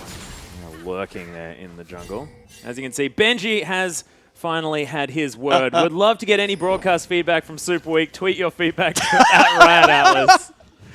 Ah, thank you, Benji. See, it's so great that he can put himself in to try and actually get his own word across, because honestly, it's a bit hard when I get to vet everything that gets said on air. Our producer is a character in our broadcast, I think says something. But here we go. We're going to see Yuzuki here. He gets jumped on, immediately has to take the Callista ultimate out of there. Infernum just trying to run away from Hellions. Decent siege, though, and they are able just to get out scot-free. Yeah, did a lot of damage. We'll see if they can survive the counter siege, though, as Hellions are now looking to turn it on. Ryu is actually grouped up with the team. Wow. This is ridiculous. Oh, Denian going to get caught by the charm, but does have the Unbreakable, will survive, and they just tap on that turret, are going to be able to take it down there. Bomb did some good work early. And despite all of the effort coming in from Infernum during the early game, Hellions are now 1,000 gold ahead. Yeah, turrets will do that. As they just took that CS one down. discrepancies will do that. The top and mid lane especially. Yeah. 30 CS in the lead is Bomb.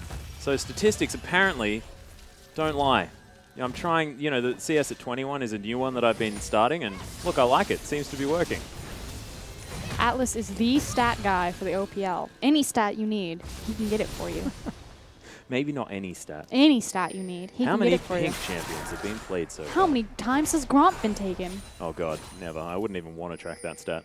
4. I wouldn't need to, because Fish gets it every single time. As Hellions, double knockback here from Jack Attack. He's going to get stunned though, as Denian's proc is going to go off. Ryu has teleported in. He's looking to try and knock him into the wall. He does. This tree is getting ganged up on. Nice exhaust on the mid-beast as he makes his way in, but Denian's going to fall down. Infernum answering back in this one, as Cookie's going to die at the same time. Bomb now finds his way over. We'll see whether he can clean this one up, but Hellions, they're a bit split off, and Seb underneath the turret. Wow. Did he manage to get a kill? No, Frey just used his arcane shift out of my field of vision. Left the screen. I was like, he disappeared because the Q did so much damage. Nope, wasn't how it worked. But in the end, that was still a one-for-one trade in terms of structures across the map. Yuzuki, though, might be able to find Bomb here. Just going to put down that phosphorus bomb. Stealthix is still going atop. Yeah, the split pushing Callista just smacking into this turret. Look at that attack speed. Runon's Hurricane. Puma's on. He's on. Okay, this team fight is a little bit of a cluster. It's pretty chaotic. They do find Jack Attack behind and out of turret range, but the problem is it's such a big tree, very tanky. Mid-beast enters, immediately gets exhaust, so isn't able to find much damage there, but he does manage to drag the Hellions back into the tower. And then from here, Seb just is trying to find the execution on Frey, but not quite able to find it. Yeah, he could have almost just walked away and things would have been fine, but decides not to. Just goes for the manly play, as 200 gold is now the lead for Hellions. Basically nothing. Infernum do get 2 kills from that. They're almost able to take down the inner turret up in the top lane.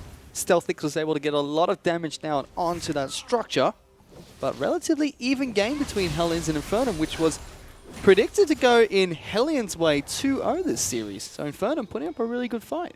Yeah, when we discussed this, though, guys, we were in agreement that we thought that these games might go quite long. Well, we do know that the Hellions especially like to take games long. We'll see whether it is going to happen one more time. As Ryu, he's got a couple of items in his back pocket. Almost has your favorite one in the Spirit Visage, as Jack Attack does have that one. Fate's Call not going to find anyone, but there's the smackdown onto Denian. Cookie going to get caught up as well as Midbeast right in amongst it. Seb going to be able to lock one through. Stealthix grabs a double. Infernum may have found their way in as they're going to be able to take down this outer turret as well. Yeah, they immediately were fighting a 4v5 because Genium just got deleted from the map right there. Good catch from Infernum. We'll see if they can make more out of this, although they don't really have the creep wave behind them, but they do have the tank line. Looking for us. They're going to jump onto Ryu. He is getting taken down incredibly low. The turret's gone, and so is Ryu. Infernum still looking for more as they lock down Frey. They pick up 4 kills and a structure. And now they're also going to pick up the Dragon, a massive swing of power for Infernum. Beautiful catch from them on River. Yeah, and actually ahead in those turrets now as well. So the global gold going in their favor, the map control going in their favor. And you mentioned this earlier. Elise, if she has an open map, the things she can do with it. And we've spoken about Seb and what he can do for this team. We'll see whether he's going to be able to now. Seb is definitely a hard carry for them, but Stealthix, the KDA King, is performing quite well this game as well. Damn right. Now KDA looking fantastic. I believe it's sitting on 7. Confident. Good or confidence. NA, depending on what you want to talk about here. As, in fact, divide by 0 and all that sort of stuff is probably a bad idea. Hellions moving up the mid lane here with Bomb. Denian going to pay a visit at the same time, but So now what happens here is we do have the 3 pink wards picked up, as well as 2 sweepers. I'm a little bit upset that Jack Attack doesn't have a blue trinket, but you know what, I'm going to let it go. It's fine. But they need to start moving as a unit into this Dragon Pit, which is why what Bomb's doing is actually so critical, is he's taking the Scuttle Crab, knowing that there's a window of time where Infernum are backing to spend their gold. And obviously the Scuttle Crab vision is the one form of vision that you can't deny. yeah. But at this point, Infernum need to use their advantage because they have a 6-minute window where they don't need to be on the bottom side of the map and start moving into that dragon and pressuring the top tier tower as well as the mid lane. That would be a perfect time for Infernum to use their advantage as well. You take a look at the items really quickly. Midbeast has that Rabadon's Death Cap and his Abyssal Scepter, as well as the upgraded boots and a blasting one. And more importantly, Stealthix. He has 3 items now, 2 of the lifesteal items along with the Runan's Hurricane. Continue. The other item that I really want to talk about is, Atlas, can you tell me what that... That is the Eye of the Equinox. There we go, Eye of the Equinox. Oh, right, Atlas. Stats on how many beard styles Spawnlol has rocked. Destiny's #1 fanboy. Thank you. Look, 1. I think we call it beard. He did it well. Back Certainly to did. back to Eye of the Equinox. I don't know. There was a point in time where a lot of people were tweeting Listen, with all Fisher-fur. these pictures of Spawn in different beards. They were glorious. Yeah. So I don't know if it's just one. The magic. There's some movie magic There was going an on there, Olaf you know. one, you know. No, it's fine. Talk about beards. It's cool. There was one on Alawi. We're not talking about Alawi's beard. He's way off the edge. Someone save Fish. Frosker, please I talk think about you the need game. to say Frosker and not me.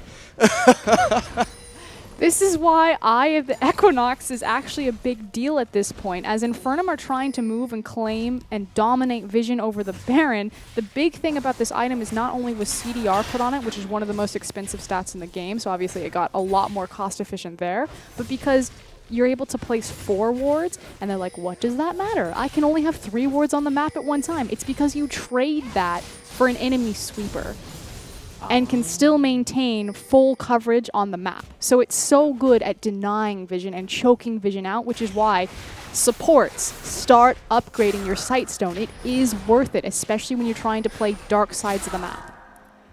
Unless you really like having spooky ghosts or shields. Okay, Or now you can movement talk speed. about the beards. Yeah, go for it. All in on beards, man. It's your time. I've been That growing this train- one for 25 years, that and it's just ship like has really sailed. not coming in. Yeah, it's really not.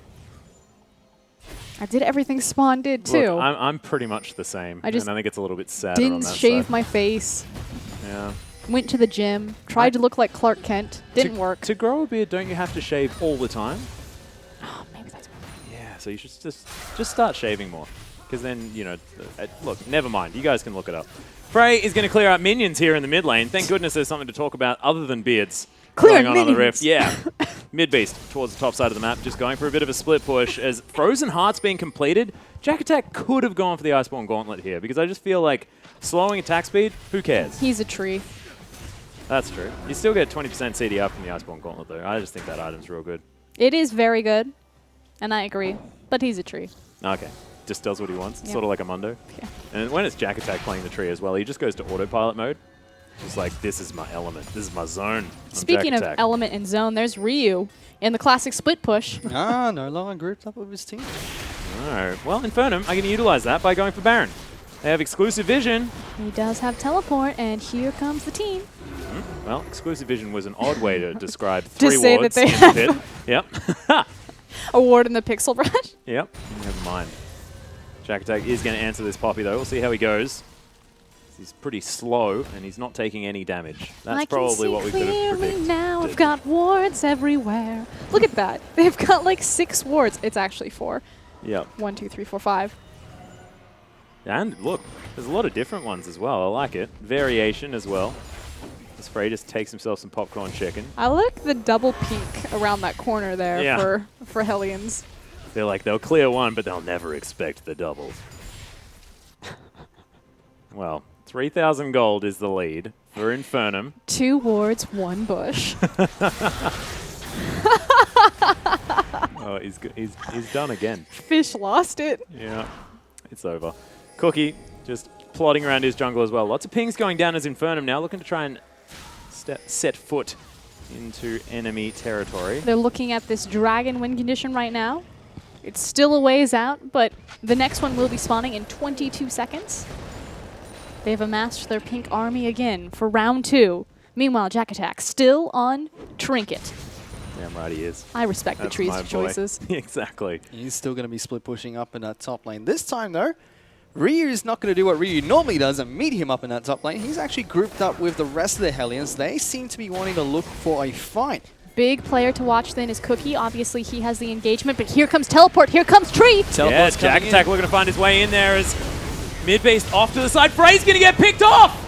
What a big fight coming from them as Ryu was able to knock people out of the fight just to begin with, but Frey being down is going to be huge for Inferno. They're just going to chase down Ryu. They take him down first, but they're still going. Yeah, Jack Attack is just taking on 3 people at once. Massive knock-up from Yazuki as mid-beast gets the easiest Orbit Deception of his life. Cookie right in there as well for the double kill. Infernum, team fighting like gods. Get Jack Attack back on the tree. It's all like clockwork. Mid Beast. How about Mid God this game? Obviously hitting a wonderful charm. Great follow-up from Yuzuki as well, and they're now marching down mid lane. Those gains definitely have been working out for mid-beast here. They've taken down the inhibitor turret. They're going for that inhibitor. There's quite a bit of time on these Death Tiners. Inferno, they're looking to try and close this one out. Only Denian is left on his Braum. He's desperately trying to defend against the 5 people that are pushing in from Inferno. But the fire is too much for the Hellions as the Nexus is being taken down. Game 1 will go on over to Infernum.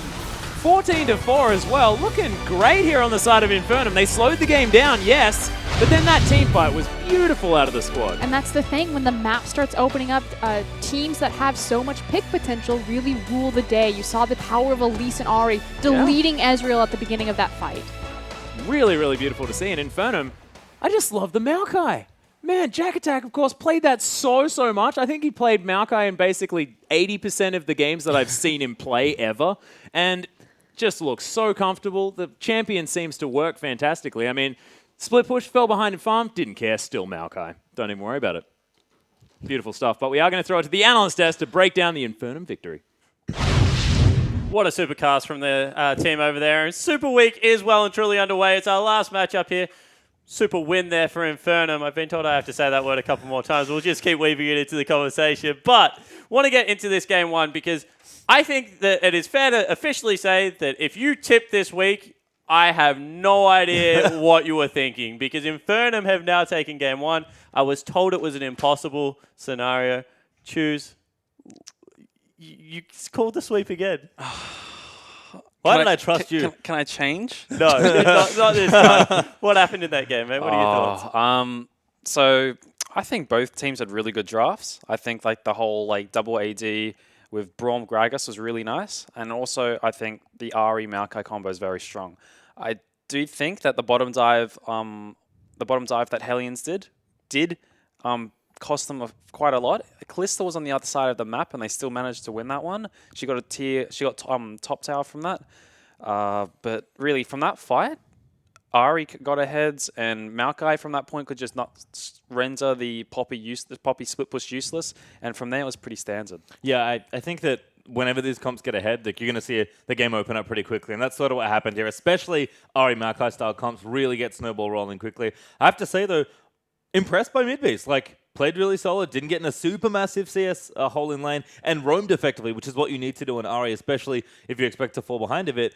Midbeast, like, he definitely got a lot of help from his team. He was getting set up well, but that was a super solid Ari game. That's what we need from him. And I want to talk about where the help's coming from because, we said in the pregame it was going to be Whiff. It was actually Yuzuki still playing support for Infernum. And ever since he joined the lineup, I feel that there's a decisiveness about Yuzuki's play that has helped Infernum out immensely. What is it about this player? Like, no one would have known much about him. He was a Legacy Genesis support player, I believe. So I actually know Yuzuki quite well. He hangs on our Legacy team speak quite a fair bit, so I do know him quite well, and I know that he's very decisive and smart about the game. So I think he's definitely brought that onto Infernum. Yeah, I think he was absent last week, I believe, as well. And it really just shows in their play. Yuzuki is a strong playmaker, really solid support player, thinks about the game in a really smart way, and it shows. Like, that Fates Call thing he did where he kind of juked Frey to shift back and then pulverize him, like, that was genius. Yeah, it certainly was. And with that, Infernum were able to pick up game win number 1, but game number 2 against Hellions in this Super Week will be just around the corner. See you in 3.5.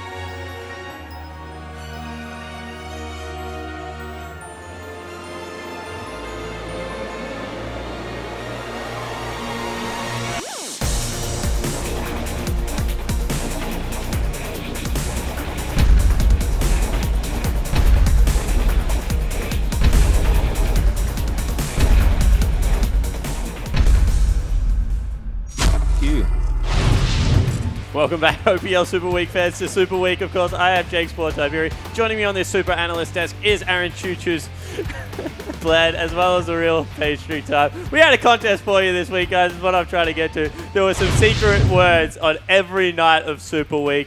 I think you might have got what tonight's one was. Once you have all three words, collect them, package them together, tweet them at lol_Oceania. You might win some great prizes, maybe even some super prizes. I have no idea what I'm even talking about anymore. I'm just, you know what? I'm super. So let's get back into this set.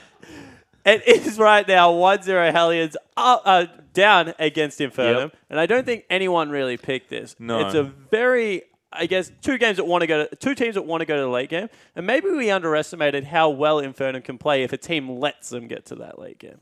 I mean, to be honest, that game actually ended pretty early, like around the mid game, maybe late 20s. So like it wasn't past 35 at least. So I think As soon as you have 3 items on the top lane, you're in late game. No, that's fair as far as scaling goes. Okay, Yeah. I agree there. But like definitely when they got the lead, they managed to get the snowball and just play relatively clean to get towards the end of it. Like they used their picks well. They fought with the gold lead that they had. And I have to say, Infernum, like, yeah, they kind of sit back and relax for a while with the Maokai especially. Really went to scale. Jack of Tank was finally back in full form.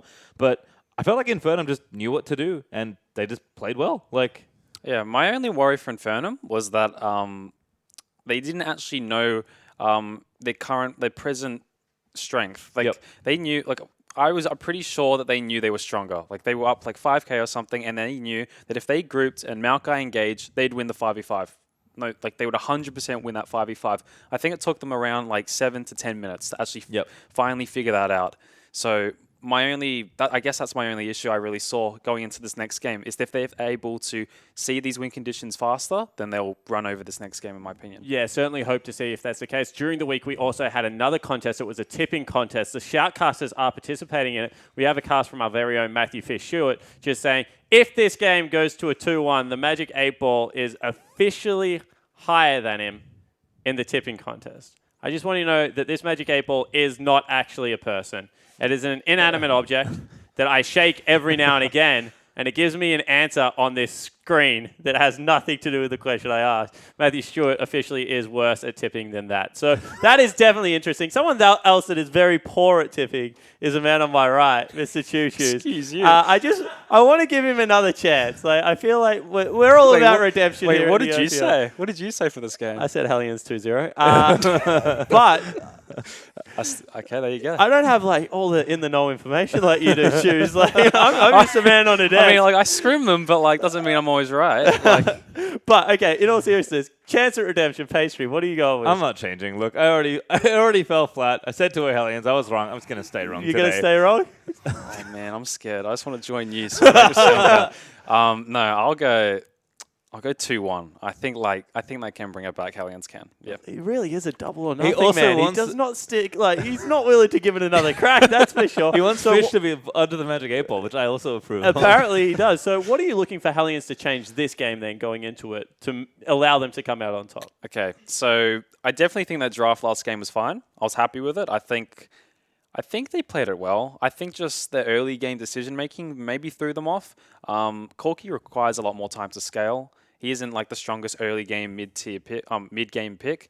I think if they play a bit slower, don't try to make any risky proactive plays, I think they can pull it out, yeah. Okay, certainly is the case. And on the side of Infernum, Pastry, if you had one piece of advice that you're going to keep them, propel them through this series and, smash your absolute 2-0 out the window. Play faster, honestly. Like, you had a lead, you got one, you played well with it. If you're going to pick that style of comp especially, like, just play with your lead more aggressively or maybe work more aggressively to get your lead.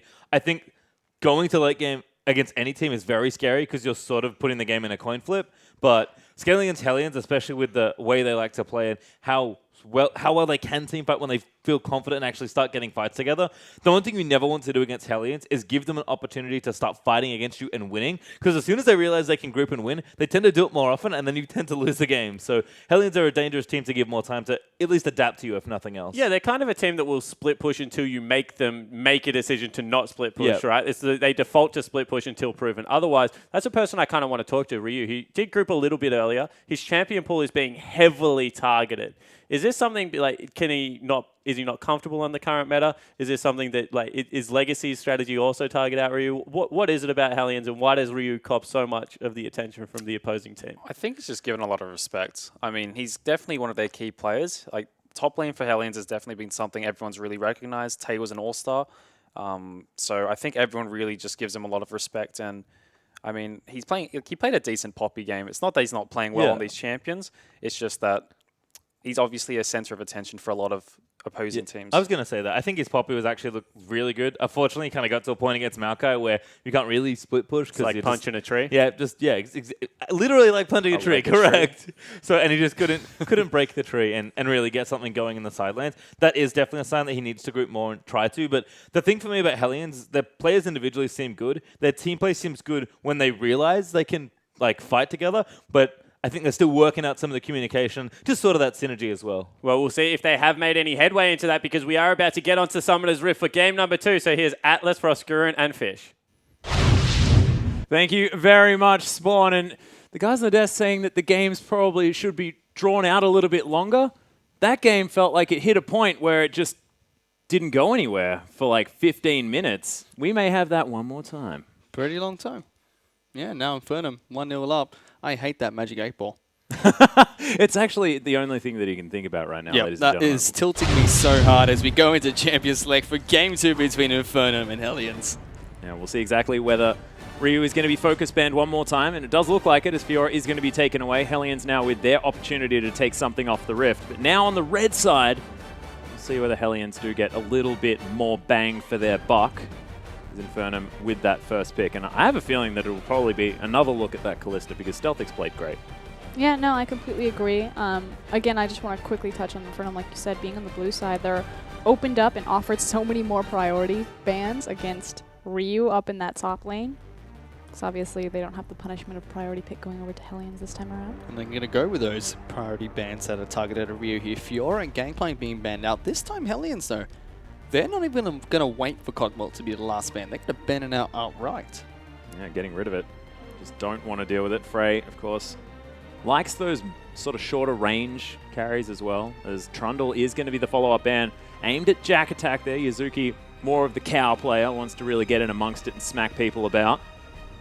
We'll see what Infernum do take away next. If it's the Quinn, if it's the Poppy, would make some sense because they've been targeting Ryu pretty convincingly so far.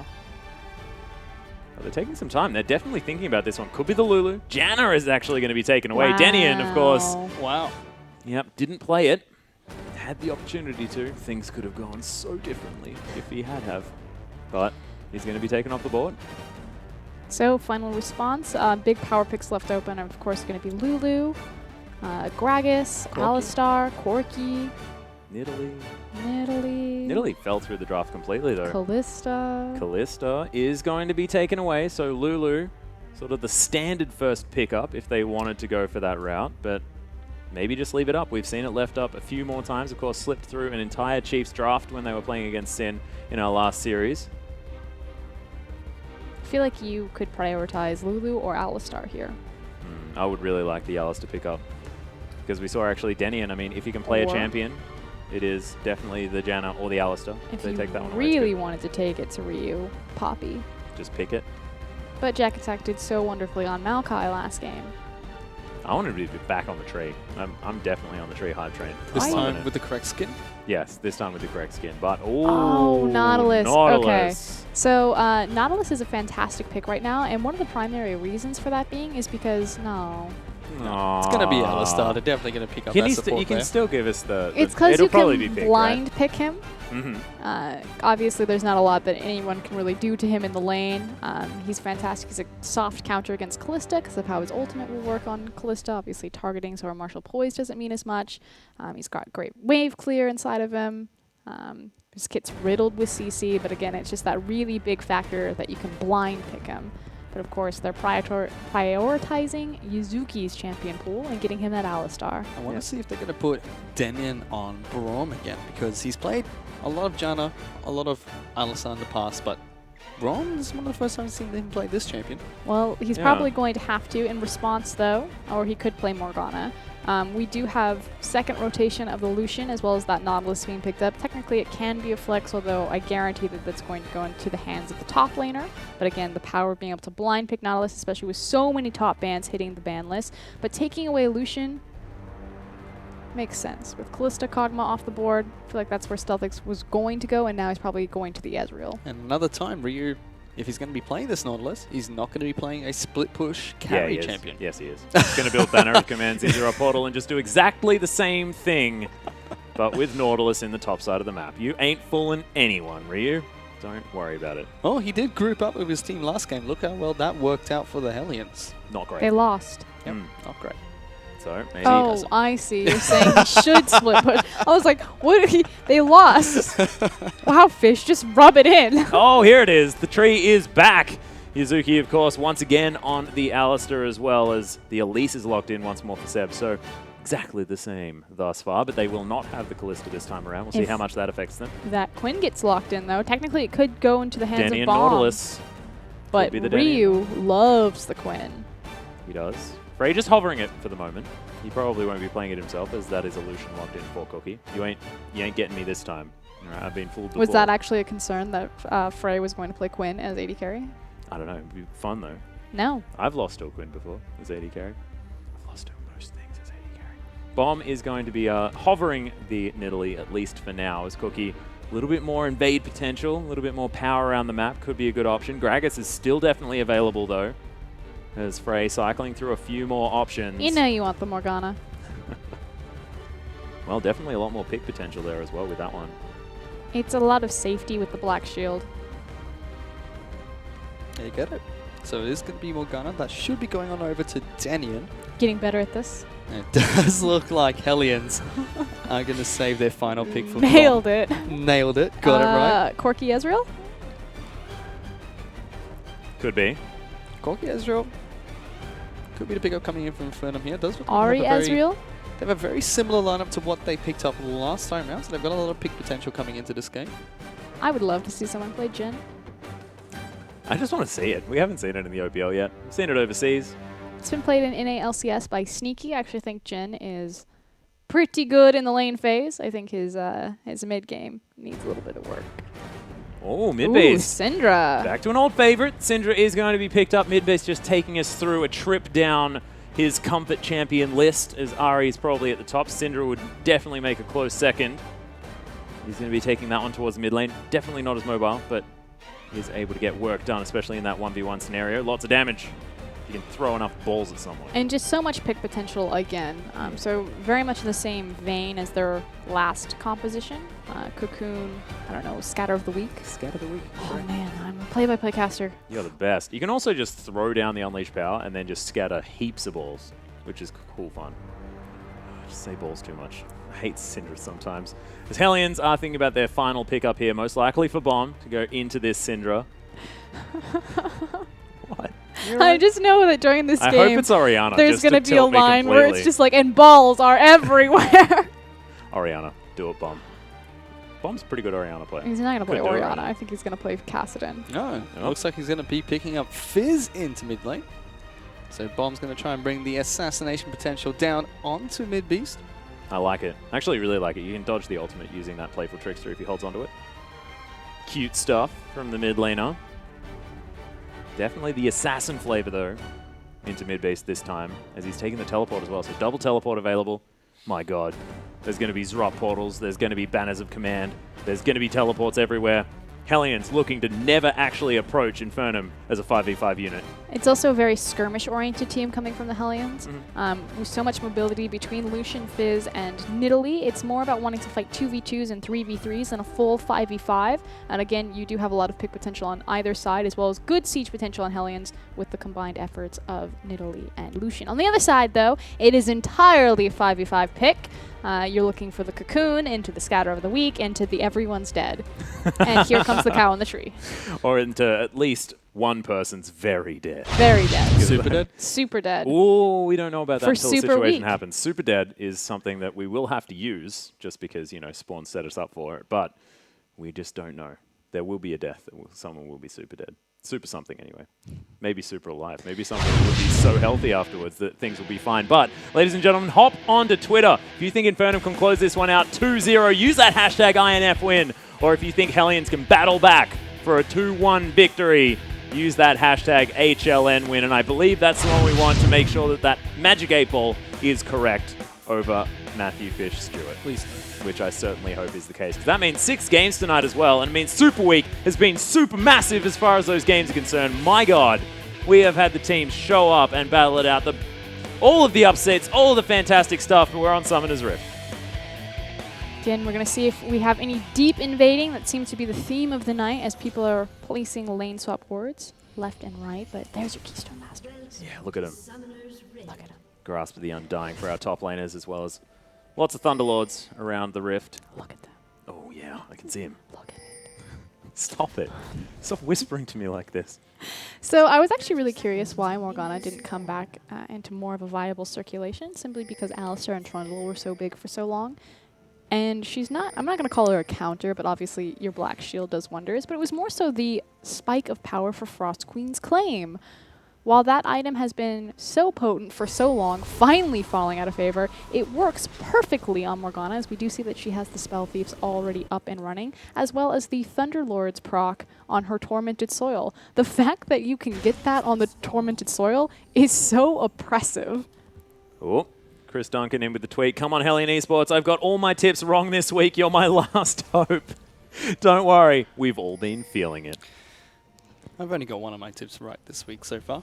Surprisingly, April's done surprisingly, if Hellions win, I would get 2 right. But I didn't predict them to win 2-1, which the 8-ball did. So they get the double points. Oh dear. But Hellions are going to be starting towards the Gromp, and what I do love is the fact that Denian has opted in for the correct skin, because it's the burnt cookies. And burnt cookies Morgana with cookies on your team is pretty cool. Sinful, succulent Morgana. But Jack Attack didn't. Ah, that doesn't matter. Jack Attack, he is the man of the Maokai. Listen, so bro over there who's losing to an inanimate object. Jack Attack can play whatever he wants. I can see the 8-ball from here. It's tilting me right now. Keeping it on my that's desk. our problem. This is an issue. They sit next to each other, ladies and gentlemen, just so you know, so that her keeping on it on the desk is actually a big deal. But Infernum actually zoned away here as the level 2 has been hit by Frey very early on. Does have that Relentless Pursuit to get in the face of Infernum right now if he needs to. There's Bomb just dancing in on mid base. Scatter the Weak comes out. Nice stun from him, but the pressure is on and he's got that extra potion charge. He also didn't trade any auto attacks after he landed the stun on Bomb. Obviously throwing that out, knowing that Bomb didn't have his troll pole. I always call it something very inappropriate, but... it's the troll ball. And now we're all asking the question as to what. And we don't even really know. As Seb coming in for his first gank towards the top side of the map. Spider is looking to try and find Ryu in his web. Ryu's going to try and run away from this one. He is hit level 3, but the cocoon will come down. Ryu's incredibly low. That will be first blood going on over to Seb. And Ryu is super dead. I always like... Oh, he had flash. He was dead anyway. Was he? I don't know. He needed to flash the cocoon, but Seb actually did a really good job in his spacing. We see a lot of Elises doing this now. As they walk into the lane, they throw out their W because it makes a very similar animation of the cocoon coming out, trying to bait the flash. Cookie, hello. He's got smite. Oh, it's just being cheeky with us right now. Okay, we'll be fine. Primal Surge is available now that he's level 3 as well, so more than fine. Yuzuki paying a bit of a visit. Even level as well. Yuzuki was trying to cover his red buff, knowing that Seb had been spotted up top lane, picking up the first blood. So that obviously gave Cookie the chance to invade and to trade at least the red buff for his top laner's life. So good moves on Cookie. Yuzuki a little bit slow to the punch, but that's what he was doing. Seb is going to find him, though. The cat is going to meet the spider. And he still has repel. Apparently down under, Spider tends to win a lot. Yeah, spiders are just stronger than most things, to be perfectly frank. I used to have a cat named Cookie. Really? Well, there is now a cat named Cookie in the game. Look at this. That was my fun fact of the day. Yeah, that was a good one. I liked it. We've had 4 other games as well. I'm really glad that we finally got there. Now, Infernum just farming things out here towards the bottom side. Stealthix trying to keep up with Frey, who definitely has the pressure on right now. And Cookie is doing niddly things right now, stealing away red buffs and things like this, but Elise, Seb, with that one kill, is still going to be absolutely fine. We'll see whether he's going to be able to convert that to more money for the rest of his team. It's actually heading up into his jungle. He may meet Cookie here, as Cookie is continuing to deep invade, place a pink ward right behind tower, as well as take this wolf cam. Nope, Seb is going to go for the Spider has no idea. They have no idea. So Cookie's Like still going to be able to ships take in the it. night. They cross each other. Who knows? Hits him with the Get in there, spear. Cookie. He can't. He doesn't have a mid laner. There's bad advice. Yeah.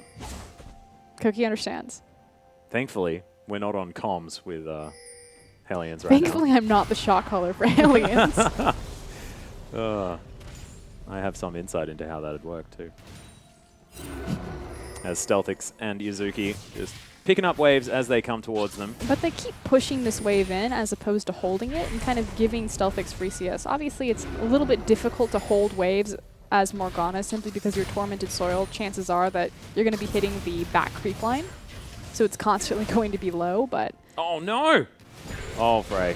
Oh dear, missed a cannon creep. He's all of a sudden behind by an epic margin. I don't know. Seems to have a nice CS lead. No, missed a cannon creep. Bomb actually taking a massive round of burst there from Midbeast, who's hit level 6. Scatter the Weak is going to be... the Unleashed Power is going to be available for this Syndra. He's been doing pretty well in this lane, despite the early aggression coming out from Bomb. 55 to 37 on CS. Nidalee actually going to meet the Spider in this mid lane. Here comes Seb. Oh, really nice reactions there from Bomb. Volatile Spiderling will do a little bit of damage, but Playful Trickster makes him safe.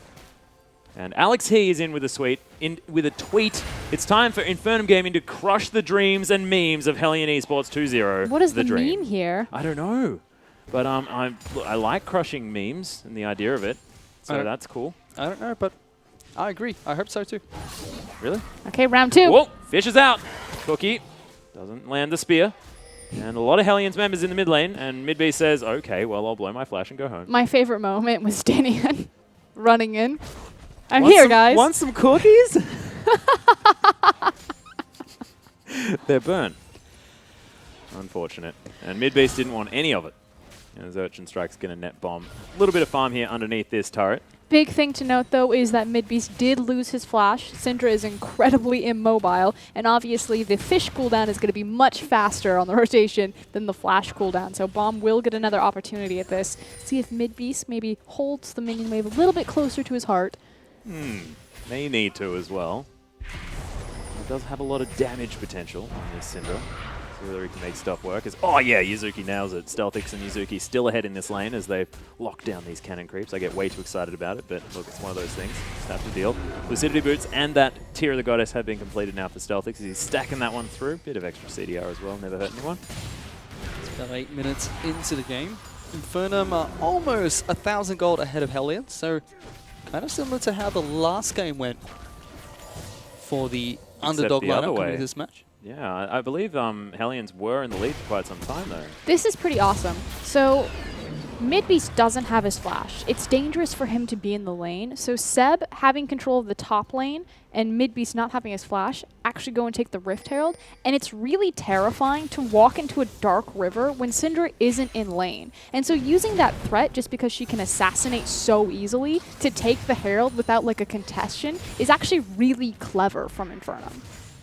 Well, it's been smart play all round, actually, as far as this series is concerned from Infernum. So good to see that it's continuing now. As Bomb's going to start farming things up. I thought that maybe Cookie had been caught out a little bit by Infernum, but nothing to happen as Bomb's just going to... Oh, you just know, it's on. When he pops that W, it's just like, oh no. This is Midbeast has to respect. There's no reason for him to be so far forward and risk the chance of death as opposed to just waiting for the creep wave that's obviously pushing into him. So, pro tip for solo queue, if you're going to die, don't do it. If you're going to die, don't do it. Just wait it out. That's just a good one. Trade the If you're going to creeps. die later. That's the better way to do it. It's great. With a slight level advantage. We understood what you meant. I was just being a jerk. Do you know how many times I'll see people be like, but he's holding the wave. I have to get up there and, take the skill shot and then die and lose the creeps anyway. I was like, or you could just lose 2 creeps and the wave will come to you eventually. I don't know how many I'm a people little have said- salty. It's okay. I don't think that's how solo queue works, Frosker. And I actually think that it is. I'm right with you. That being said, I'm a few divisions beneath you at the same time. As there are pings out onto mid base there in the mid lane. You can see, understanding that, yep, darkness in that river. Syndras could be lurking. Things get intense in bronze. Yeah, damn right they do. Well, actually, I've never been in bronze, but I'm not far away. As Hellions trying to hold onto the wave, but Frey just loves auto-attacking creeps. Just loves it. Don't blame him, as midbase going to pick one up, throws it at bomb, takes a fair bit of damage, but still ahead, close to 20 CS. Taking a look at the items really quickly, Ryu's picked up a very early Aegis here, so that might be a Banner of Command coming out, and I like that, as Yuzuki just going to pop his ultimate there after the binding connects. I like that coming out from him because Infernum don't have many ways of dealing. They're like pretty much all magic damage. Yeah. All the magic damage is not going to work against that empowered minion that Banner of Command gives. And we knew that he was going to build it, but I like that you pointed out because he chose to build it first, and I think that's the biggest deal. Poor mid beast. Aww. And here comes the true shot barrage. It's going to land on all those minions there, so Bomb not going to get enough damage onto this turret.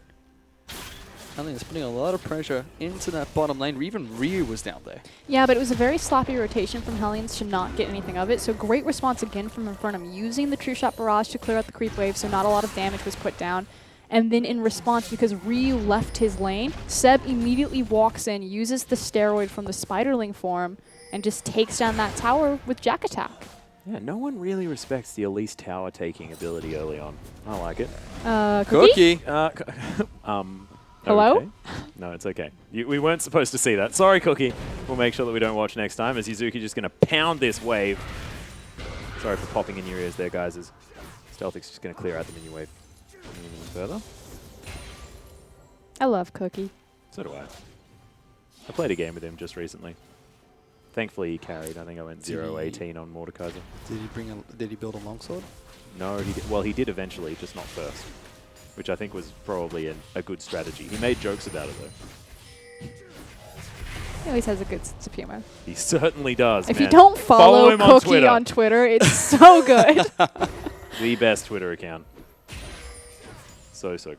But, yeah, Infernum, hanging out here towards the bottom side, maybe thinking that they're a little bit alone, but Denian and Frey looking to try and get something going on. That guy's got no mana. Yep, but so doesn't Stealthix. Oh, look, surprise nothing. Surprise nothing, but surprise dragon coming out of Seb here. So Infernum going to once again try and look for that early dragon Here pickup. comes the cat and the fish. Cat and fish are going to try and close in. Morgana's coming in too. Now Infernum has to back off. The fish has been thrown onto the spider, who flashes away immediately, but teleports are coming down. Yeah, teleport coming in from Jack Attack from the side, but Infernum, they've already made it to safety. Denian still offering some cookies to people, but no one wants them. And the dragon is going to be returned to here for Hellions. Big thing of fact is that Bomb nailed the fish onto Seb, forcing out the flash, but also taking a big chunk of damage off of that Elisa's health bar. So good job and nice collapse from Hellions to give them control over that objective. Yeah, grab the first as well. With that, Hellions do deny the first dragon from Infernum, which is what they were able to pick up in the previous game. Infernum still 1,500 gold ahead of Hellions. That's largely due to the one kill that they have and the small discrepancies in CS that we see in the map. Well, the turret as well probably helping there in that department towards the top side. As Jack Attack and Seb were able to do some work. But we'll see whether they can transition this into the mid-game. Of course, Choo Choo's mentioned it on the desk. Maybe not recognizing when they're strong. Just waiting for this Jack Attack to get some work done as mid-based gets negligible damage on the bomb. I do like the itemization coming out from Hellions Slow. We talked a little bit about the Banner of Command that we will see Ryu pick up shortly. That's Cookies. He's actually going to get jumped on first. Mid-beast! And that's what you need to do with the Syndra. Obviously, you can't utilize your That was ultimate. super dead, by the way. Super dead. Obviously, you confirm. can't utilize your ultimate into the mid lane because, like Atlas said in Champions, like Bomb's ability to dodge out. But transfer that power into the enemy jungle, especially when you have control of that top tier tower down. So this point's still relevant, actually. Banner of Command, we were talking about Ryu in the top lane. You're really on this You're in one. But mid lane as well, Bomb's immediately gone for the Abyssal, and after that death from Cookie, Negatron Cloak. Immediately. I like that they're respecting all the magic damage that Inferno can bring to a fight. Bottom lane though, Hellions are trying to look for a fight onto Yuzuki. Wow, Yuzuki with a quick feat. That Dark Binding. Blue suede shoes. Yeah, well played. Mid-base. Oh, throwing things around, but Get not the going to find fish. any. Your fish is down. Ignites there as well as Bomb. He's going to be able to pick this one up. Seastone Trident helping out. Didn't even need to use a Playful Trickster. Easy peasy. Picks it Hashtag up. style points. That is super dead. Aw. Yeah, okay, I'll give it to you. Super styled on. Yeah, damn right. It wasn't like Super Dead's like full overkill, you know? That was just clean. Didn't even use the Playful Trickster for damage. And this is my one criticism of Bomb. He's such a mechanically gifted player, and against Midbeast, who's been really struggling to kind of come into his own in this mid lane, although did fantastic in game 1, Bomb just doesn't get as involved in the rest of his map as his team really needs him to for how strong he can be. Yeah, hasn't been quite unlocked.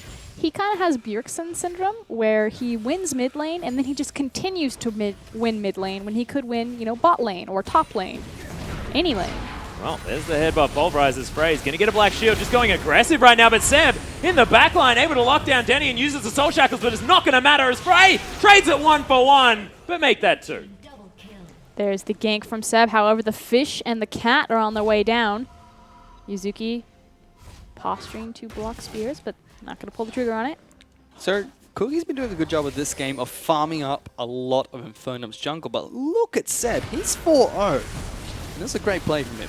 Big thing, of course, was the fact that Seb came in behind and managed to pick out Denium. And then from this point, it's just a 3 versus 2. Best case scenario for Frey there. Does manage to trade 1-for-1. Excuse me, Yeah. 1-for-2 in the end.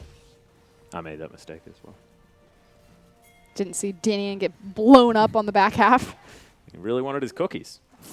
Would not blame him there either, as Scat of the Week not going to be able to find Bomb, understandably too, as Cookie continuing to throw some spears out. But Infernum, 3 members strong, going to try and get something going here in the mid lane. The default tactic for a lot of teams. And again, this is trying to recognize where are they strong, where can they make plays. They understood that we can make plays on the upper half of the jungle simply because we have control of that top tier tower, and we can't kill the fish, so we can kill the cat. But kind of stalling out again. Yeah, lost the minion wave as Bomb just cleared that one out with the Playful Trickster. Jack attack, just punching. He's this actually healing. Sand Slap Banner it. command. Is he going to lose? No, there it is. It was going to take some time. Jeepers. That Well, looks painful. At this point, It I didn't think look very painful at all. It looked like nothing was happening. Infernum's best case scenario is to continue to pressure the top side of the map. They'll probably contest for the second dragon, which I actually think is fairly scary for them to do, simply because a flanking position for Fizz is always going to be best case scenario rather than fighting him in the lanes. He makes use of Fog of War, trying to hide and assassinate that backline. I would love to just see Infernum continue to apply triangle vision in between top tier tower and mid tier tower, and almost even trade first dragon to Hellions, excuse me, second dragon to Hellions for damage on that second tier tower or the top tier tower if they get their wave managed correctly.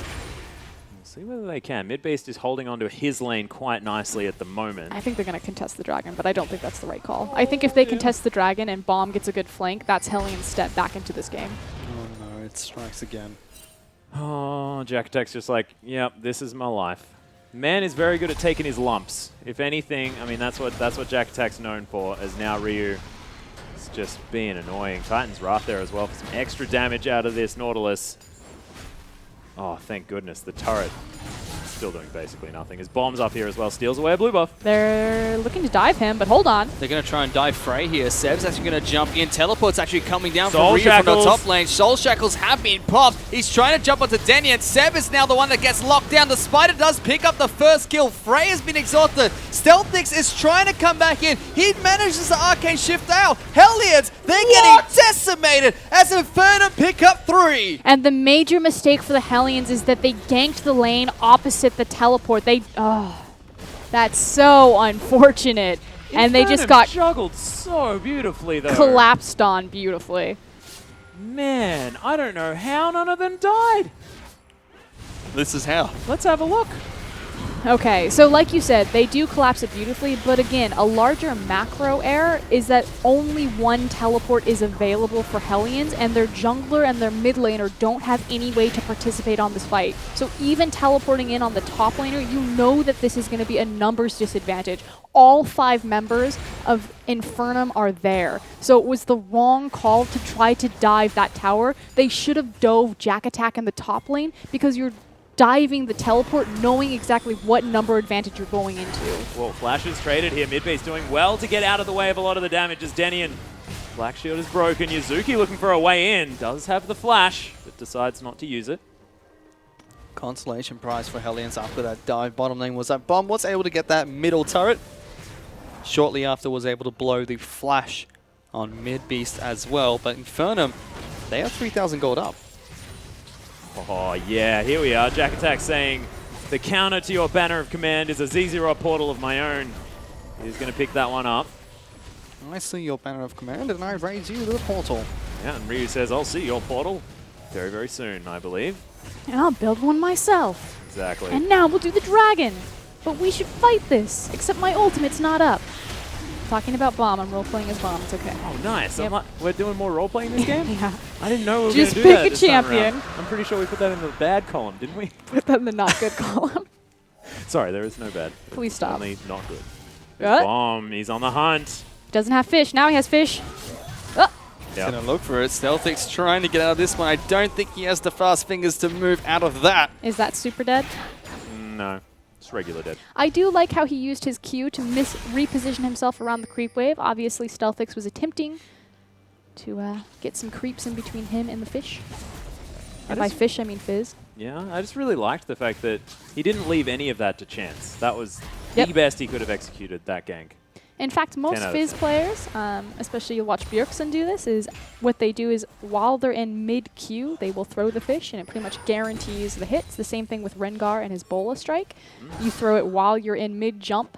You don't throw it and then jump. Well, Hellions are going to be able to grab themselves Scuttle Crab.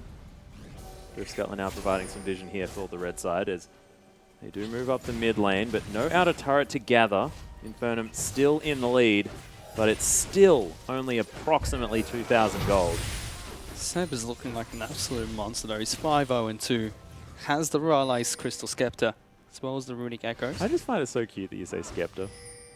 I didn't know if that was purpose Scepter. or not. I thought it was just your cute accent. No, I love it's you, fine. Winston. There was no detective work done today. How many crops have been taken? I don't know. I have lost track, Watson. No! How about popcorn chickens? Do we have the popcorn chicken counter? That's your counter, Max. Oh no, I dropped the ball on that one as well, so we're all getting things You wrong. just dropped the other ball over there? Oh no, Snake I ball? think that was mid-beast.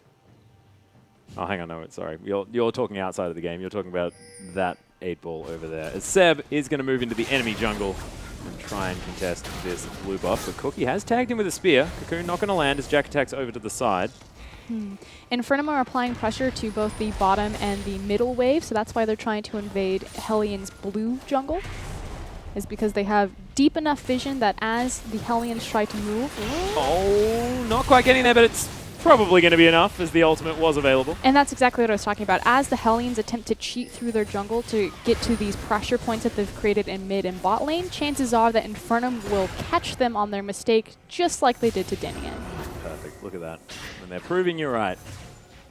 Froscarin looking very chuffed on the desk right now as Infernum are going to push up this mid inner turret. Of course, Hellions with a man disadvantage do not want to go in and contest. Fish is available Rotate from bottom! Bomb, though. Rotate bottom! Move that tower pickup. Rotate bottom! Hang on, are they rotating bottom? Shh, rotate bottom.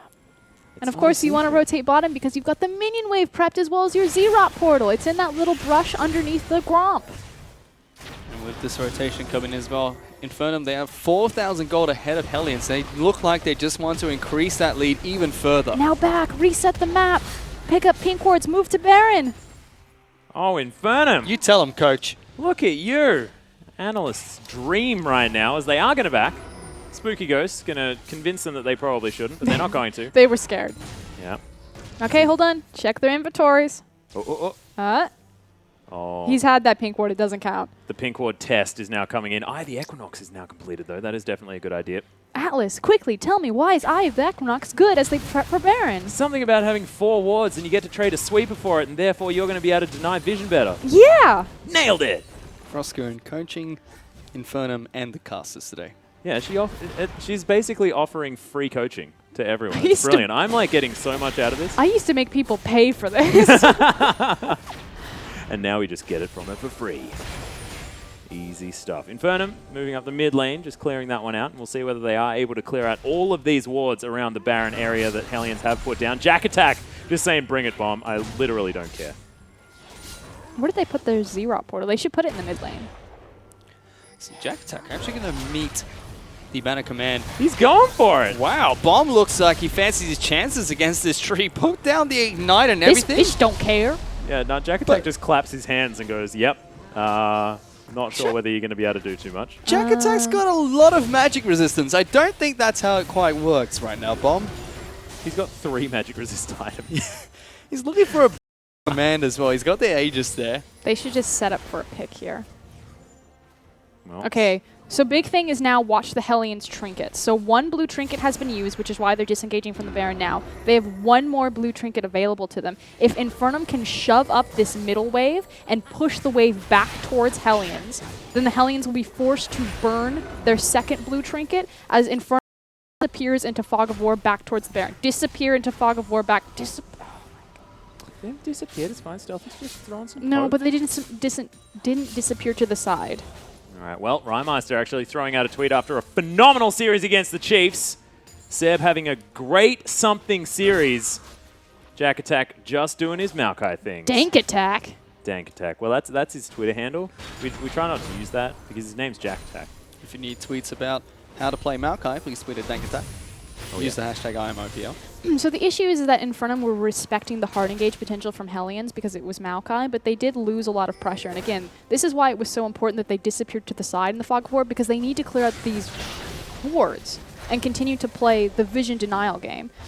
Blue Trinket is almost back up, so they kind of lost a lot of their momentum because they didn't play the vision denial game back to back to back. Now would be the perfect time for Infernum to do that as well, because they are 4,000 gold ahead of Hellions.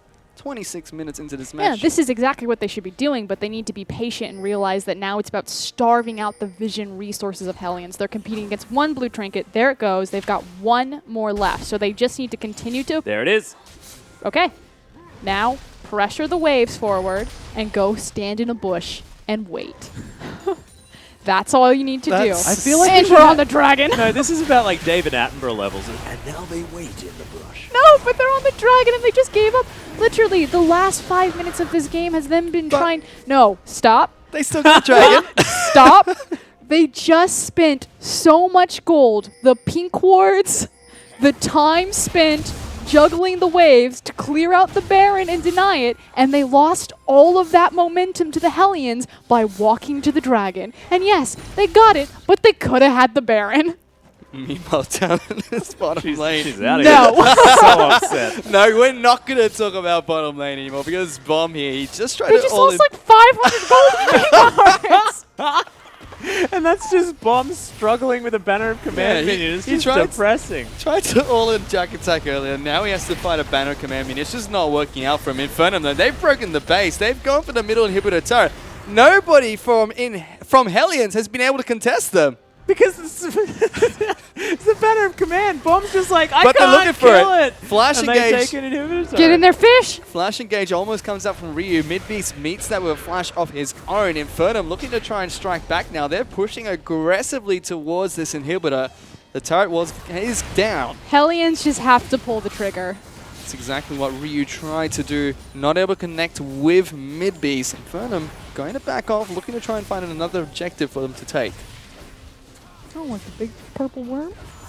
Maybe the Baron. I don't know. Look at this. Bomb's actually trying to sneak around Oh, the back. go in the...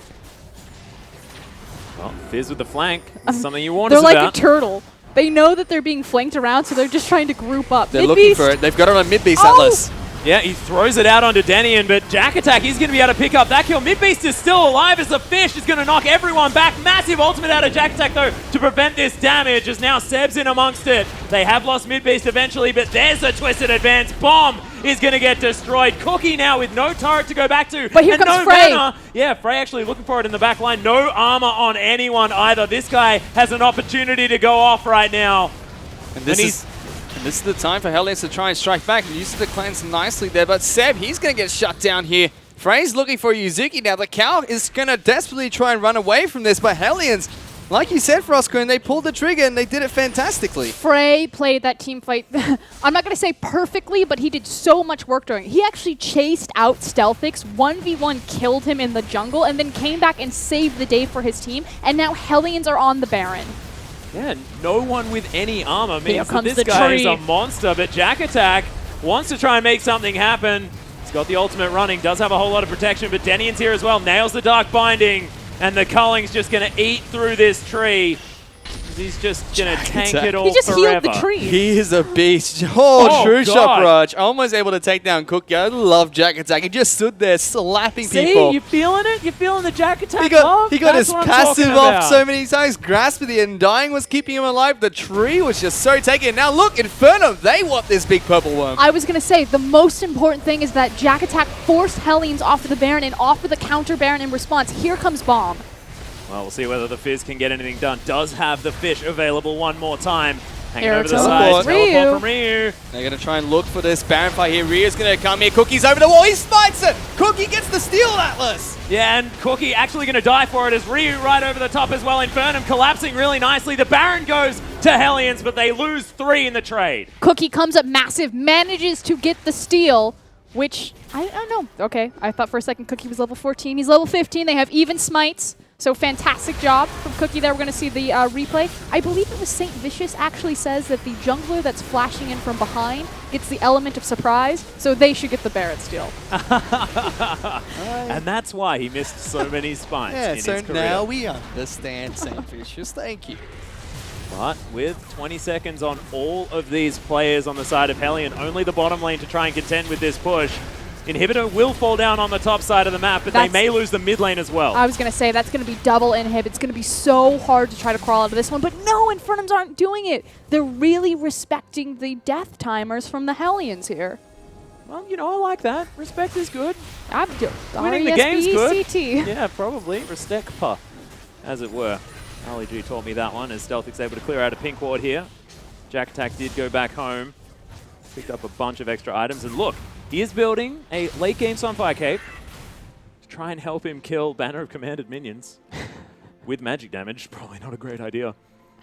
As, Sunfire Cape is not a very it's not as bad, cost-efficient but it's not as bad as it was. No, it's not as Frostman, bad that's as what I was trying to it set up. was, but it's still, you almost have to build it first for it to be cost efficient. All right, still. Right, so still bad. So Jack Attack, It's what are you not doing, bad. buddy?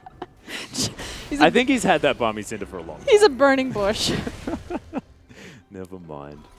So much magic resistance is being built in this game. I think This one of the guy, few- he's like the Gromp counter, VMR. One of the few armor items that we actually see being picked up is the Zhonya's Hourglass coming out from Bomb. He built that early. Just wanted to make sure he could avoid the fish. So he might have to be the one to take down Frey, which he probably can do, but he will need the element I'm of pretty sure surprise. that's actually in his job description, kill the enemy AD carry. Yeah, I guess it's Indra. It's a very good point. That's typically how that works. Fuck, I'm learning so much today.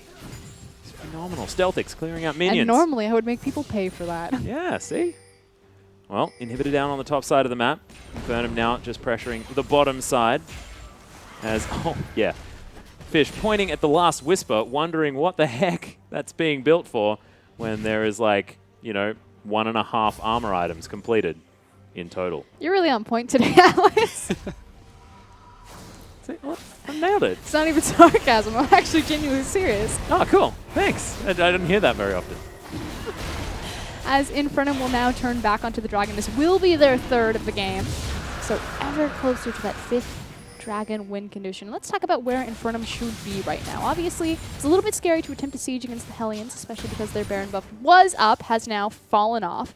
But it's all about that mid inhibitor. Remember, it is open, so you guys can walk down, attempt to take it. Shark was in wait, but isn't going to be able to find anyone.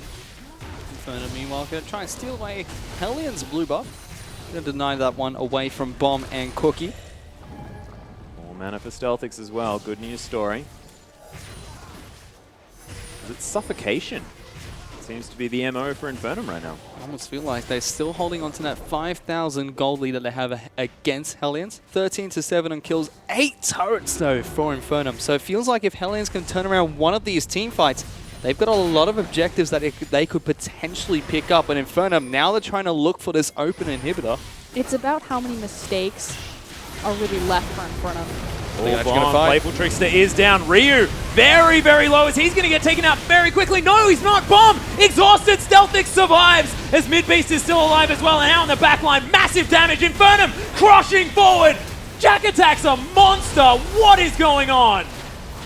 And that's exactly what's going on right there. As Ryu, he's going to be the next person to get our triple kill. Going on over to the Spiders. Seb's going to pick up the ace there. Infernum looking to just move on towards the Nexus. And for our last set of Super Week, it looks like it's going to be a 1-2 punch from Infernum as they take down the 4th place team. The upsets continuing. Super Week has been super unpredictable, guys.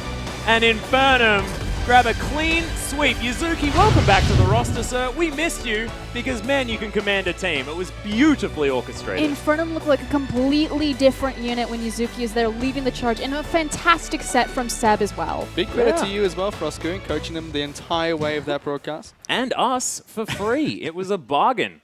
Absolutely fantastic. But we are going to throw it to our analyst desk to talk about that Infernum victory. Thank you so much, Atlas. A very commanding 2-0 from Infernum in the end, but want to break down the game a little bit here, especially now that we have Choo-Choos. You know, I just love the mid lane insight. That game, Bomb, was on Fizz. You mentioned that you don't pick Fizz to farm. Oh, my God. What were your thoughts on Bomb's Fizz? Okay, so the first game was really slow, and I can understand because both team comps had relatively scaling champions. But this time they had 2 assassins, Syndra and Fizz, and I was like, okay, this game's going to like blow up. Like, these guys are going to go like for blood. And then they turned these champions, these assassins, into farm champions. And I got real disappointed because there were so many opportunities where Bomb had, honestly, just a free kill, literally walking in front of him. Like, Syndra would waste his E, his stun on, like, creeps, and he had no flash. All he has to do is literally just flash Q on him, land the shark, and he's dead. But, I mean, I think it took him, like, 15 minutes to work that one out. I don't know. I think I got pretty frustrated in that regard, but yeah, what can you do when you're not playing the game? Yeah. Yeah, unfortunately, you don't get to play the Fizz for him, so kind of a change there. I agree. I think definitely Midbeast and Bomb, maybe filling each other out a little too much there, and I think too safe is something we can maybe say about the play as far as general trends go in this series. But for me, Infernum definitely kind of figured out a blueprint. Tank top laner, you know, good pick-based mid laner. I think Ari would have been fine in game 2 there as well, but Syndra serves a relatively similar purpose, even if he wasn't maybe playing as aggressively as he would have liked. And, you know, just Yuzuki on a playmaker, move everyone forward. Stealthix on a nice safe champion. He was playing a little bit more up as well. I think Infernum just sort of found what works for them. And I also want to talk about their jungler quickly because Seb is someone that I think has been criminally underrated like a lot of the OPL. He's a very, very good jungler. He was in the right areas of the map a lot of that game and started a lot of the momentum for his team. Yeah, I mean, there was actually one team fight bottom lane that was really good for Infernum, and Cookie was on the actual opposite side of the map. That just really showed that this guy is in the right spot when his team requires him. And I'm not saying that that Cookie's bad. I'm more saying that he wasn't where his team required him at that specific time. Yeah, we've seen Seb do a lot of really smart things with pressure. He's gotten his team leads, but they haven't been able to convert yet. It feels like with the way they're drafting, they're getting better at converting Seb's early pressure, and Seb's pressure has always been good. So it's no surprise that he showed up here as well. Yeah, it certainly isn't. On the other side of the rift, Hellions, a very disappointing week. We mentioned that they only had one game they needed to prepare for. That now drops them out of the top 4. Unfortunately, can't equalize with Chiefs and Sin. What does the road look like now? Because that's a devastating loss. Yeah, it really is. And I feel like Hellions sort of figured out the drafting portion of their game where they were definitely drafting a little weird in previous weeks, but still pulling out games. I feel like their drafting's much more in line with what we've seen from other teams, but the execution's not there yet. So again, the Hellions trend seems to be like, it is very hard for them to play as 5 people, and it's really going to cost them, especially if they're drafting more tanks for Ryu and more team fighting style comps. Yeah, certainly appeared to be the case. And with that, Hellions do fall 2-0 to Infernum, but we actually are going to pull up the full week of Super Week results. I think we had a rematch between the Chiefs and Direwolves on night 1 that once again Direwolves took. Then we had a legend match between Legacy and Trident, which Legacy handily won as well. And then tonight we had a couple more matches for you. Sin upset the Chiefs, and then Hellions unfortunately were not able to compete with Infernum, who looked very, very impressive. But guys, all the scores will be up on the website, oce.lolesports.com. There's just way too many to go through. as we take a look at actually the standings and exactly what impact they had on the match. Right now, Legacy are still undefeated and sitting very pretty on top of the standings with the OPL Legends match. Direwolves, Sin, and Chiefs will round out our top 4, whilst Hellions, Infernum, Avant, and Trident will be the bottom 4 teams right now. As we take a look to the games that are coming up ahead next week, we are at the end of Super Week, but we have another week chock full of OPL action for you. On Monday night, it will be Chiefs versus Trident in a must-win match for the Chiefs before on Tuesday night, our doubleheader, Sim will take on Infernum as Legacy also take to the Rift against Hellions for another rematch. That is the OPL Legend match before on Wednesday night at 7 p.m. Australian Daylight Savings Time. Direwolves will take to the Rift against Avant to round us out. However, guys, that is all we have for you for Super Week. Thank you so much, Choo Choos, for being on the desk with us. Thanks to the whole production team. We'll see you again next Monday for some more OPL action.